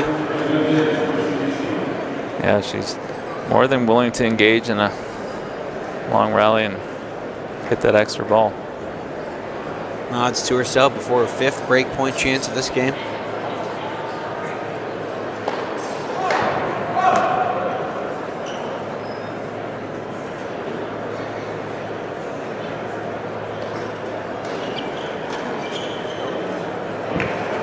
So she tried to get closer there. Yeah. She might have been waiting for a backhand, thinking that the kick was coming to the backhand. It's amazing how Rebecca can generate so much pace on her serve, and it looks like she's not even trying. She looks very relaxed.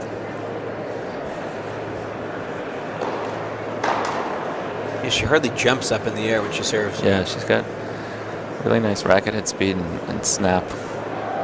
Bet she'd have a good spiral on her football toss. So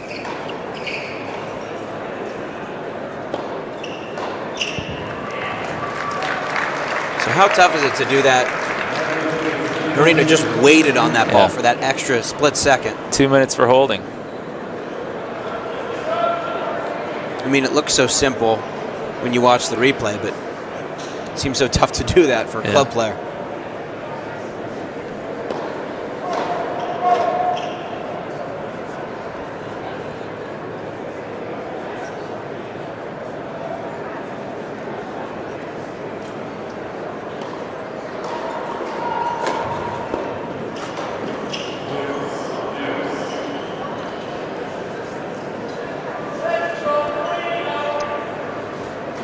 The only thing that has been plaguing her in this match, it seems like a couple little moments where she can move up to a ball, a couple adjustment steps that are lacking, and then she plays a little bit too much with her arms.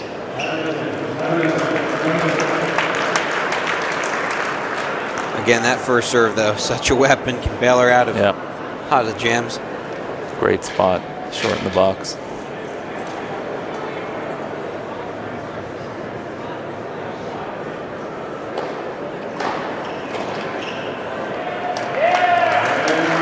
So Marino saves 5 break points, gets through. A game away now in this first set.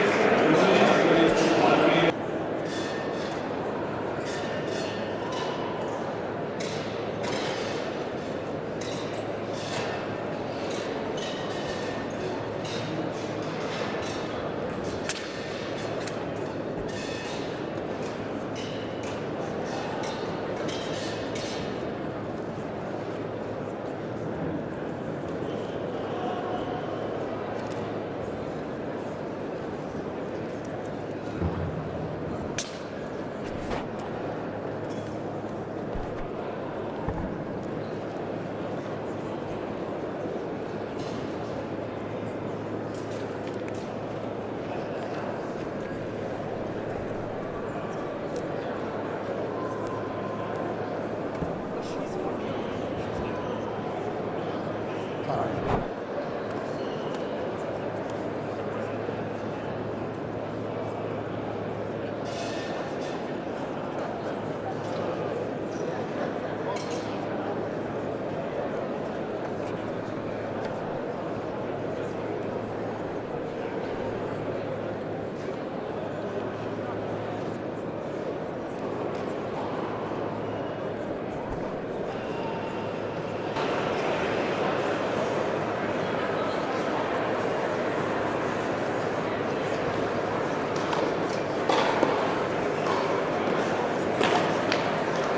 Nice redirection there from Koshiishi.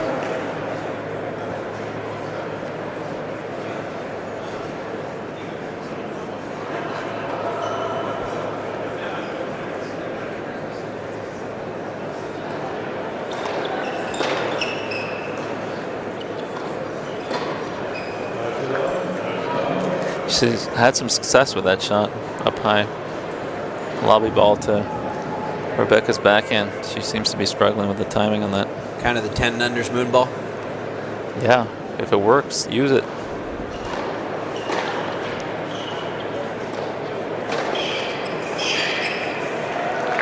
That racket head acceleration, pretty impressive. Yeah.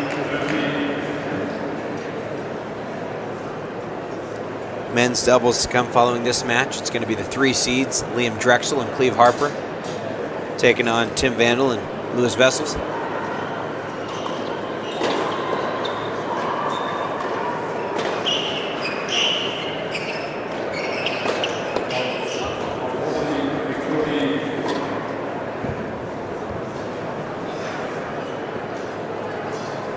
Daniel, we got to see Cleve Harper and Liam Draxl yesterday. What do you think of their chances as this week goes on? I like him a lot. Liam's playing well in singles again. He's won a couple matches. He's confident.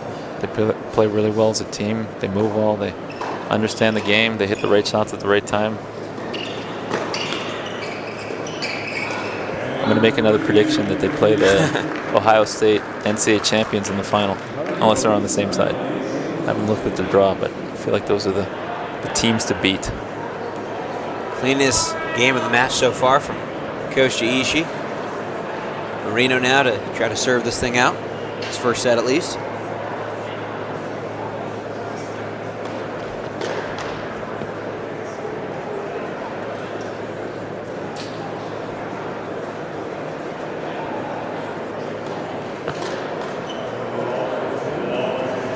Not exactly the way you want to get it started.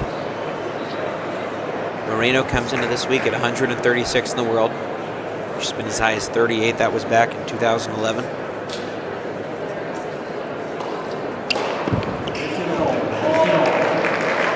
It's always impressive to me how pros can come up with an ace after a double fault. Yeah, she's up probably close to double digits already.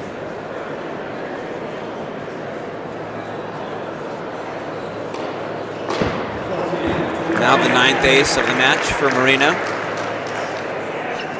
You secretly have the match stats open too?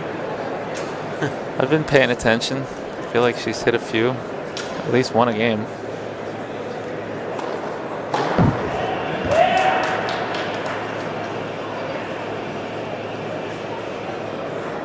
Without the net there, she had a third.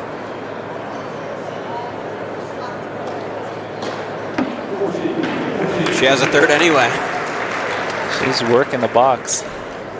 She gonna go perfect, 4 for 4? I guess maybe it doesn't count if you go double fault first point, but yeah, it's still 4 in a row is impressive. Right, 2 set points for the 2 seed. 4 straight aces. Rebecca Marino, some excellent serving. She wins the first set.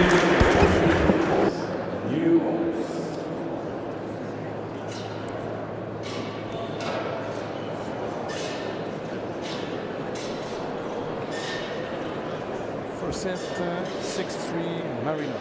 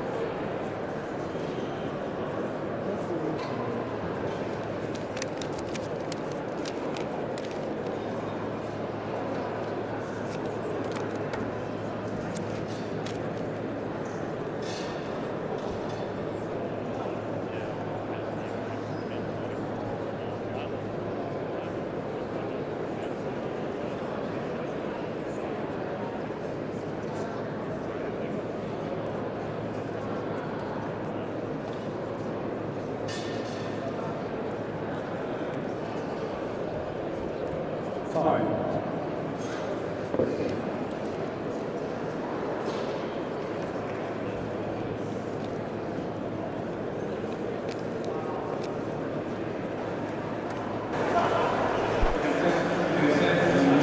Second set underway. Ayumi Koshiishi against Rebecca Marino, the 2 seed, the Canadian.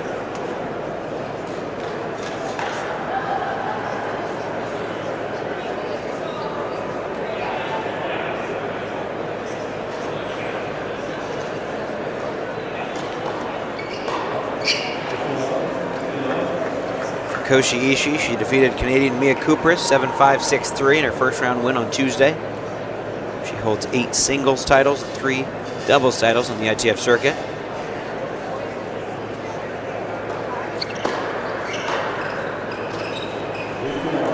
Somehow that return came back much harder than the serve. Yeah, it looks like Rebecca's ideal situation is the ball coming a little bit faster to her backhand.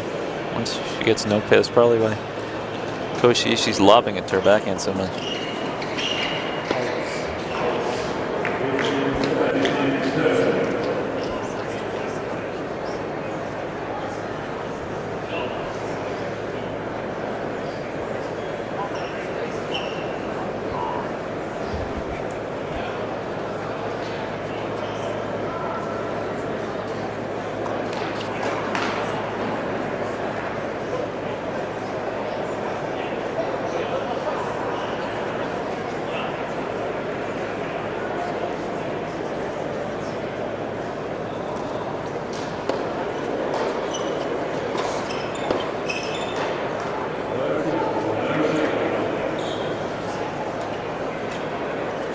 For Rebecca Marino, she's got 31 wins this year at the ITF level.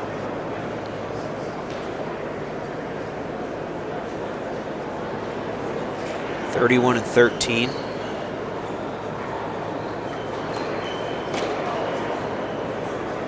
Koshiishi playing in her 31st match of the year tonight.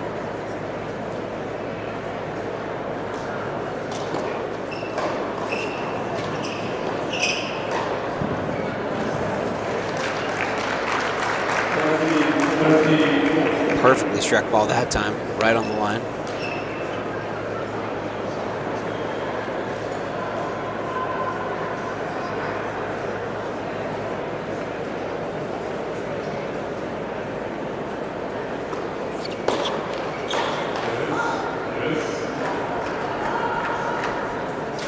Good jam serve. Always effective against the bigger opponents. Harder for them to get out of the way.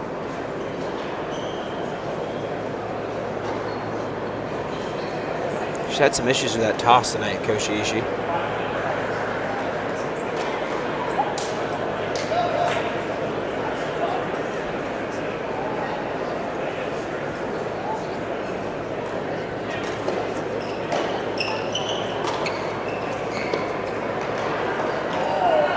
Somehow that shank stayed in. An effective shank.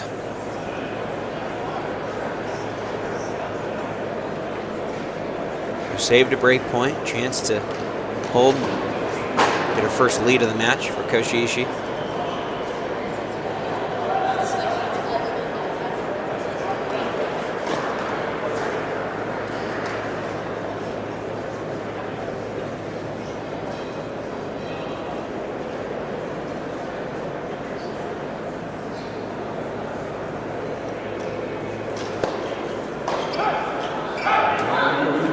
Does just that. Koshiishi comes into the week at 506 in the world. Trying to get the best win of her career over a player in Rebecca Marino who's trying to get back into the top 100. Comes into this week as the 2 seed at 136 in the world. She's had a really nice year at the ITF level, but trying to get back to where she's been. 10 lifetime wins against the top 50 players, and you can tell why, seeing her natural ability and hard-hitting style.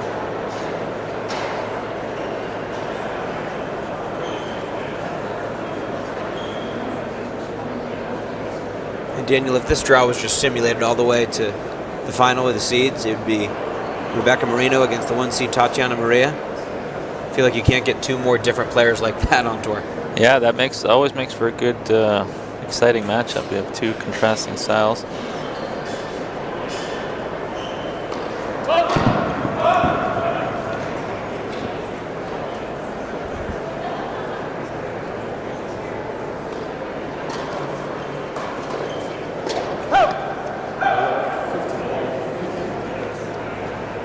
Marino, she's won 2 100K titles this year, winning over 80% of her matches at this level in her career.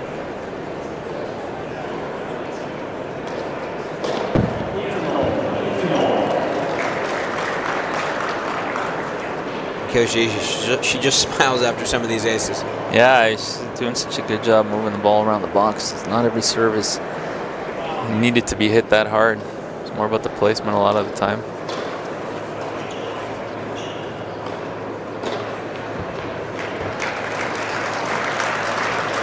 A couple members of the Tennis Canadian Federation helping out Marino with her this week.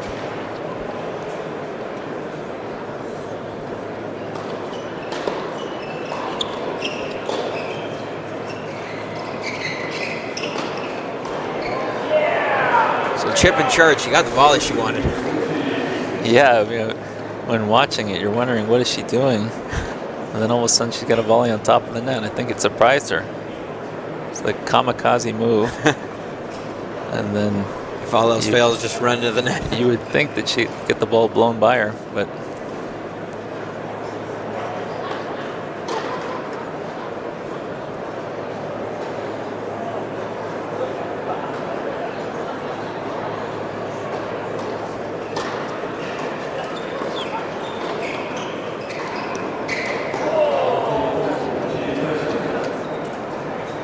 Marino looked a little unsure if that passing shot was going to stay in. it's just always dangerous with that forehand cross-court approach off a low ball like that. When your opponent's in the middle of the court.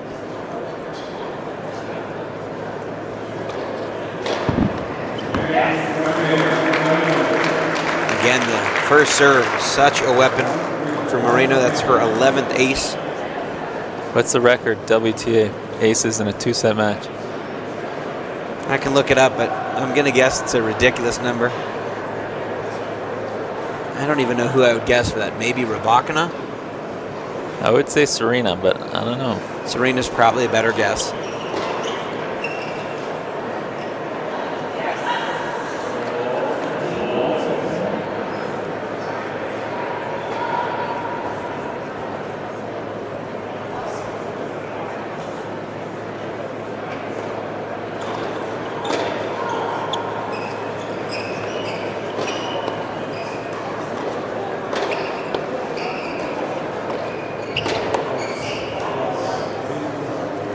Well, if it is Maria versus Marino in the final, she's going to be prepared from the slice forehand she's facing this evening.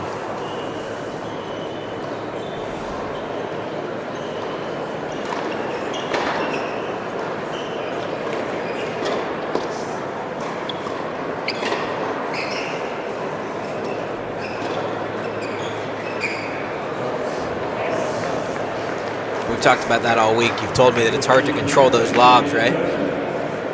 It's definitely hard, especially on the ball coming in deep. Usually try to hit one hard at your opponent, then maybe try to lob them.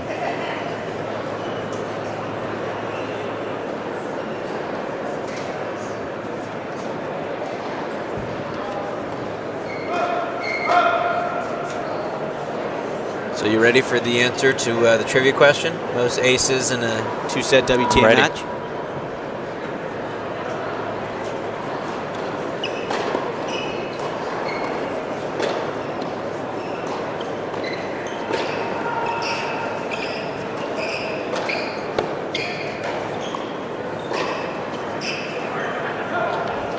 That slice forehand didn't work, but we were both wrong. It was Karolina Pliskova, 31. 31 in a 2-set match? In a 2-set match. Wow. Against Monica Puig. And the number 2 is also Pliskova with 28 aces in a 2-set match.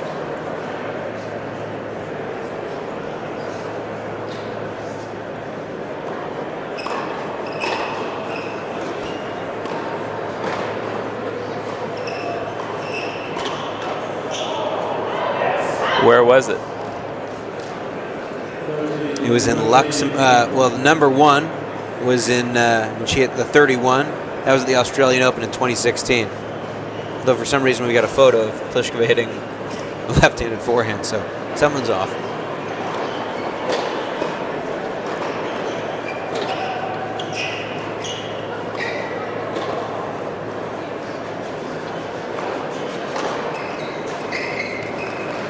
So maybe a little self-defense there. Marino gets the break, setting a break lead for the 2-seed.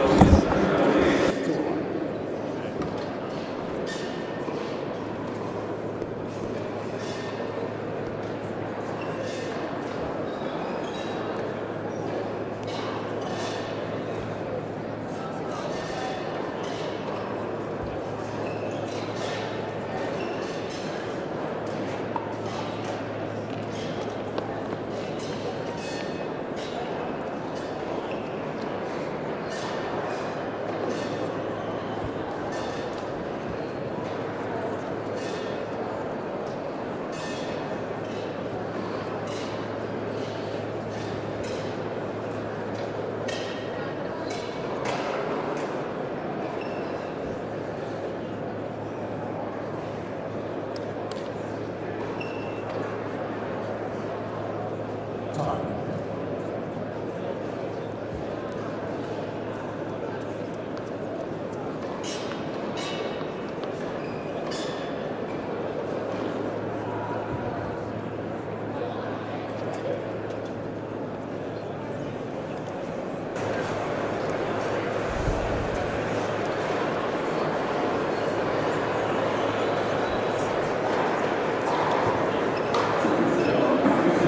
13th ace. Koshiishi just smiles after that one. At what point does it stop getting funny, though? Haven't we reached that point?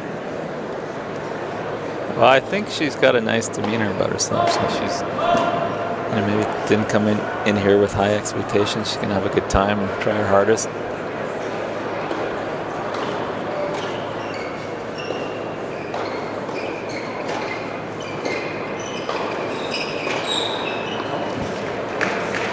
It almost looks like Marino's slapping the ball, but like she controls it when she does that.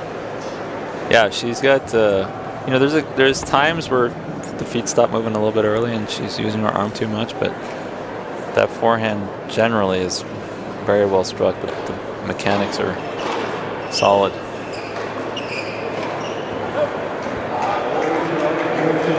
Doesn't look like a fun thing to go up against Rebecca Marino when she's in form. Again, she's won two $100,000 titles this year. One in February, most recently in June in Eakly Great Britain on grass.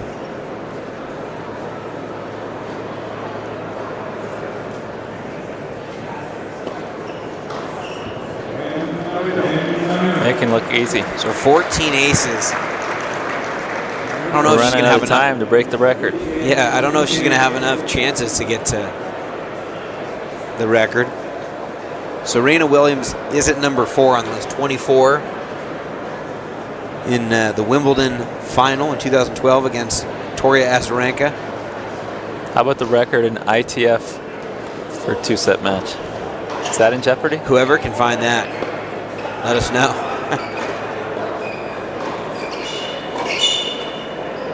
We can just lay claim to it that a record was broken tonight. Yeah, should we just make it up? Yep.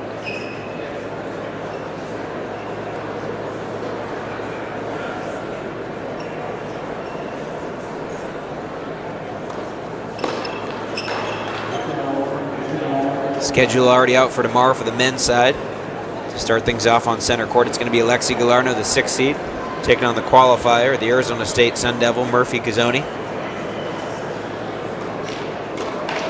And then Bernard Tomic, the 4th seed, against the defending champion here, Liam Draxel. And then to kick off the night session, the 1 seed, Max Kashnikowski, taking on Govin Nanda. Another screamer from Marino.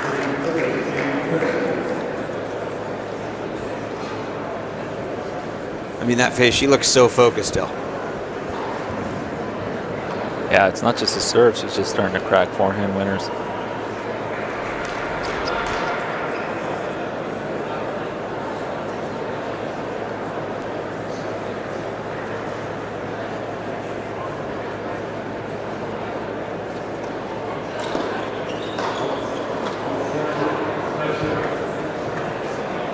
How difficult is it when you're trying to hit that flat? I mean, there's hardly any margin, right? Yeah, especially in altitude, there's the ball's sailing. You need a little bit of that finish, a little bit of that topspin. 5% more topspin would have been perfect on that shot.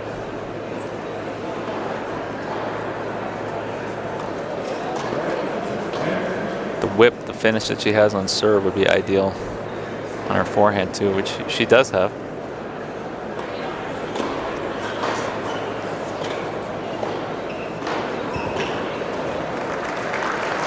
More topspin on that one and another break point generated. Marino, her best result in a major, has been reaching the 3rd round. She's done that twice, most recently in 2022.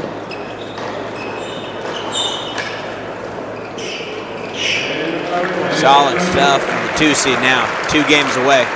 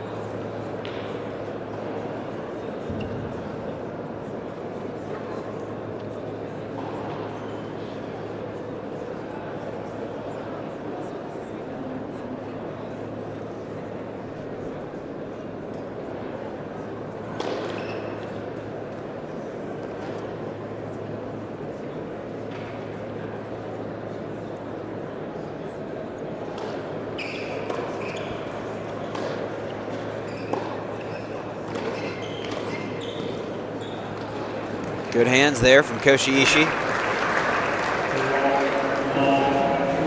Maybe just trying to win a point when Marino hits a returnable serve so Marino can work on the serving stats. Yep. Did a little better with that forehand volley finish than the last time she came in. 15th ace. Is she going to get to 20? I'm not making any more predictions. She can't break in the next game, I think, if she wants to get to 20. Unless this game has quite a few deuces.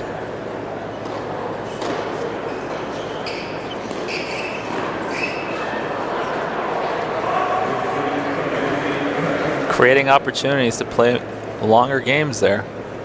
Try and break the ITF serving record. Do you think Yelena Ostapenko would be as smiley if she got ace this many times in a match? I do not think so.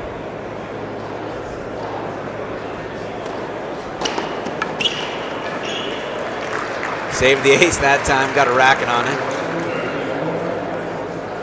I'm surprised at how well she's hit the kick out wide. I mean, she's had a number of aces on that serve. You wouldn't think that would get you aces. Yeah, she's setting it up with the slider tee.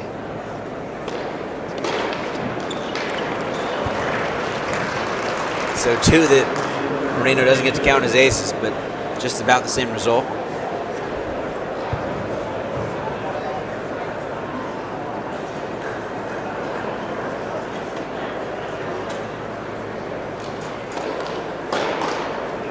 Again, men's doubles following this one.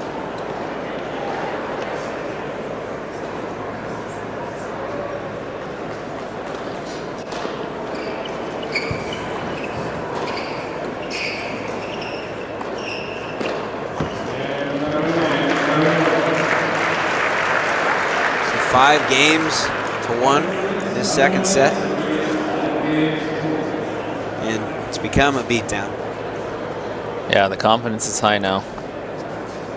This is almost like a coach getting a bucket out and feeding easy balls to you. You want to groove your forehand.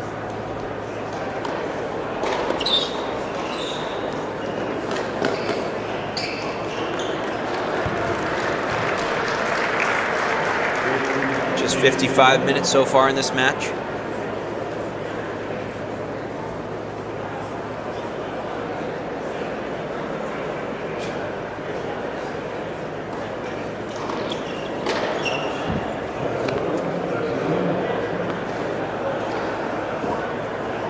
Koshiishi trying to prolong this match, get a hold here.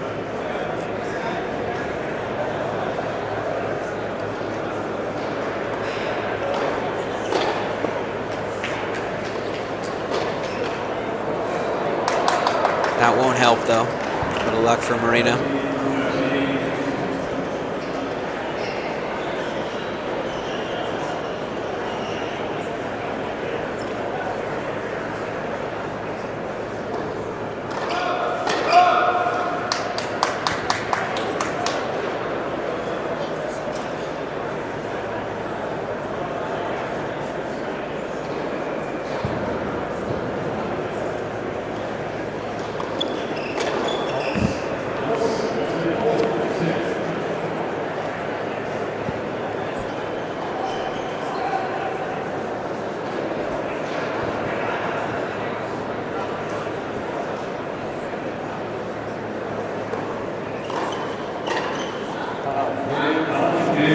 Yumi Koshiishi with a hold. Rebecca Marino, though, serving for the match when we come back.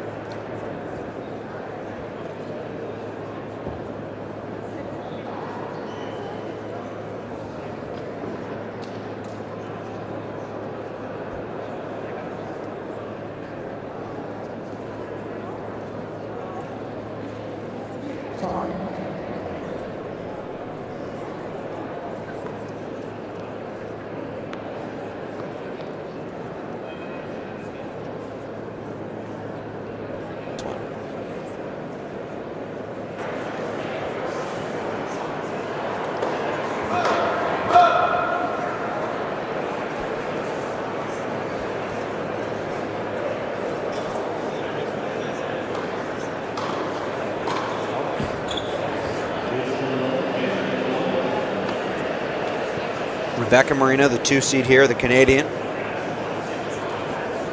looking to advance to the quarterfinals.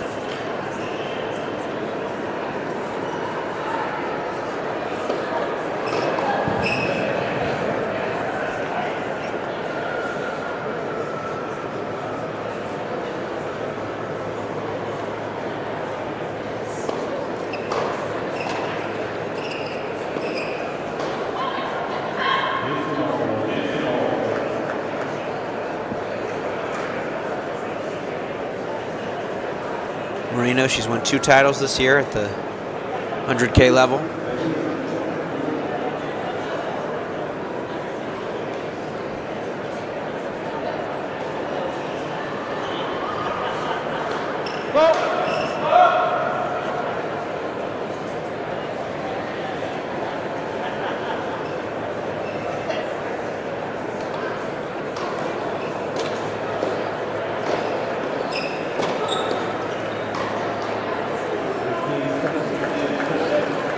What did you say the other night? Never easy closing out a match. Yeah. She hasn't got the free ace big serve so far in this game. She's been averaging at least 1 or 2 of those a service game.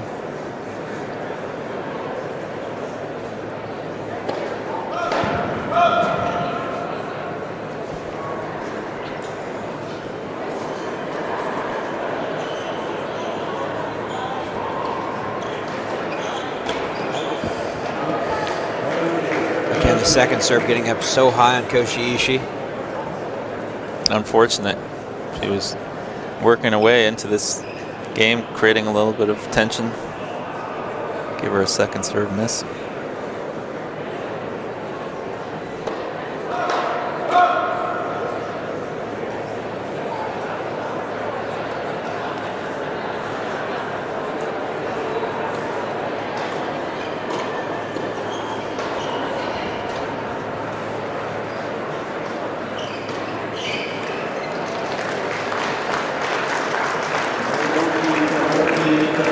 So after an hour and 1 minute, match point for the 2 seed.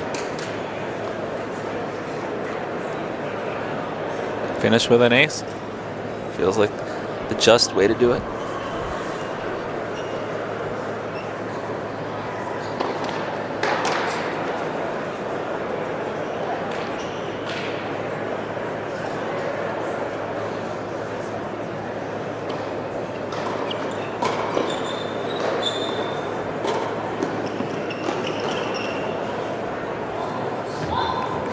So she still creates the possibility.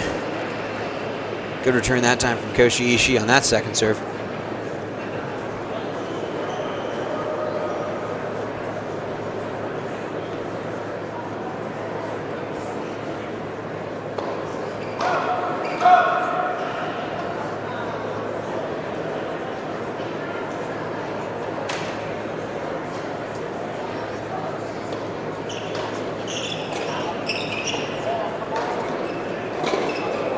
Wow.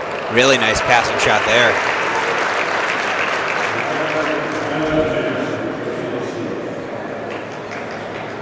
Set it up perfectly with one of the higher kick serves she's got up on Koshiishi. Might have been able to do a little more with that forehand.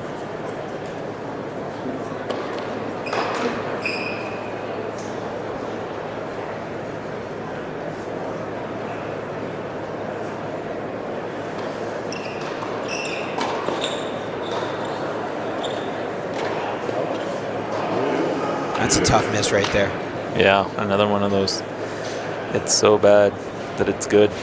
Caught her a little bit unprepared to move forward, and she hasn't really looked to move forward much in this match. She's always been kind of on the defensive.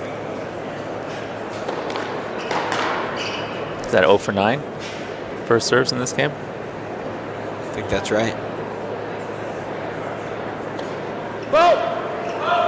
And then the double. Just her second double fault of the match. Hasn't been broken yet. Hope I'm not jinxing her. She saved the first 6 break points she's faced.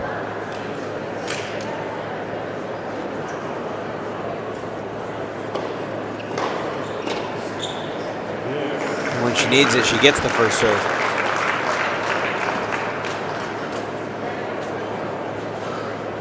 Koshiishi had a look at that one, though. What's it like searching for answers against a big server? Well, it's not fun when your server's picking the corners, feeling confident. You gotta, try and change your position a little bit, make them see you a little bit more that you're trying to do different things.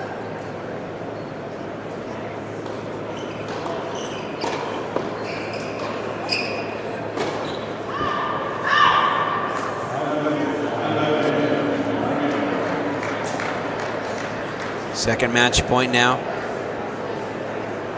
for the Canadian and the 2 seed.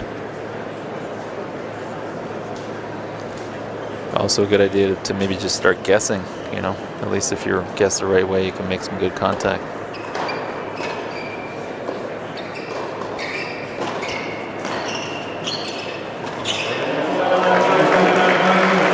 So Marino gets it done. 2 dominant sets. Through to the quarterfinals here in Calgary.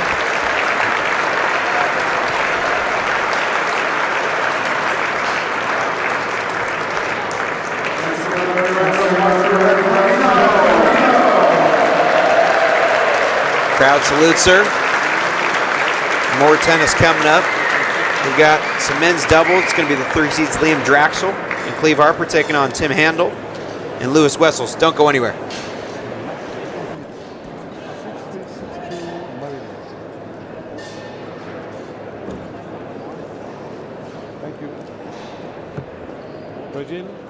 Regine, the radio here, it's okay? You have another one?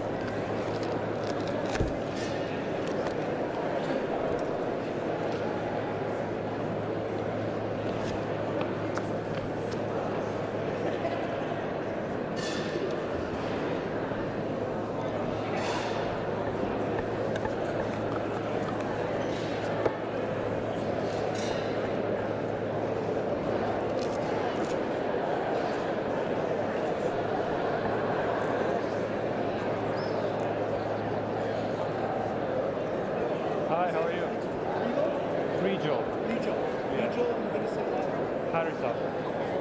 Yeah. Okay. Usually I do about 30 minutes. I'll do one side. Yep. Yep. Sounds good. Yeah. And you're not announcing chair umpire's country, right? Don't need to say it for this one, yeah. Thank you.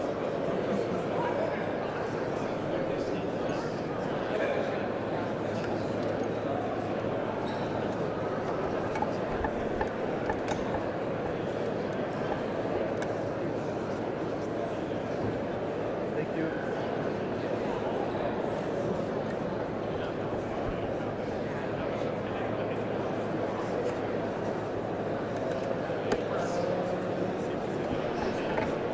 Oh, there already is one. Okay, that's fine.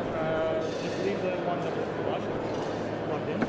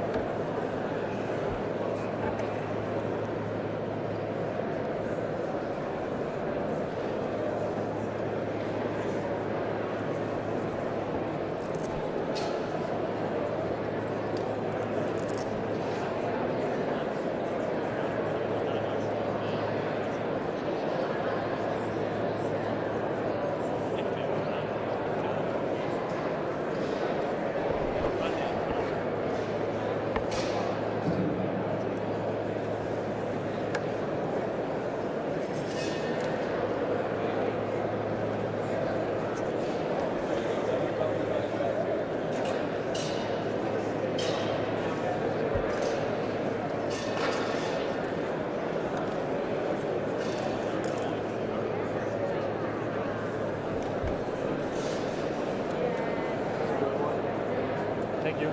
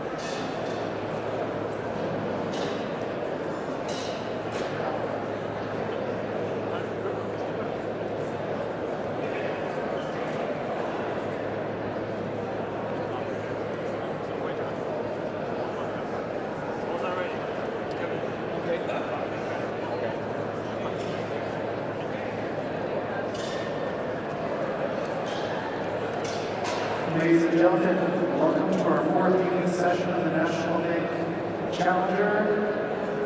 We're going to introduce our second match of this evening. Tim Handel from Germany and Luis Wessels from Germany.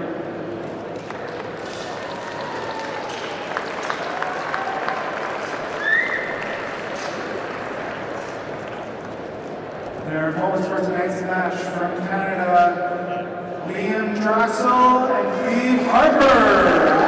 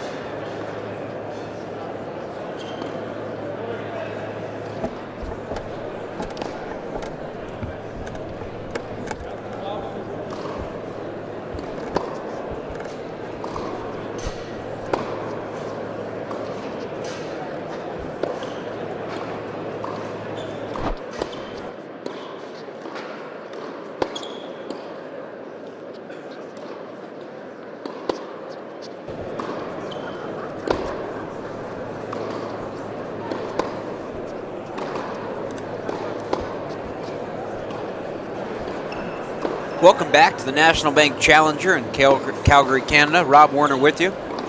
Men's doubles finishing off the night. Quarterfinal action here. Both teams in the last 8. And that man you see right there, that's Tim Handel. Half the German team going up tonight against the Canadians, the 3 seeds. Tim Handel, 17 years old. From Germany. You see the Canadians on that side.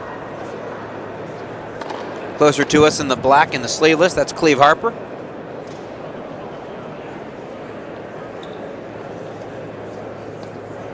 Cleve Harper played college tennis at Texas.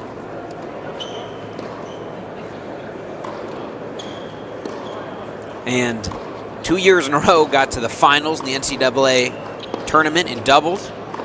This past year lost in the final with playing with partner Elliot Spizzeri, and the year before won the title.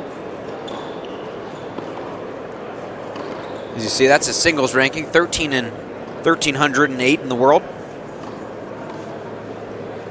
Teaming up with Liam Draxel, the defending champion here in singles, and actually warming up with the guy that he played earlier and beat earlier in singles, and Lewis Wessels.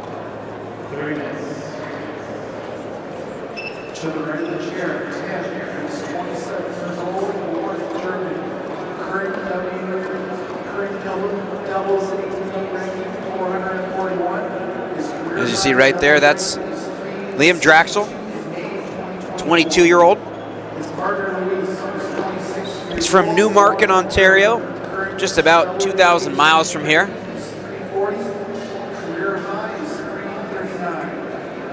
There's his record in doubles, 182 in the world. He's been as high as 175.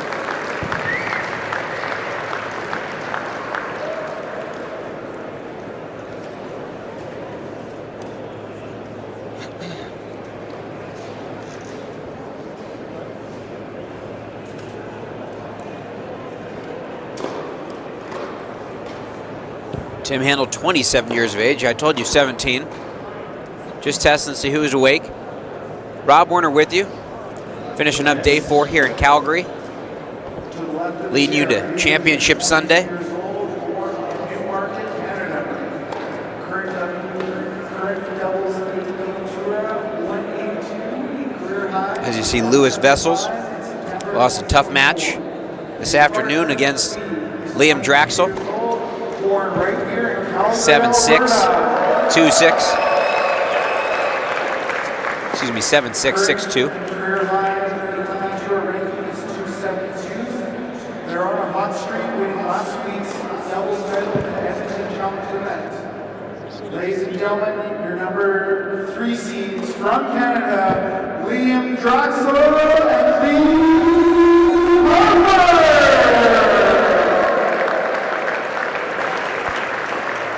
I think you can tell from the PA announcer who's the favorites tonight. At least the crowd favorite, that is. As you see, Lewis Wessels. Ladies and gentlemen, it's a 45-round match. This is a 2 tiebreak set season our match scoring. And at 10-point tiebreak at So Tim Handel, right there wearing the black and white shirt and shorts. Plays with Adidas shoes. One-handed backhand. The all-German team taking on the all-Canadian team. And for Draxl and Wessels, it's been about an hour. It's been about 2.5 hours since they got off court. After playing their singles match, they played for just under 2 hours in singles earlier today. Again, nice win for Draxl, getting through to the quarterfinals now. He's going to play tomorrow against Bernard Tomic. That match not before 3 o'clock.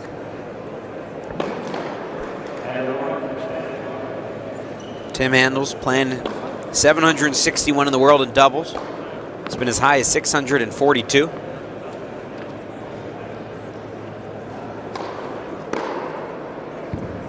Our challenge partner for this evening's match is Marino.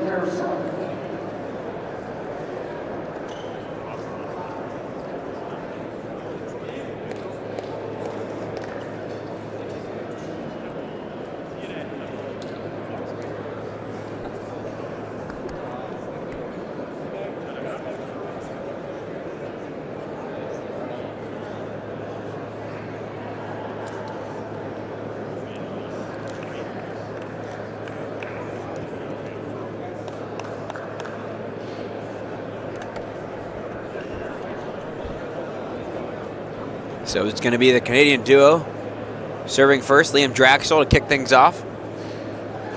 Playing alongside Cleve Harper.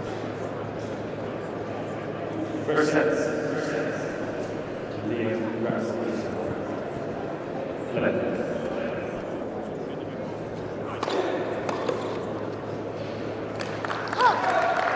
It's a nice way to get things started if you're a Canadian tennis fan. Liam Draxl, 190 kilometers an hour on that one. Draxl, 22 years old, from Newmarket, Ontario. He's playing at his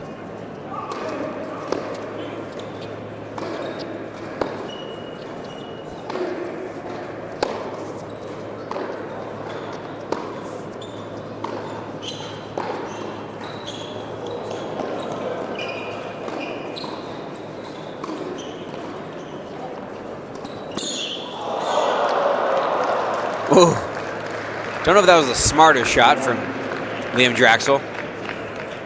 Pretty fun exchange, though, and maybe a sight of what's to come. Nice volley played there from Tim Handel. You see on your screen.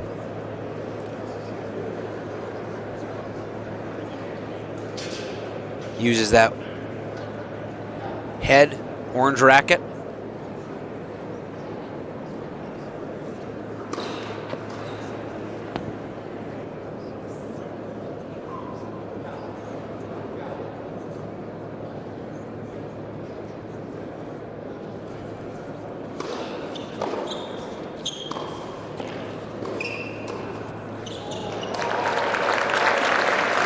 Cleve Harper, maybe the best doubles player on the court. Such good hands, good feel. Again, 2 years in a row, he's reached the finals in the NCAA doubles. He won it in 2022.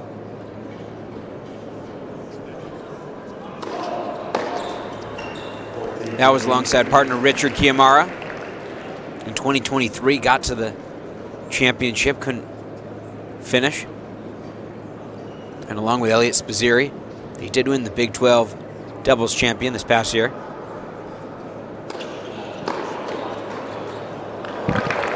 Those are the good hands we were talking about. It's Cleve Harper, 272 in the world in doubles, playing at his career high.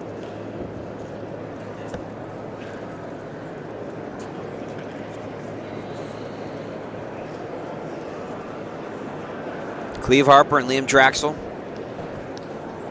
They did well just to get into this round. Had to win in a third set tiebreak yesterday over the one seed in singles, Max Kashnikowski, and his partner Patrick Siraj. And the Canadians, you'll see, always in sync. Both good hands. A lot of smiling, a lot of laughing on that side. That was the result yesterday, at least.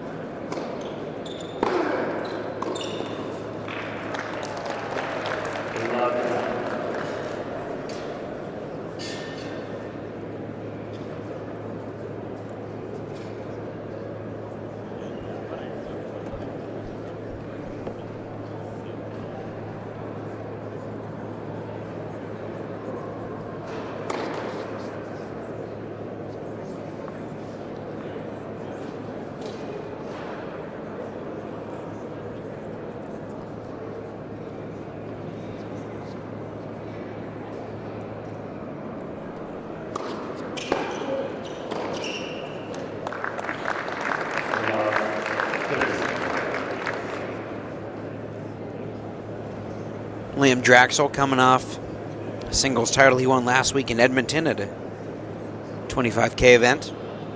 He's played a mix of ITFs and challengers this year.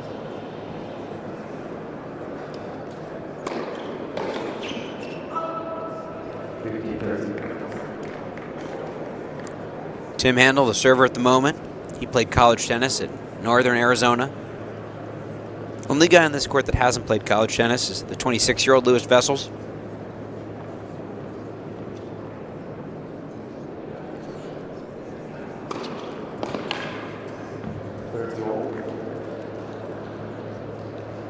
Perfectly placed serve that time.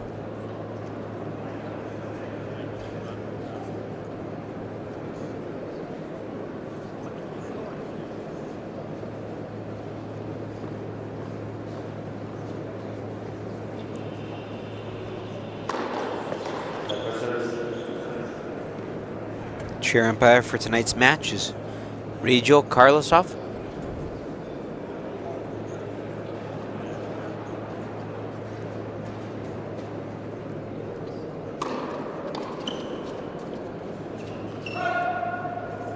Chip lob just a little deep.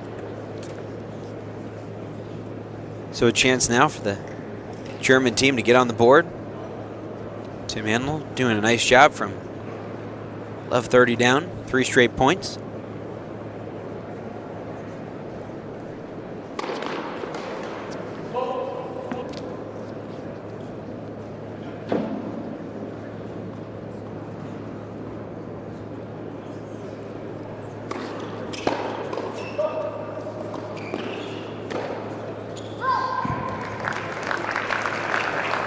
Smart play that time from Harper.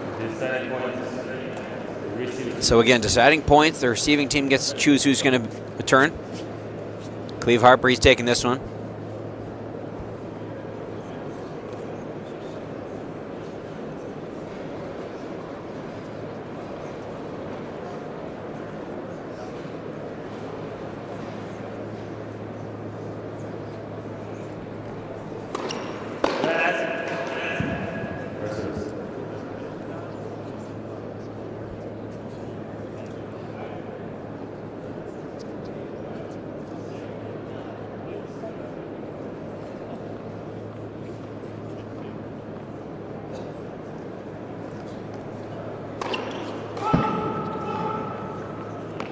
One of the fun things about doubles, he gets to see the placements and where they're trying to go.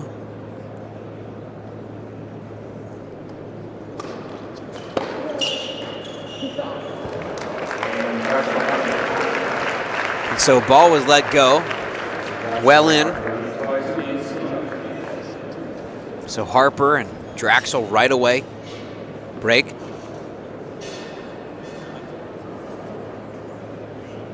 And the Canadian duo playing really good tennis.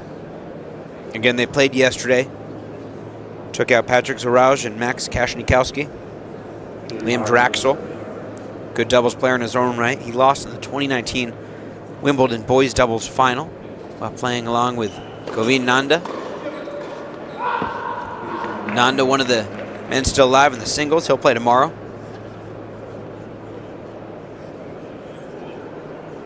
They lost to Jonas Forticek and Yuri Lehechka in the Wimbledon boys final. That was in 2019.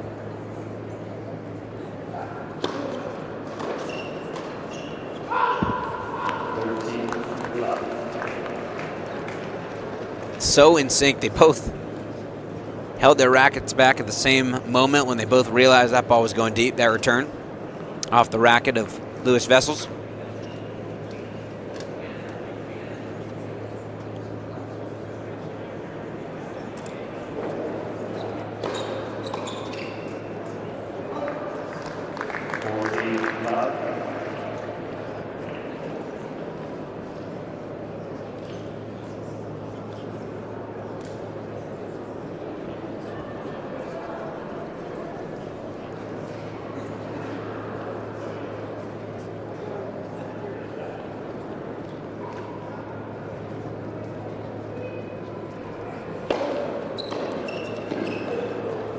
Perfect return up the line there, exposing the Canadians while playing in the I formation. We had the pleasure of having Daniel Nestor on yesterday as Draxl and Harper were playing, and he explained that if you're the returner, pretty hard not to want to go down the line when you see the I formation against you.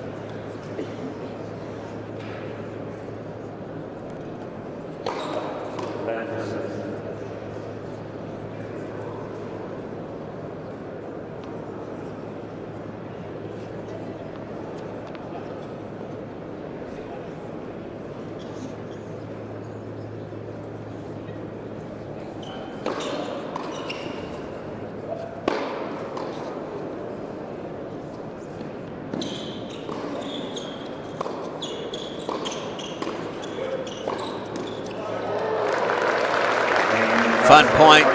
Fast start for the Canadians. They lead 3-love.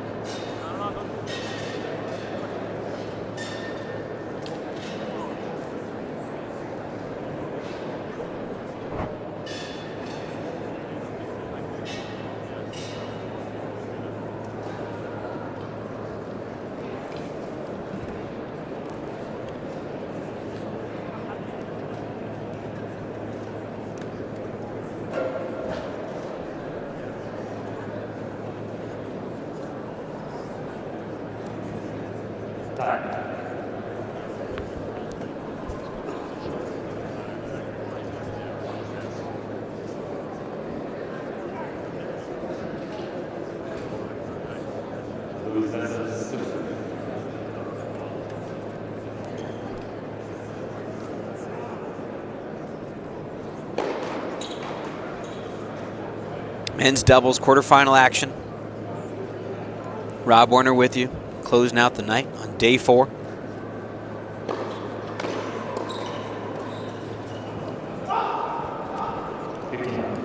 One of the rare times that Harper's hand's not effective.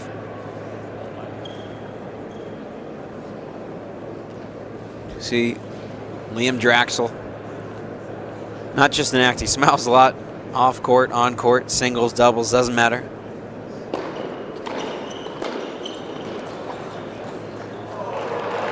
Oh. Eye fake there with his racket, showed that he was going cross court, went back behind Tim Handel, looking to move there.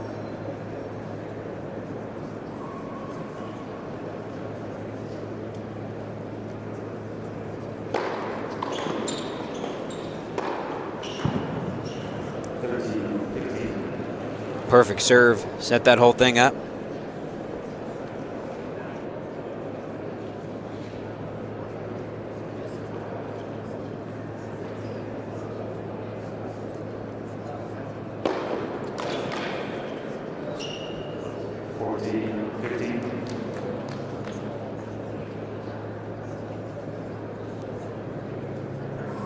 If you're a football fan, on Thursday Night Football tonight, the Denver Broncos have a 16-3 advantage over the New Orleans Saints.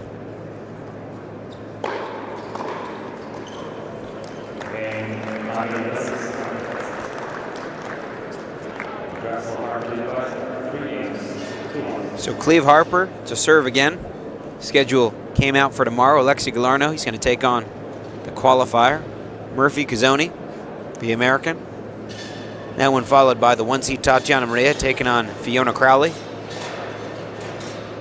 And then our TV match this tomorrow is going to be Cadence Brace against Kayla Cross.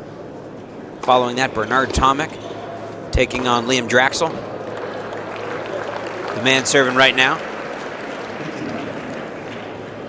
And then the 1-seed of the men's singles, Max Kashnikovsky taking on the American qualifier, Govind Nanda.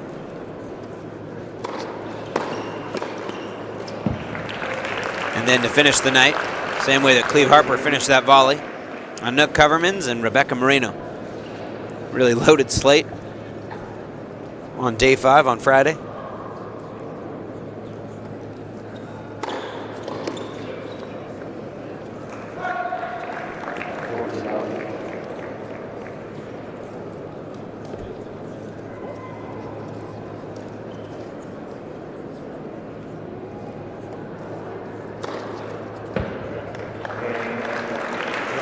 Perfect serving from the Canadian team, and they lead up a break in this first set.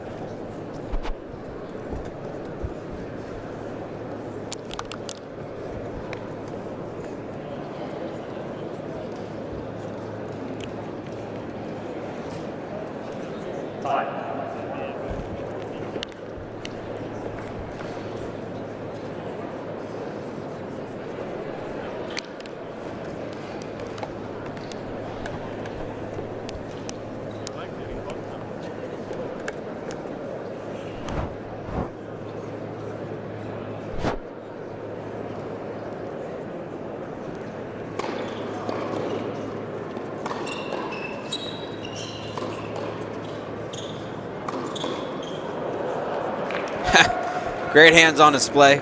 Tim Handel not going to let him off the hook, though. Wessels liked it, his teammate. Some laughter.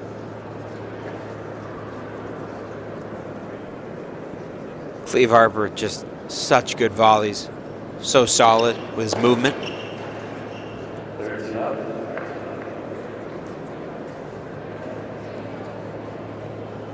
Tim Handel, 761 in the world in doubles. He's been as high as 642. That came in May 2 years ago.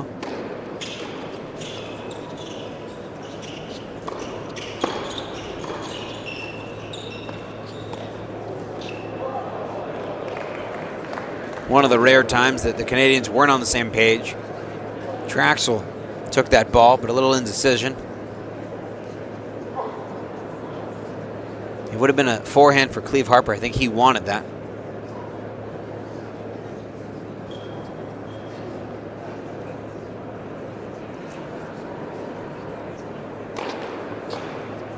thing about these doubles sets and matches is they go so quickly. You don't need to win a long deuce game. Just get to a deciding point. You got a shot to break.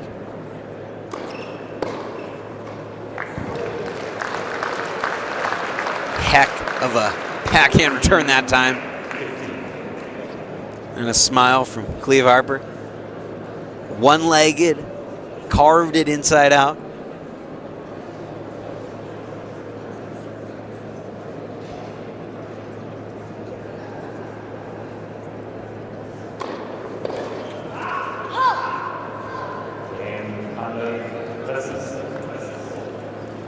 So nice service game that time from Tim Handel. Cleve Harper to serve. Cleve Harper and Liam Draxl, the 3 seeds. Rob Warner with you. National Bank Challenger, 5th annual event. Held here at the Osten and Victor Alberta Tennis Center. We appreciate you being with us, whether that be on CBC, Rogers TV, or on Challenger TV.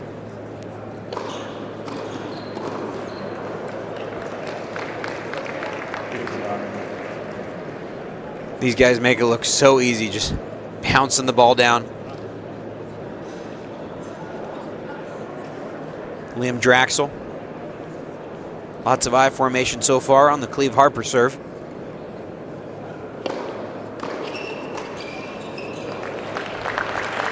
So 1 point, able to bounce the ball, get that angle, and the 2nd point, able to just let his hands get so soft.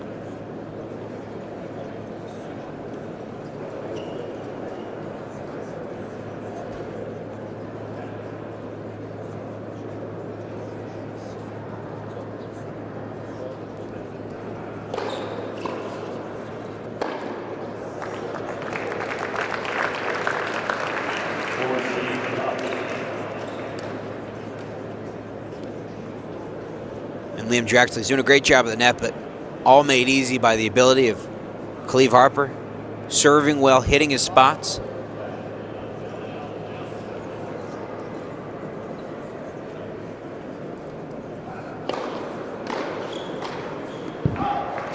And now the Canadian duo just a game away from stealing this first set.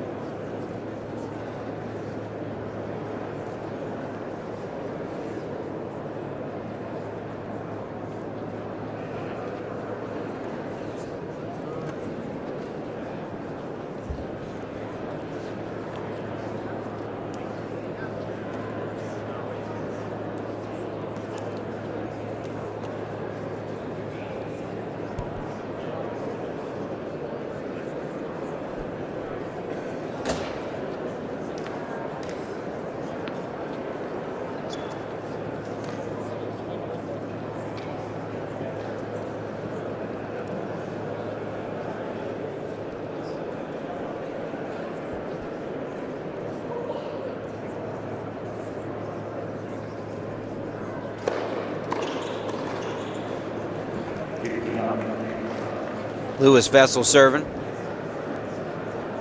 Nicely handled volley from Handel that time.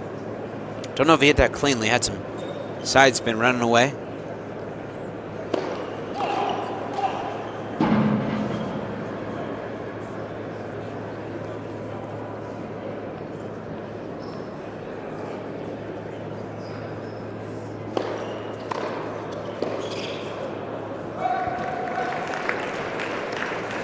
Cleve Harper, such a good returner. Double specialist. Trying to work his way into a successful singles player as well. Just 0-2 playing in Challenger single events. Great movement by Harper that time. 23 years old. Cleve Harper. He's the only hometown kid in this tournament. From Calgary. He lost in the first round to American Aiden Mayo. He was a wild card in singles. One of the 6 Canadian men that had direct entry into the main draw here.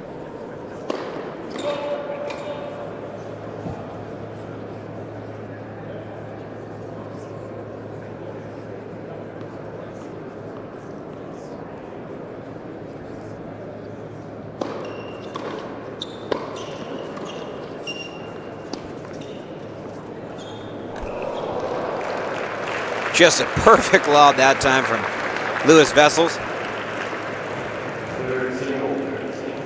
You could see Cleve Harper didn't know exactly what to do if he thought that ball was going to go in. Didn't quite decide if he was going to jump and hit that as a forehand volley.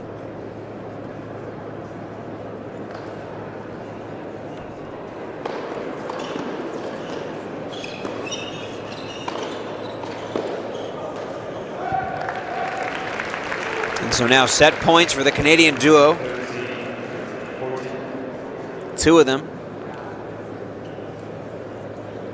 And you gotta like the odds. If Cleve Harper gets two chances to return on big points,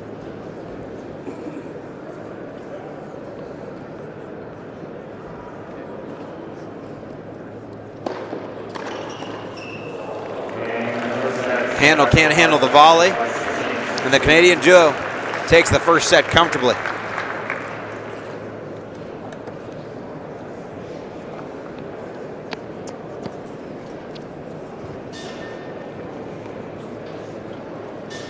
Bring it here, please. Bring it here.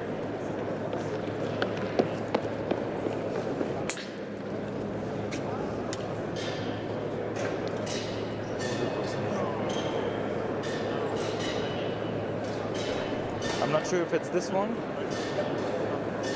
Well, can you take this out? It's old. Garbage? Garbage, yeah.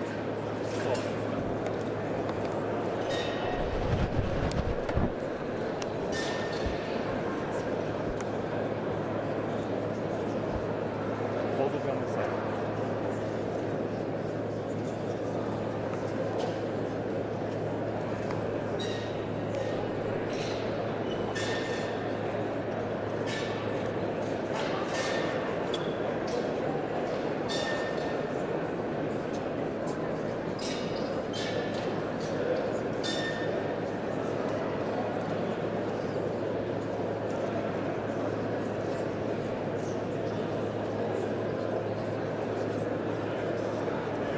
Second set.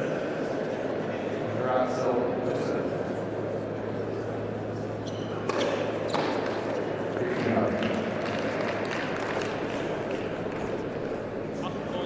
So double whammy of getting broken to lose that set for the German duo is the Canadians get an extra chance, get to serve first to start this set.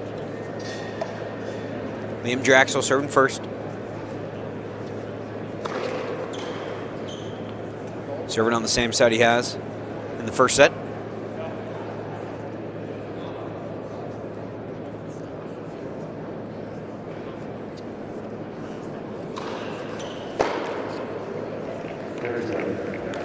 So Wessels going for the huge return on the forehand wing. Couldn't find the range, and I'd love to see actually if he's hitting it full blast, if Harper still could get the volley back. Louis Wessels, 6'6", just about 200 pounds.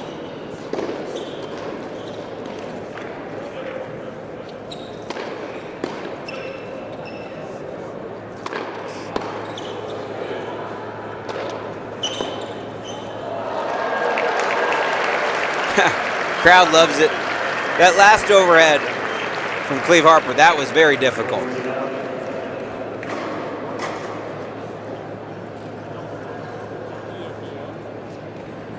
Game points for the 3 seeds.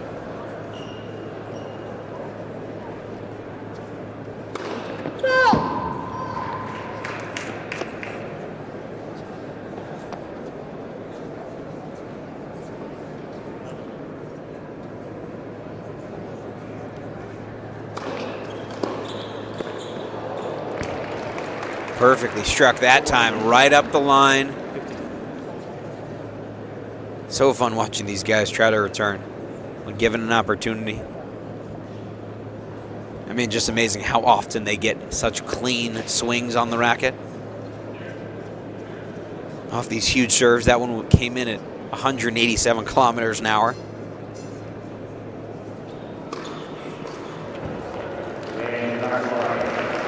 And Draxel with an ace. Draxl doesn't even want to sip.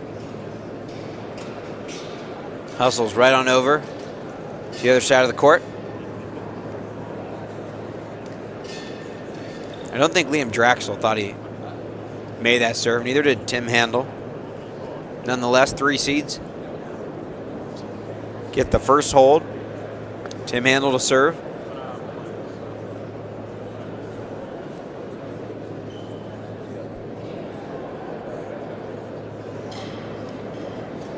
Tim Handel, 27 years old. Played college tennis at Northern Arizona.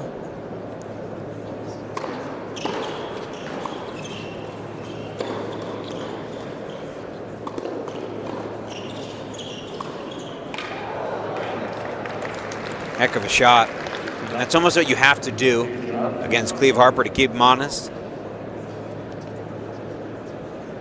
He just starts wandering into the middle, knowing that he wants to finish all these volleys.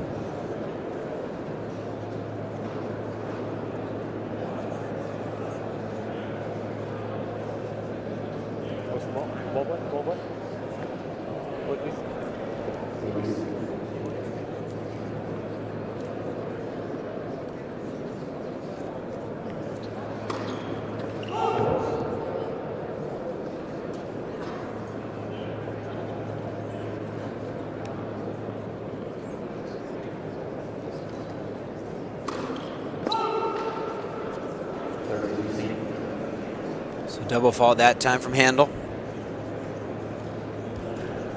The 3 seeds, Liam Draxl, Cleve Harper. For Harper, he's just focused on the doubles here. That man Draxl won the singles event last year, his best result ever at a Challenger event.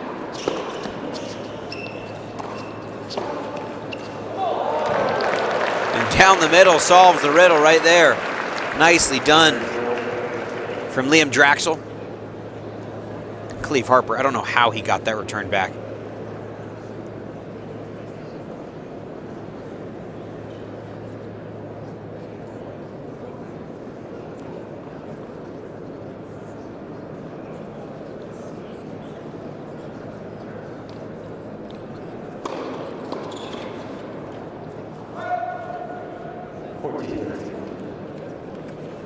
Good body serve right there.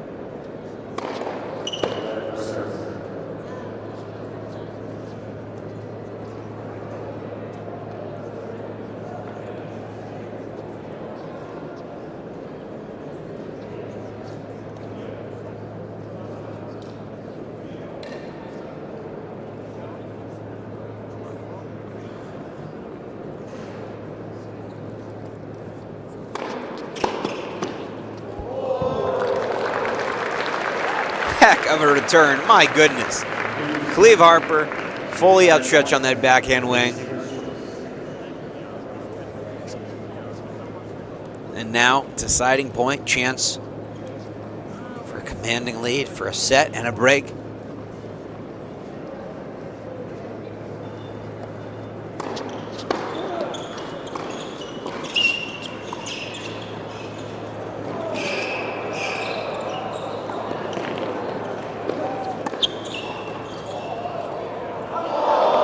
Oh, just missed. Best point of the match so far. And Tim Handel, you see him smiling, laughing a little bit. Quality service game. Had to come up with some really good stuff there.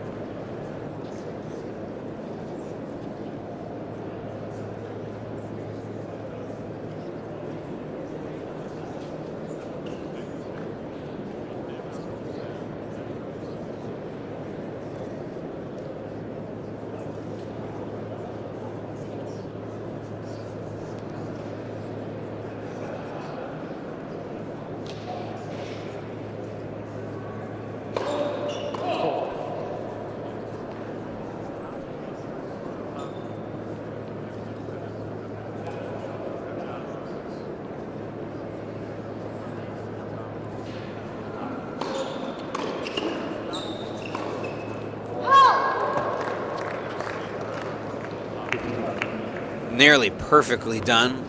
A little creativity. Jumping overhead off a bounce. So Tim Handel and Luis Wessels. They took out Nicolas Mejia and Goncalo Oliveira in the first round in a super tiebreak 11-9. They saved a match point down 9-8 in the tiebreaker. Nearly connecting perfectly there was Luis Wessels.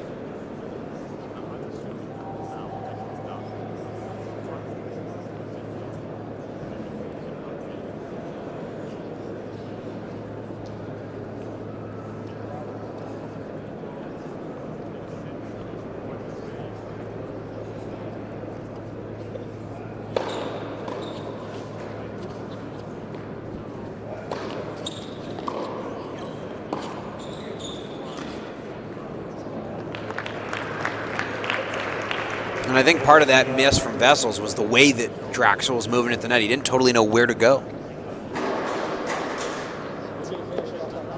Luis Wessels lost 7-6, 6-2 against Draxl earlier today.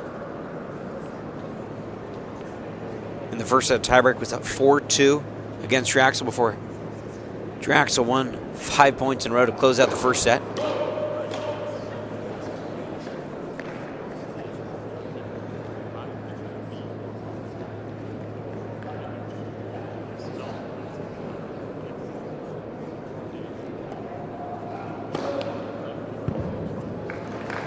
Second serve ace. 3 games in on serve, second set here in Calgary.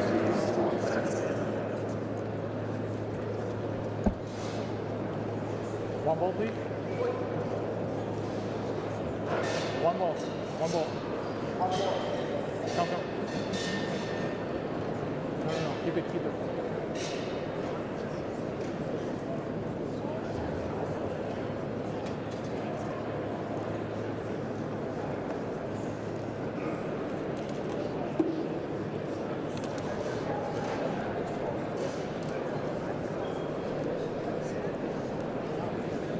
Forget that other paper we gave you. All right. Switch one first. I'm sitting here.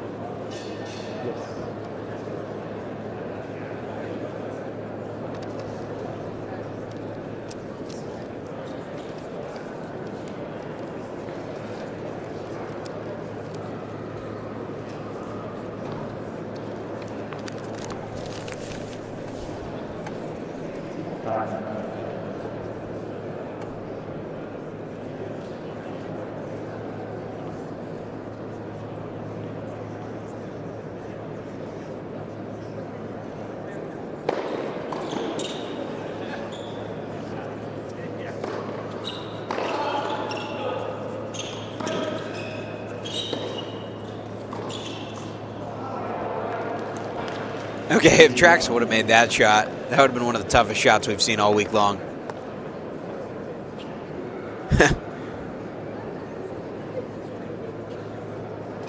Although I will say it does look like Liam Draxl loves being on the move, loves running around in these points. Kind of backyard tennis, if you will.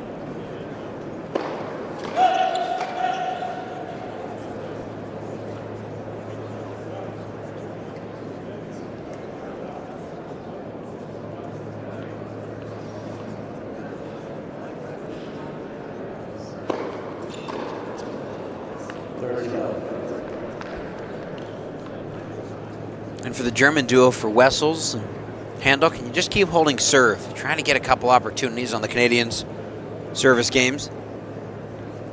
Just haven't really had anything to get that excited about on that side.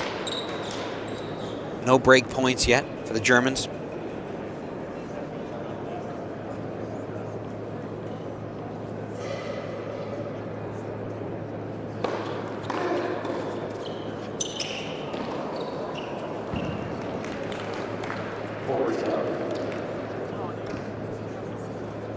Trying to put together a nice service game, doing so far. The big man, Luis Wessels.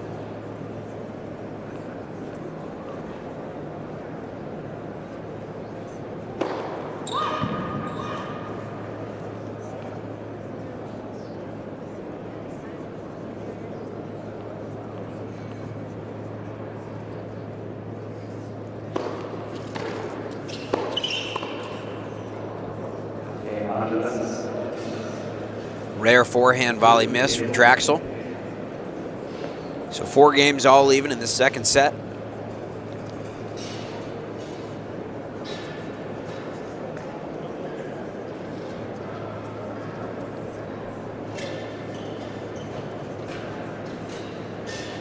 Draxl to serve.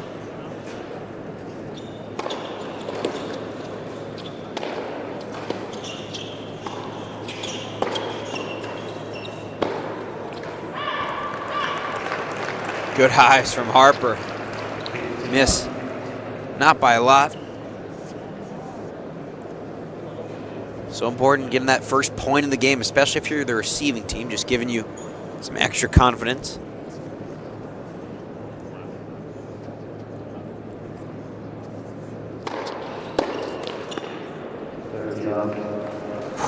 Struck well. Just missed that top of the net.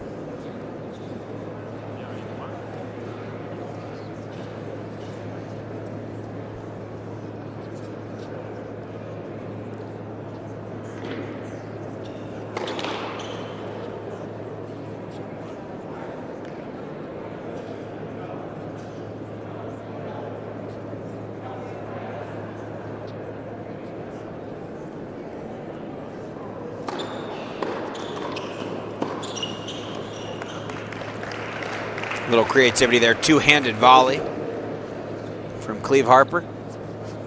And another 40-love lead for the Canadians.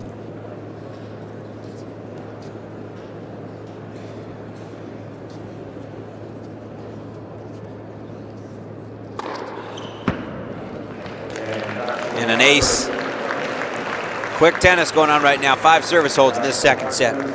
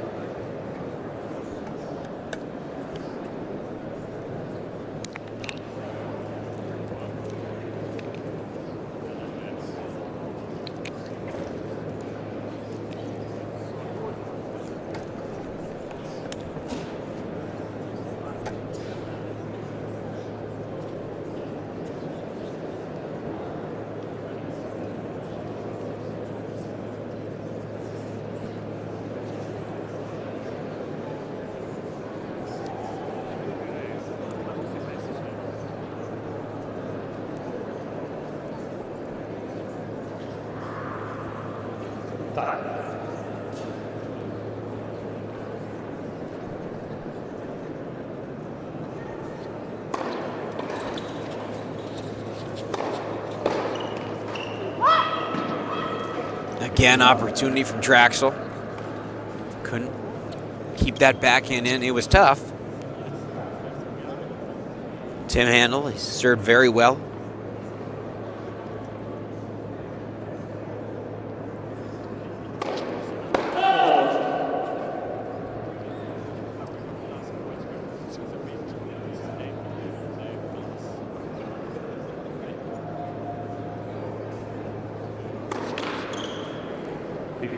Of course, right when I say that, he double faults, but both Tim Handel and Louis Wessels, they've both been broken one time. 2 breaks in the first set, 2 breaks in the match overall.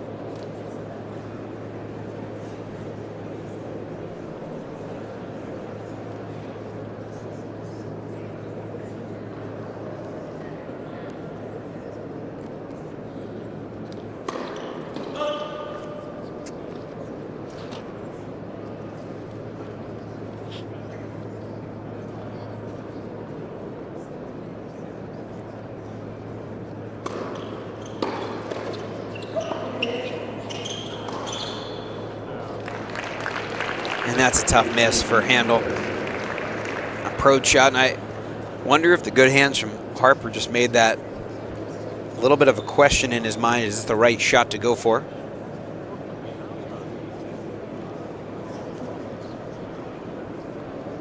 So Tim Handel, can he get out of a little jam on his serve for the Canadians? Can they just get one more point and at least get a deciding point?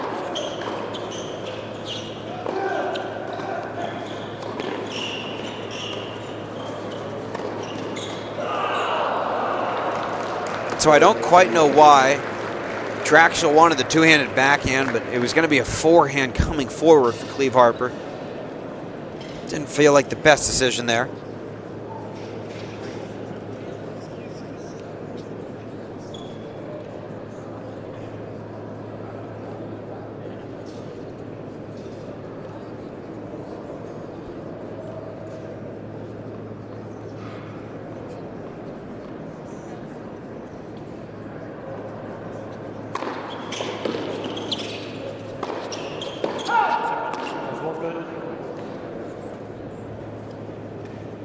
Just missing that forehand swinging volley. Tim Handel, 2 forehand misses in the game. Now 2 break points. You got to think that Harper's going to take both these. Excuse me, I guess I'm getting ahead of myself. It's actually 30-all.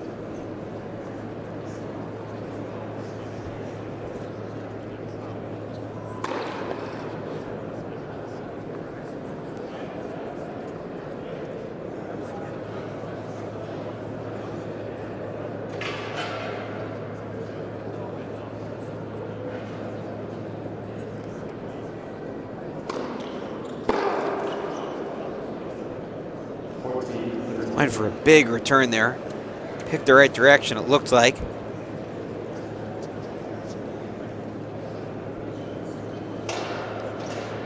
So can Handel get out of this game?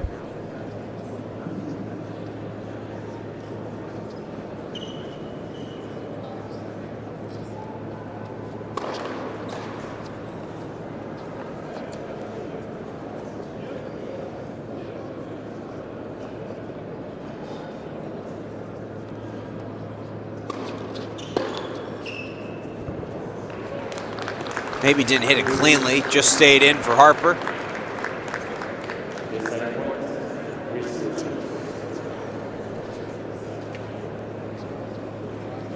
So who do you think is going to take this return? Not a big surprise here. I think the best doubles player on the court, Cleve Harper.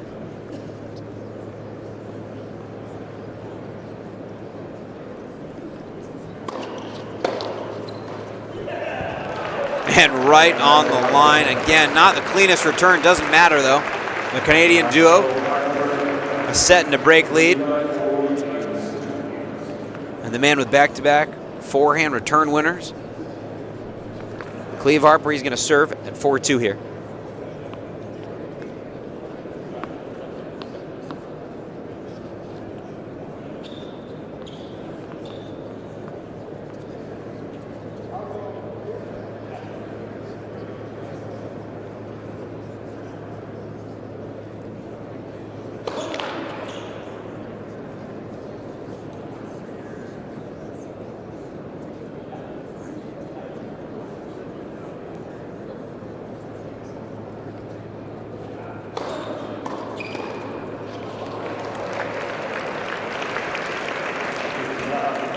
Liam Draxl's been so good at that volley right on top of the net. High formation and standing so close to the net. Former world number 1, 12-time Grand Slam champion doubles. Daniel Nesser was talking to us yesterday, watching these two Canadians. Said that he actually prefers to be a little bit further back than where Draxl stands. But Draxl keeps on doing that. Finding the ability and the angle to hit down so well that the ball bounces up and over his opponents. Not easy to do over the 6'6" Louis Wessels.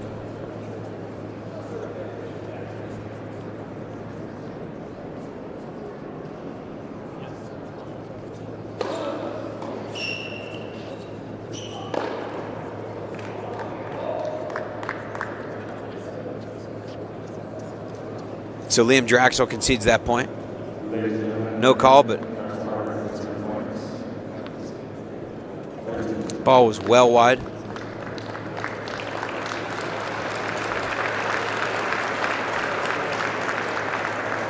Some good sportsmanship from Draxl, though. Deciding that ball was out, giving it to his opponents.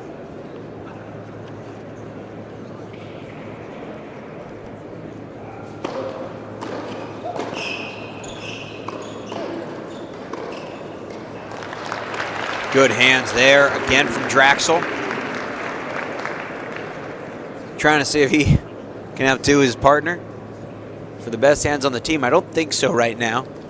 I think Harper, one of the more impressive young doubles players we have at this event, maybe in all of professional tennis.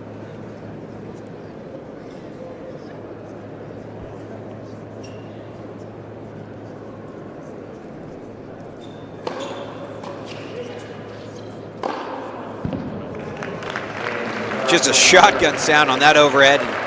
The Canadian duo just a game away from the quarters.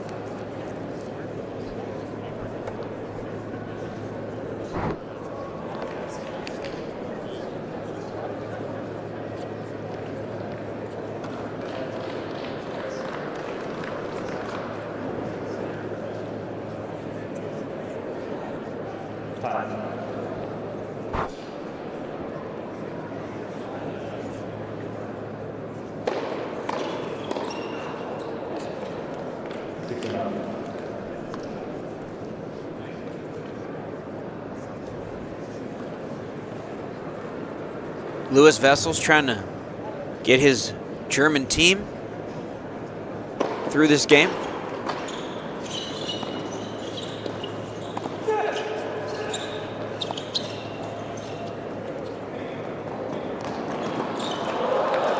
A little showtime there. Draxl did not need to do that, but went for the tweener. I think he's saying, well, if I get the opportunity, right?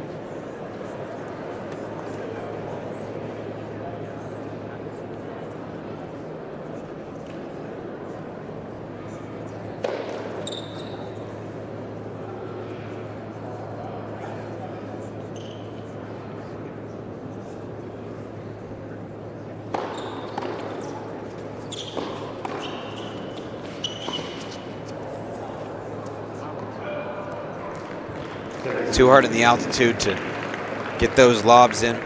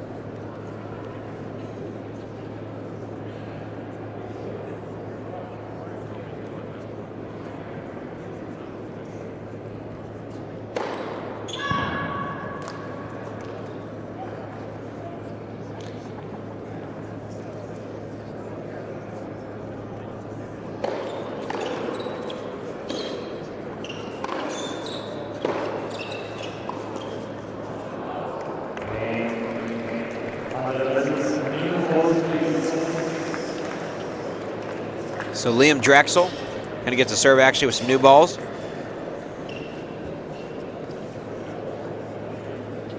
Serving for the match. 6-2, 5-3, yeah. It was 2 breaks in the first set. One on Tim Handel, one against Wessels. And that duo right there, the 3 seeds. Comfortable first set win. In the second set, took a little bit longer to break through, but they've done just that.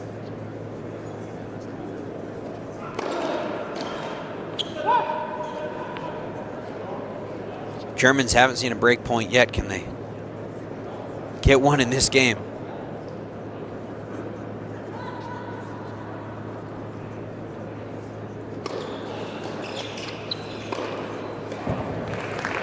And you better not hit it to Cleve Harper if you're looking to give yourself a good chance.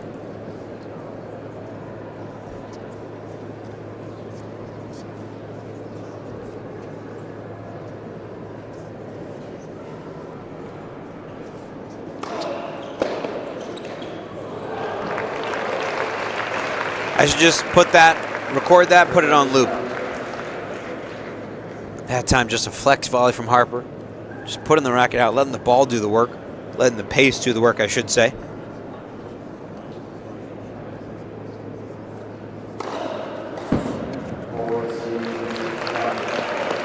And the ace from Liam Draxl sets up the 3 seeds with match points here.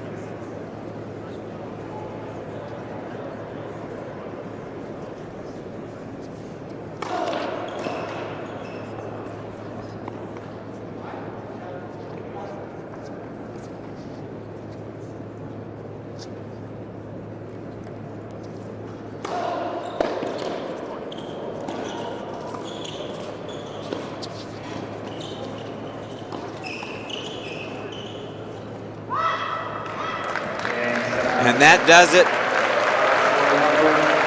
Comfortable win for the Canadians, the 3 seeds.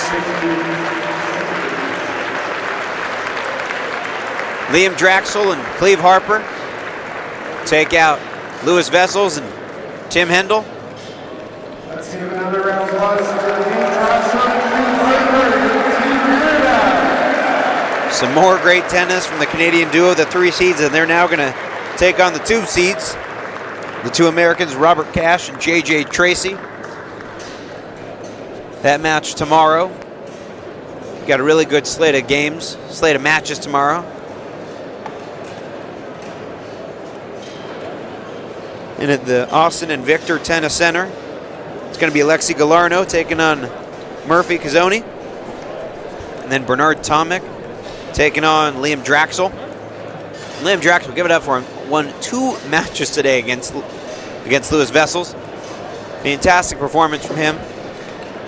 And then it's going to be the 1 seed Max Kashnikowski taking on Govin Nanda. It's going to be the final final men's match of the day before Anouk Koevermans takes on the 2 seed Rebecca Marino. And then the 1 seed Tatiana Maria, she's going to take on Fiona Crowley tomorrow. And the Canadian Cadence Brace taking on another Canadian and Kayla Cross. We hope you join us tomorrow. First match starting at 10 o'clock. Our commentary will start with that 3rd match of the day. Cadence Brace taking on Kayla Cross. Rob Warner signing off, and we hope you join us tomorrow.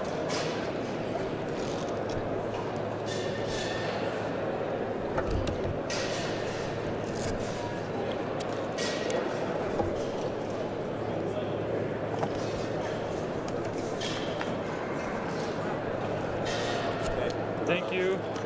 I'll take it. Thank you. Yeah. See ya.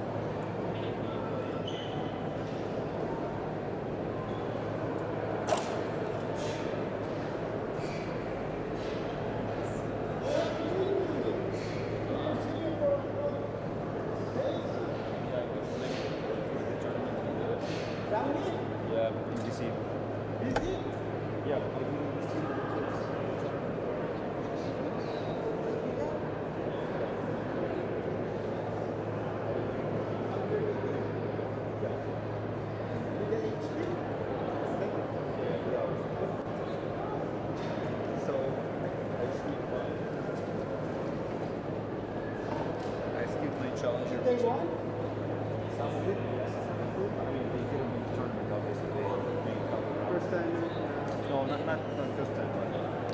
They went to the some one, right? Yeah. We also won doubles a couple of times. Boys was noticing that they're a little bit younger. They're 15 or they. Yeah, And yeah. at that age, like 20 years, so. Yeah, especially when you hit. When you hit it hard, 16 versus 15. Yeah. And then it's not exactly.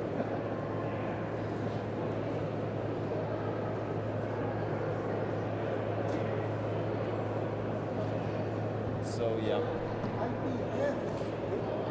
IPF before 18. But it never.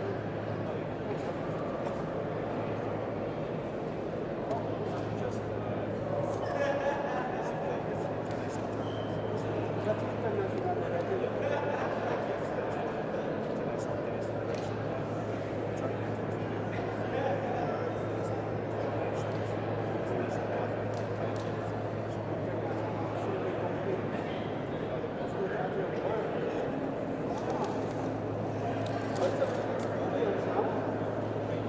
Yeah, because other countries got their best. Most of them. there is no Asian section. It just has to be. You have to be.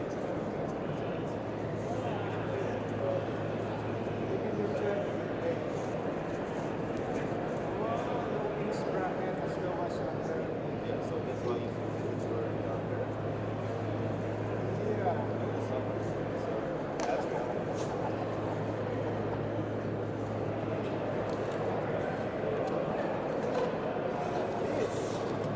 You drop it back, you stay 10. Which is, I mean, I like my apartment, you know. I like